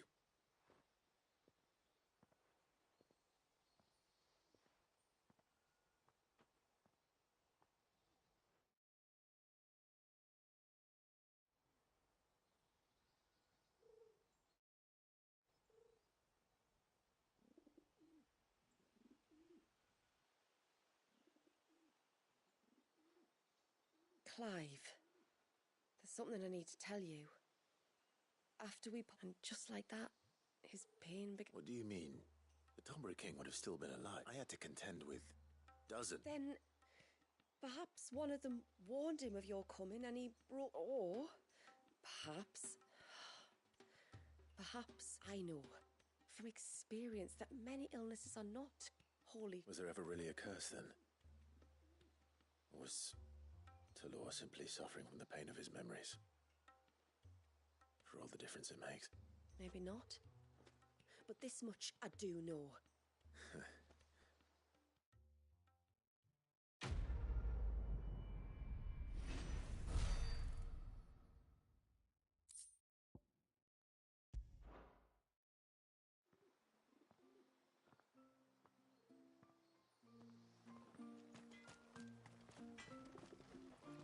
Reckon my steel's just as good as any. A good tide to you. It is good to have him back. But how do I know the lad won't summon another flood?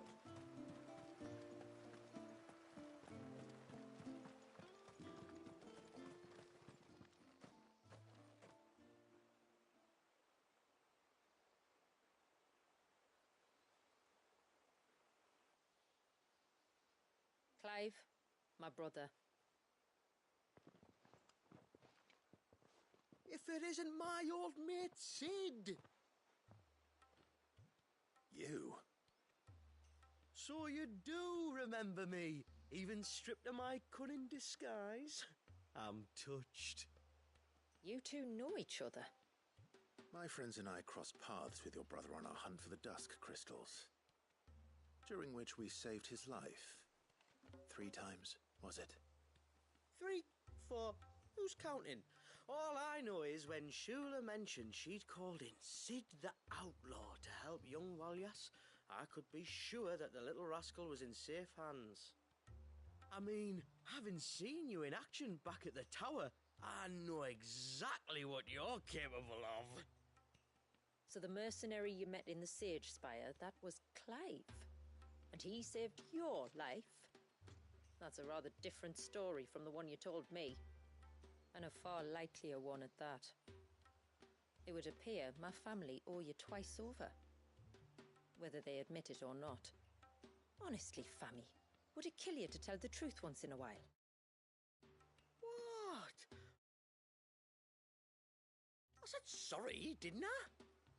How about we save the recriminations until after the ceremony, eh?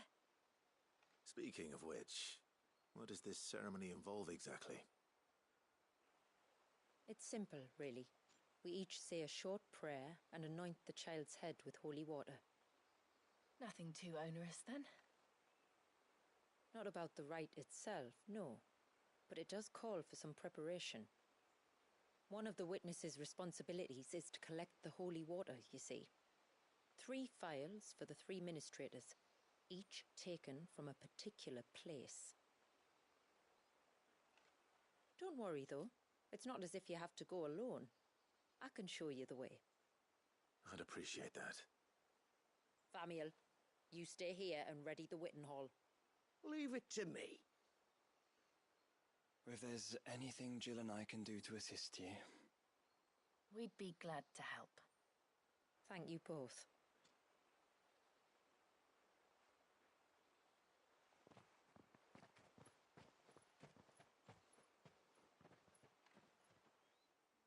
All right then, let's get started, shall we? There are 3 types of holy water that we must collect. The water of the mountain, of the river, and of the sea. We take the water of the mountain from the spring atop Maiden's March. The water of the river from the course that flows through the ruins of Riversmeet. And the water of the sea from the shallows of Tailwind Bay. Here are the phials we'll be using in the ceremony.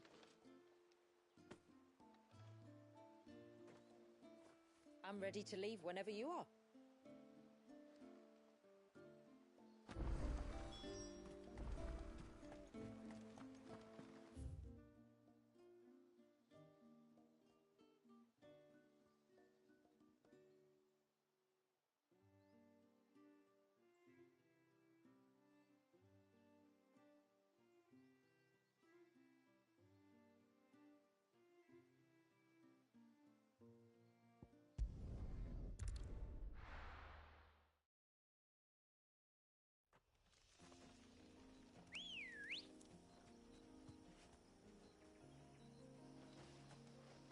Come on.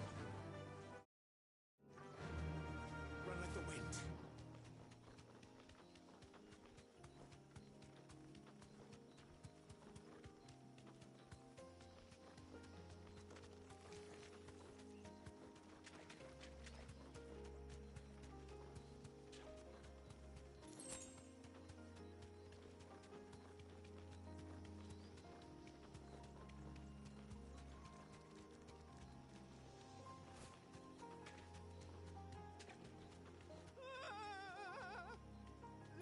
Stay back!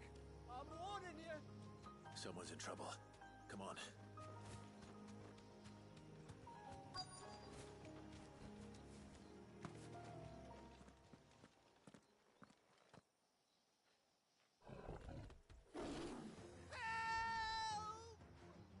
Help!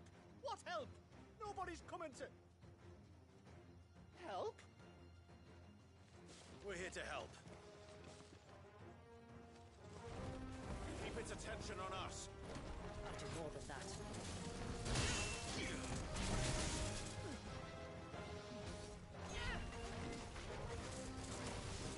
Too slow.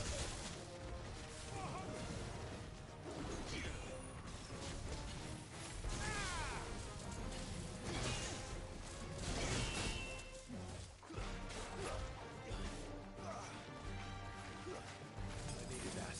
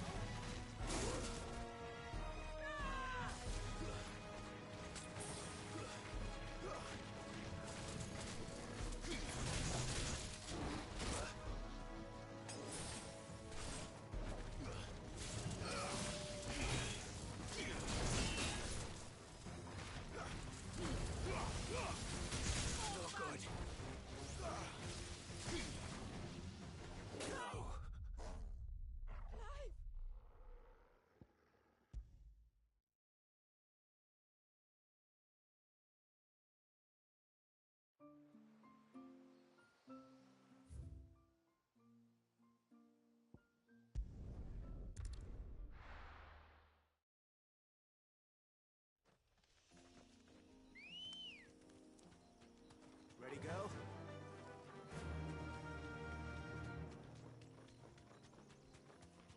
That's better.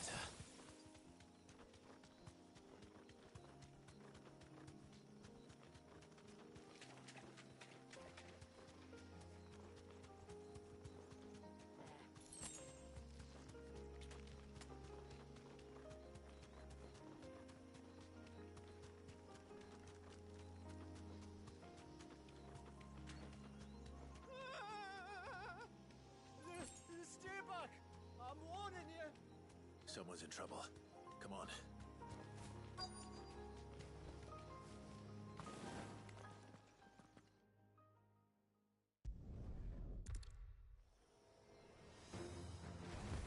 Keep its attention on us. I'll do more than that.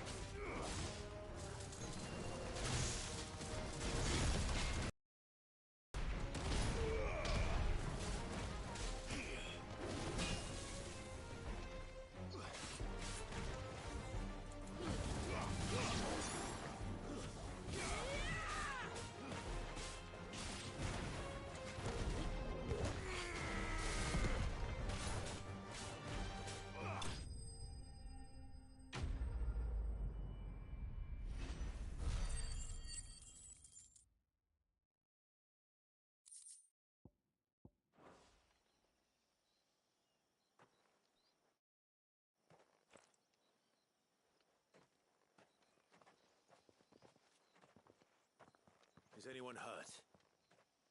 Oh, Sid! Thank all the clouds in the heavens you came. You saved us. Again! Would you two care to explain what you're doing up here?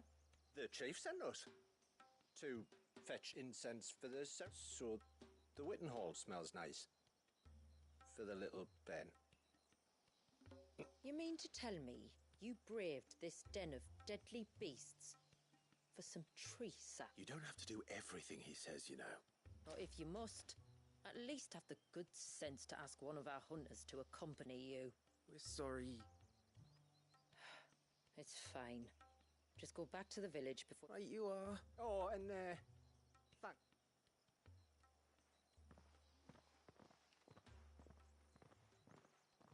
Remind me to give my brother a cuff round the ear when we get back.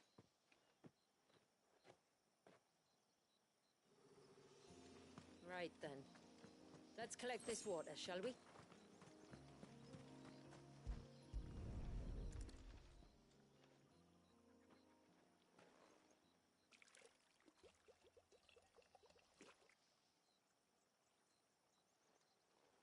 The rain that falls on the mountain. The source of the river. Precise. Take care not to spill it. Right.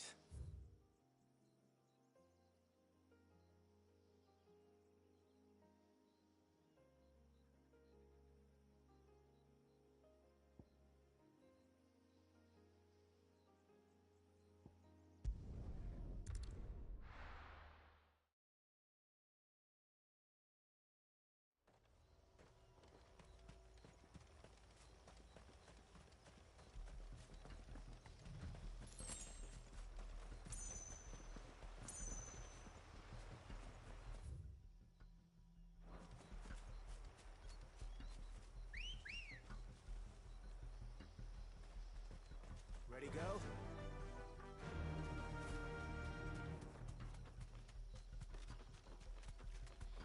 We can collect the water of the river from here. All right. Be safe.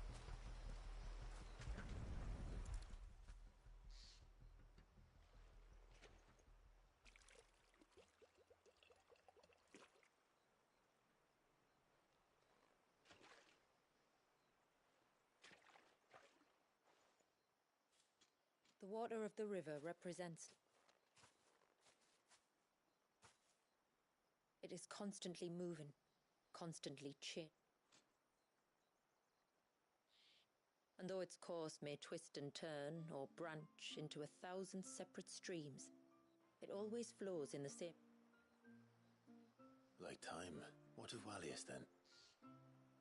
When your ancestors froze him, did they remove him from the River of Life? They did. Like an ice-bound pool that didn't thaw for 80 summers.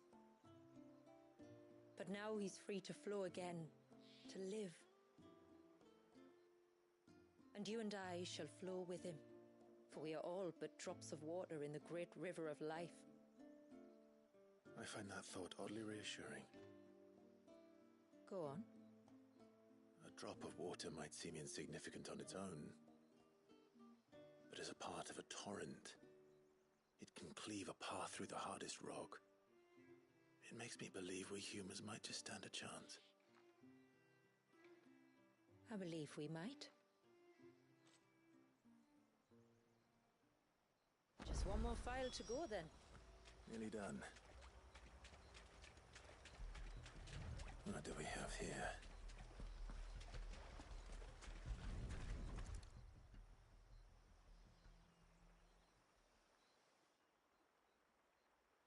Found her. Something's been busy. Whatever this creature is, it's out for blood.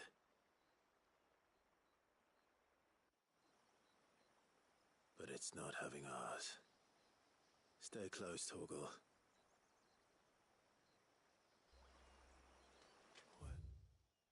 Where are you?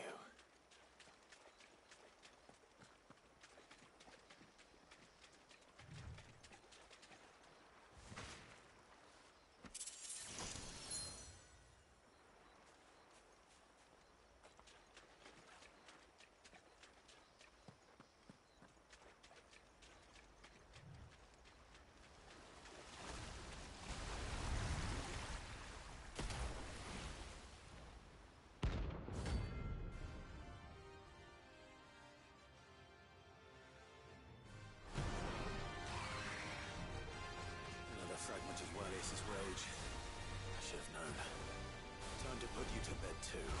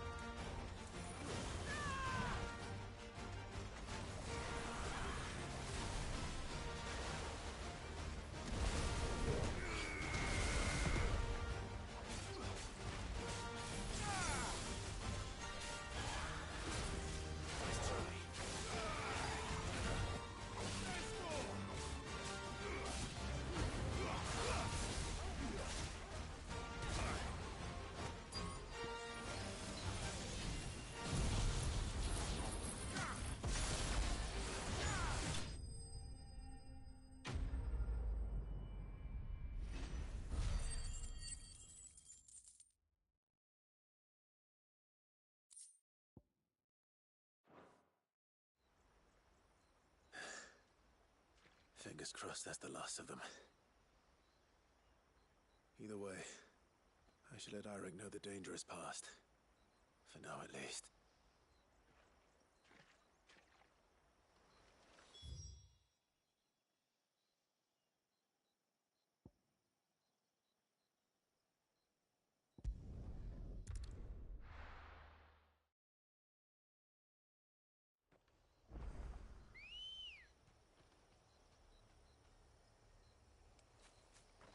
Ready, girl?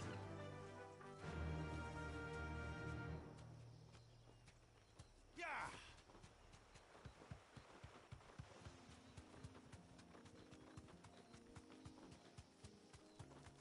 This should be the path to Witchdrop. Hungry, Torgal?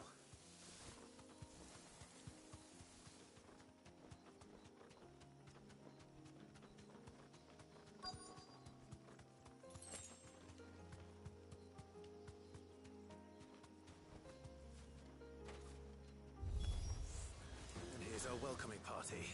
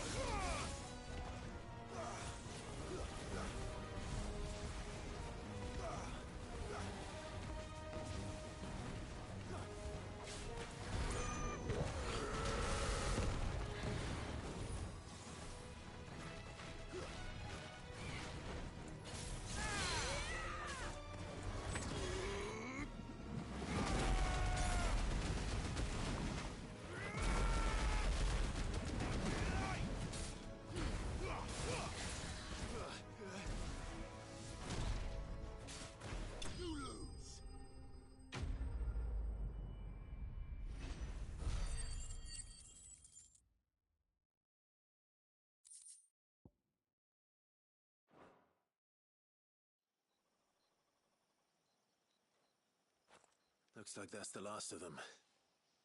Now, where's the grave?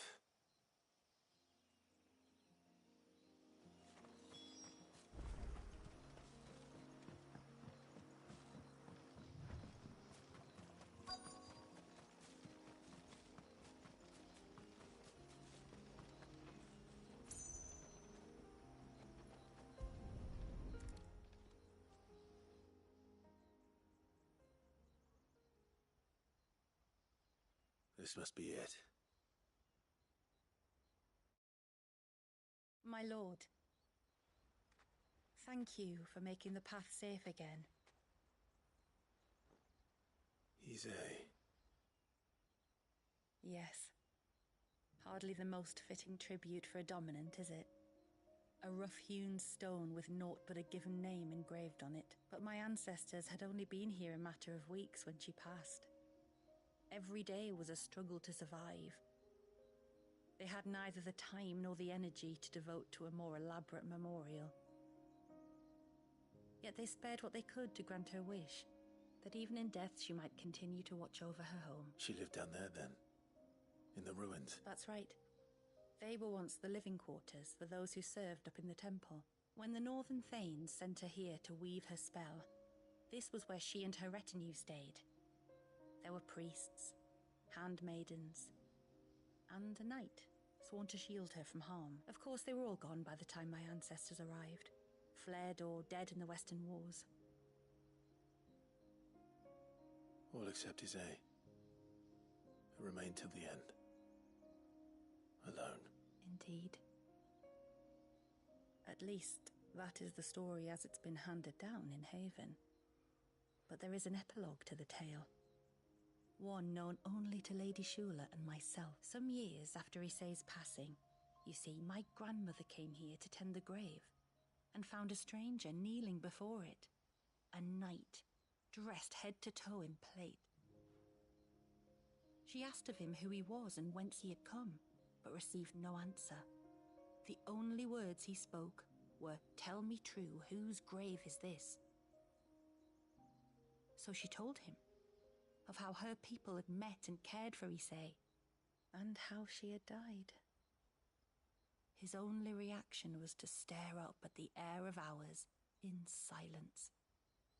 Then he left, never to be seen again. You said he was wearing plate. Was it black and gold? Do you know something of him? When we went up to the Heir of Hours to unravel the spell, we were set upon by a shade in the shape of a knight in full plate.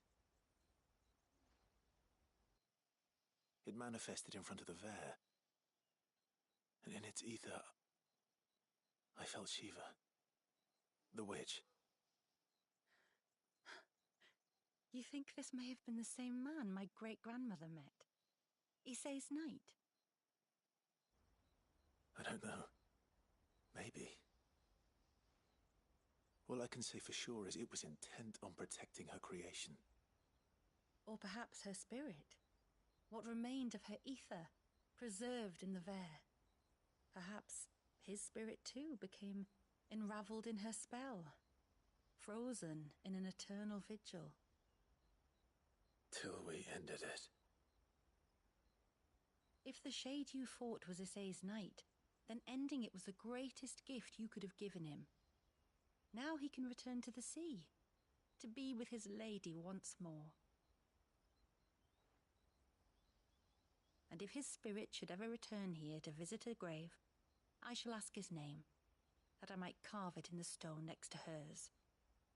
That they might be together. Once and for all.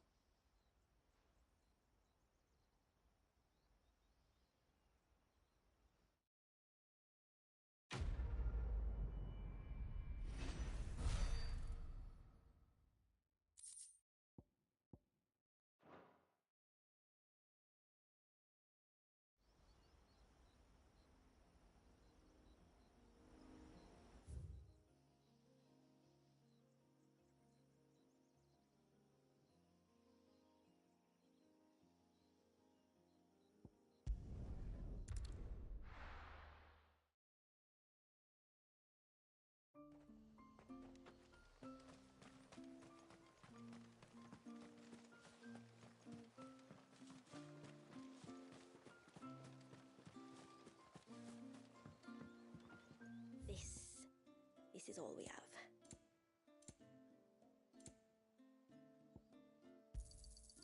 May it serve you well.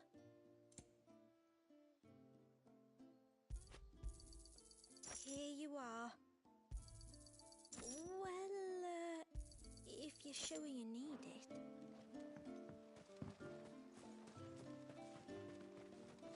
How many times do we have to tell you? You're back! So? Did you find the fiend that attacked me and young Eirik here? I did. It won't be troubling you anymore. Yes! I knew you'd get it. Only because you warned me of its existence. Not that you should ever have learned of its existence, but all's well that ends well, I suppose. What was it, anyway? A manifestation of Leviathan's power. When we visited Wallius in the Surge, he was angry and afraid. The Icon summoned these creatures, though why one would be wandering the ruins of Riversmeet, Maybe it was looking for his mum. That's where she died, isn't it? The Falls. The Falls? Aye. When they took her baby, she threw herself. We go there once a year to pay our respect. An Eggy is a part of its master's... Would he? Well, either way, you did us a favor. Aye.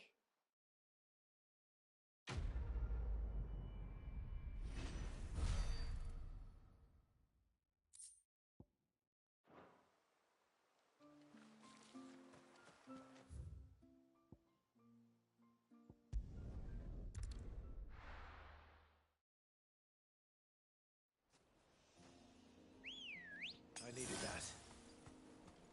Ready, go? Faster!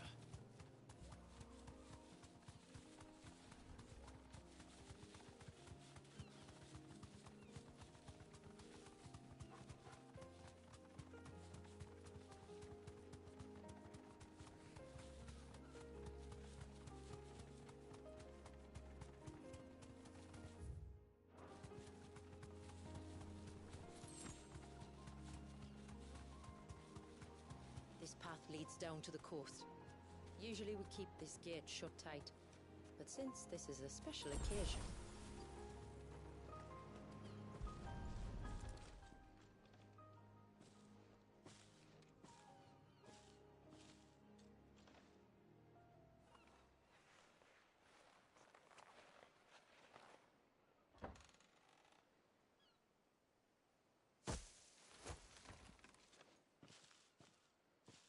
Thank the tides the weather held. This place can be treacherous when the waves are high. If it weren't for the holy water, no one would ever come. I'll be sure to watch my step.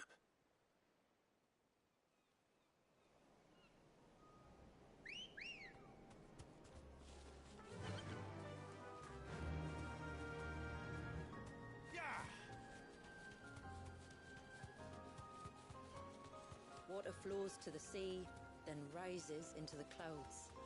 Just like life, the end is not the end, only a new beginning. My ancestors chose this place because it was where the first boat landed. And it's a good thing they didn't land closer to the surge. Quite.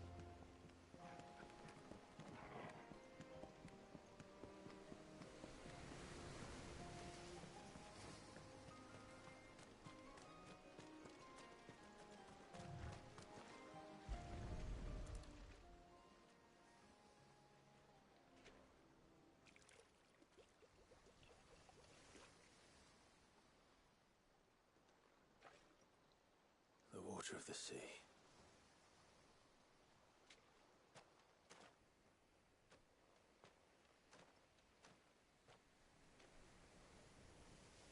I still can't help but be awed by it. Oh? All that wave ever made me feel was pity and sorrow for the innocent life trapped inside it.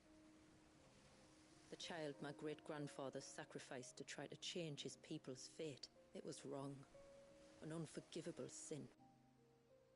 But I often wonder, will my descendants ever forgive me for what I have done? And though I've always striven to do what's best for my people, here we live in poverty, hidden away from the world. So have my choices denied them a better life, just as my ancestors denied Walyas his? No. You would not forcibly sacrifice one of your people to save the others. You do the best you can for all of them, as do I. We share in their woes, just as we share in their joys. And the most we can do is try to bring them more of the latter. Aye, you're right. And try I shall, to bring all of my people, Walyas included. Then I wish you luck. If my time with the boy is any indication, he's going to be quite a handful. Then we must start as we mean to go on, and give him the very best welcome we can. Where to next, then?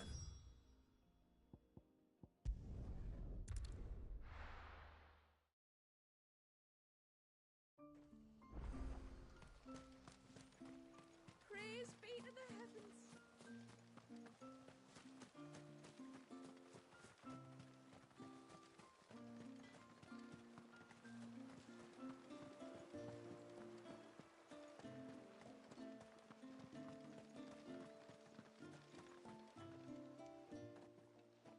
have the holy water. Is everything else in place? All ready to go. Told you you could count on me. Then let us begin. Famiel, have your men summon everyone to the Witten Hall. Right you are.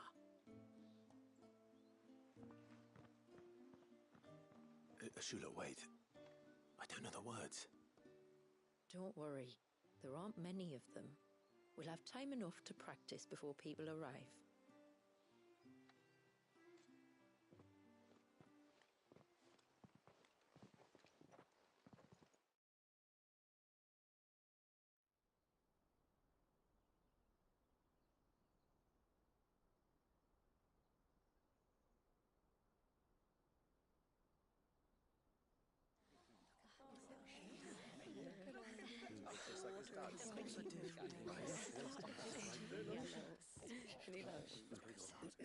My friends, we are gathered here today to welcome this child into our community by the rite of immersion, as has been our custom since the first reign. As tributary, I would normally perform the rite with the child's parents, but Walius's mother and father returned to the sea long ago.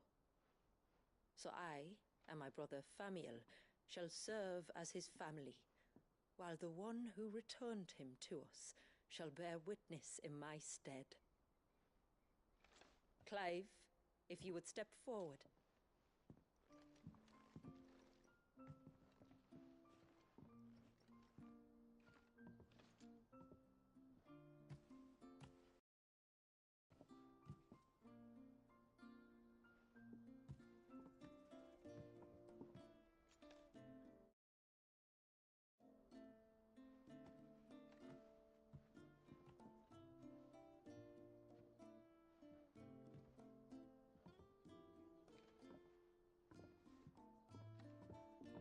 Like the rain that falls on the mountains tall, are we born.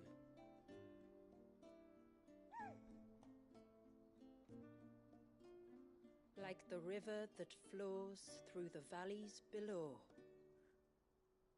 do we live.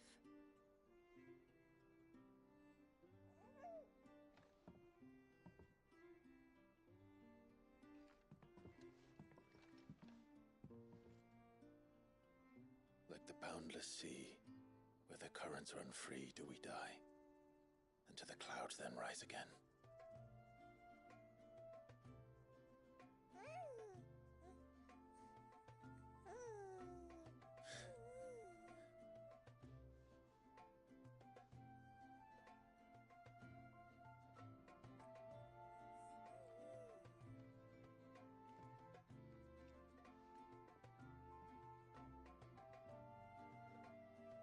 The circle of water is the circle of life, and today from the heavens falls rain anew. This child, Walius, now joins our stream, and he shall flow with us from the mountains to the sea.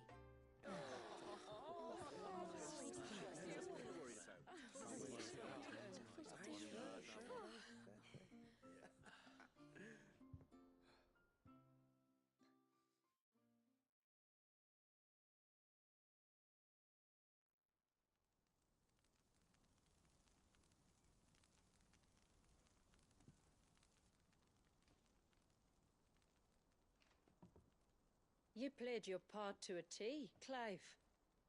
Thank you. It means a lot to us. I was honored to be asked, and terrified I'd miss. Now that you're part of the family, young Walius, my lad. Uncle Famiel can teach you the ways of the world. Oh no, he can't. Eh? Don't be so hasty. Your brother's knack for self-preservation might serve him well. Ha! You are never going to let me live that down, are you?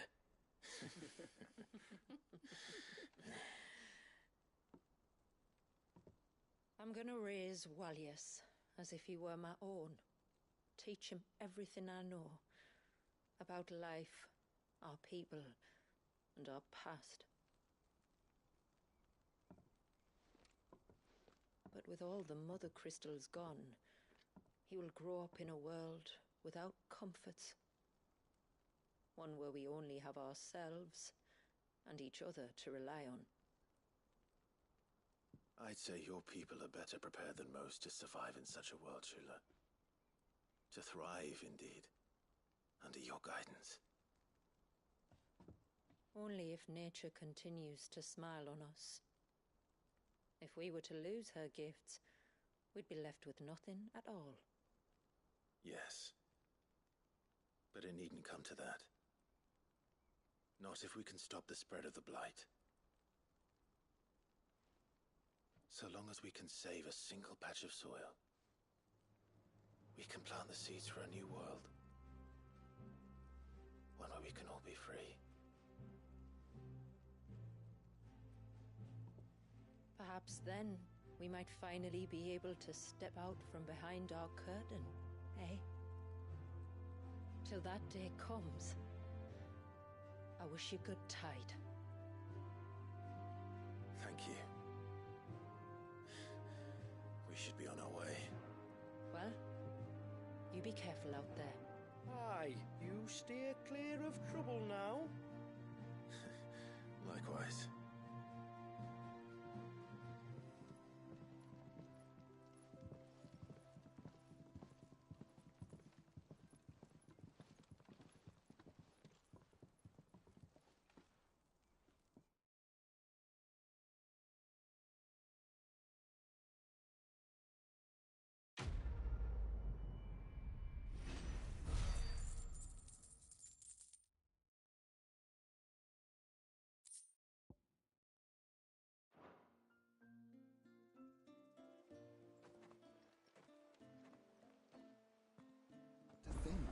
We must be the first outsiders to have witnessed that rite in over a century. Wallius has been waiting for it for nearly as long. He seemed pleased to be finally rejoining the family. Now all we have to do is save that family. To change our river's course.